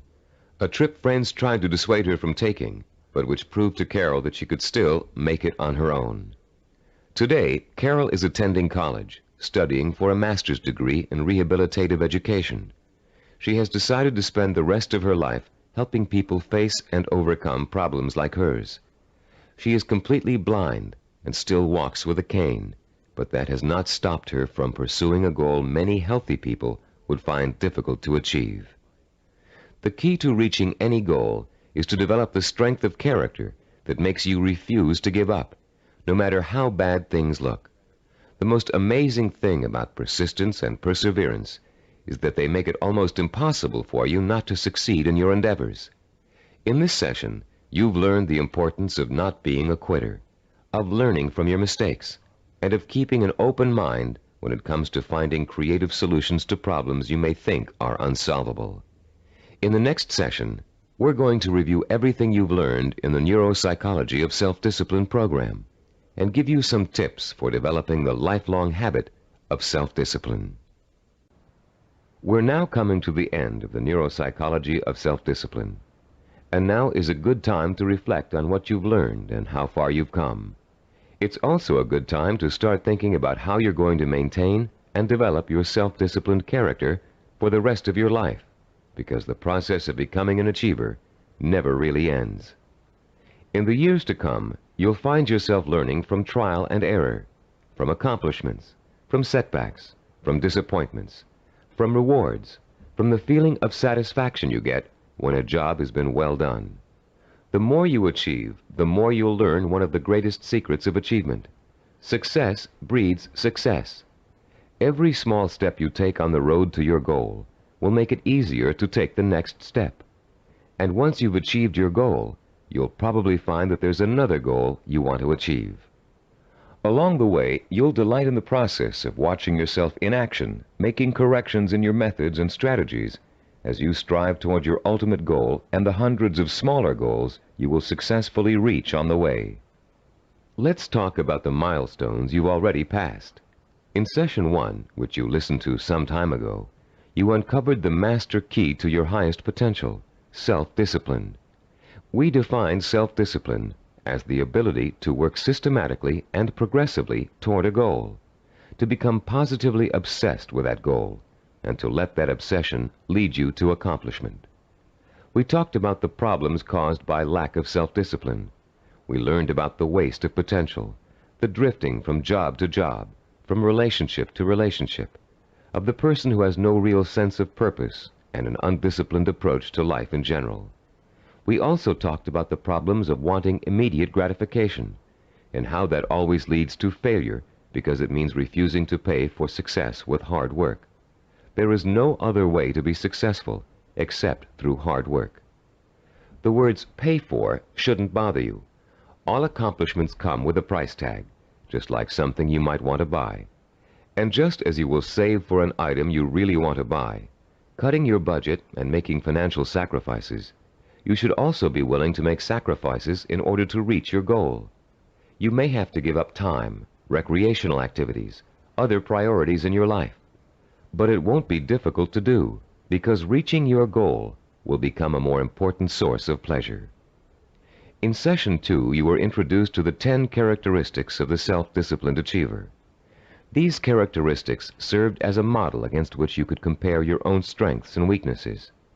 Let's review them quickly now, to refresh your memory and see how far you've come in absorbing the principles of this program.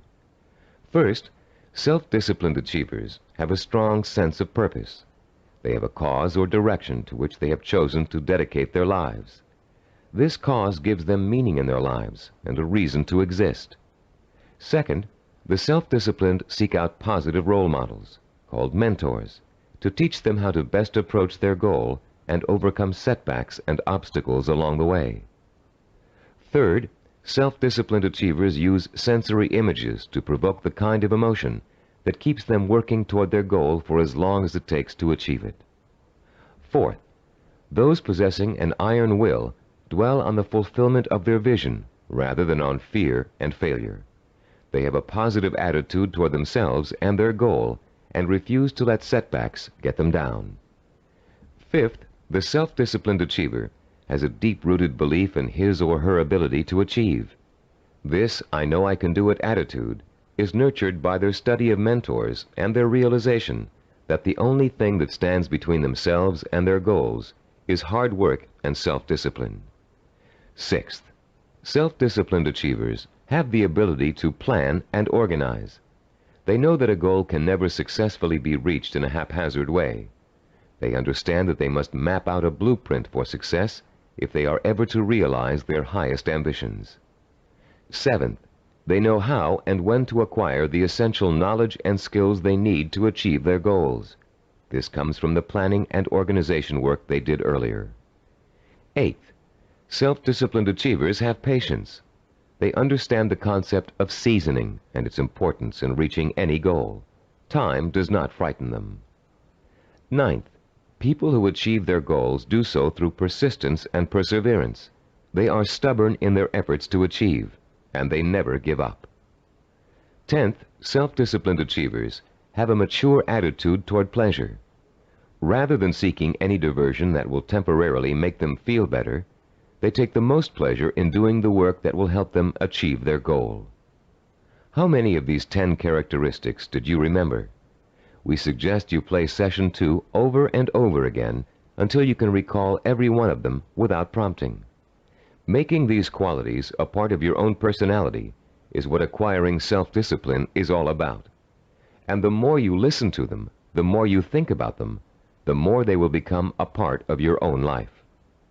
In Session 3, we delved deeply into the scientific basis for this program.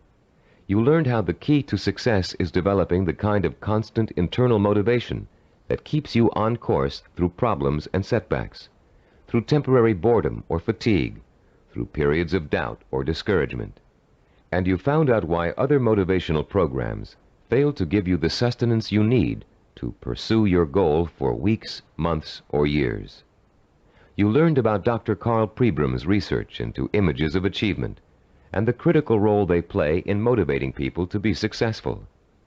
Dr. Pribram's discovery of the power of sensory-rich images to provoke the drive of motivation made the creation of this unique program possible.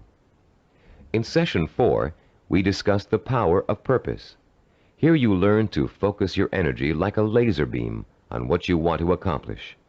You learned how your macro or major purpose really could be broken down into a series of micro or minor achievements. You heard examples of how well-known achievers tackled major goals by turning them into step-by-step plans for success that they could deal with one at a time. In the same session, you participated in a fascinating exercise that lets you pinpoint, perhaps for the first time, what your most important goal in life really is. You then used that goal to create a statement of purpose that would stand as a beacon in your quest for achievement. In Session 5, we talked about mentors and role models. You learned about the process of modeling, the basis for human learning. We talked about how models are both a blueprint and an inspiration for our own activity and our own growth. You learned how models help shorten the trial and error process we must all go through before chalking up an accomplishment. You also learned how to choose a role model and how to turn that model into an inspirational but not awe-inspiring figure. You learned the value of realizing that your role model has faults and weaknesses just as you do, but has succeeded in spite of them. In Session 6, you learned how to translate your purpose into sensory images that would fuel your inner fire of determination and ambition. And you learn how to daily reinforce your mental images of achievement, to make them a permanent part of your body and mind. In Session 7, you were introduced to visual network planning. This planning system applies to any endeavor from making a movie to making a run for the presidency. The system works by breaking down what you want to accomplish into logical building blocks. It helps you keep track of your achievements over a long period of time, and is a reward in itself for work well done. In the same session, you learned to become a storyteller. The story was that of your own success. You used your rich powers of imagination and your best verbal skills to detail the steps you took to accomplish your most important goals. In Session 8, you learned about the self-disciplined achiever's attitude toward time. You learned how achievers value patience, how they oppose the kind of quick-fix mentality that leads to general dissatisfaction with life, and how they use single-minded hard work to experience time quickening, a sensation that time is passing much more rapidly than it really is. You also learned about the problem of procrastination, its psychological causes, and the ways in which you can overcome it. You learned why it is considered the single most important cause of failure, and why it's so important for you to develop a do-it-now attitude before you try to do anything else. In Session 9, you learned how to plan to acquire the knowledge and skills you need in order to achieve your goals. You were introduced to the concept of mega-learning, a powerful four-step system that enables you to master any subject, no matter how difficult or complex. You also learned how knowledge is the building block of creativity. You were introduced to a four-step process that lets you creatively channel your knowledge toward the kind of action that will help you achieve your goals. And you learned that your belief in your ability to learn is 90% of the learning process. Finally, in Session 10, you learned how to develop the powers of persistence and perseverance, the critical characteristics that will see you through to the successful completion of your vision and purpose, no matter how long it takes or how difficult it is. You heard several inspiring stories about people who persevered and achieved their goals through extreme hardship and even physical danger. And now, as we come to the conclusion of this program, I'd like to point out that acquiring self-discipline is a never-ending process. There won't come a day when you wake up in the morning and say, "Yes, I'm finally self-disciplined now. There's nothing more I need to do to develop strength of character and determination of will." Self-discipline requires a lifetime of commitment. This doesn't mean you won't develop the habits of self-discipline in a relatively short period of time.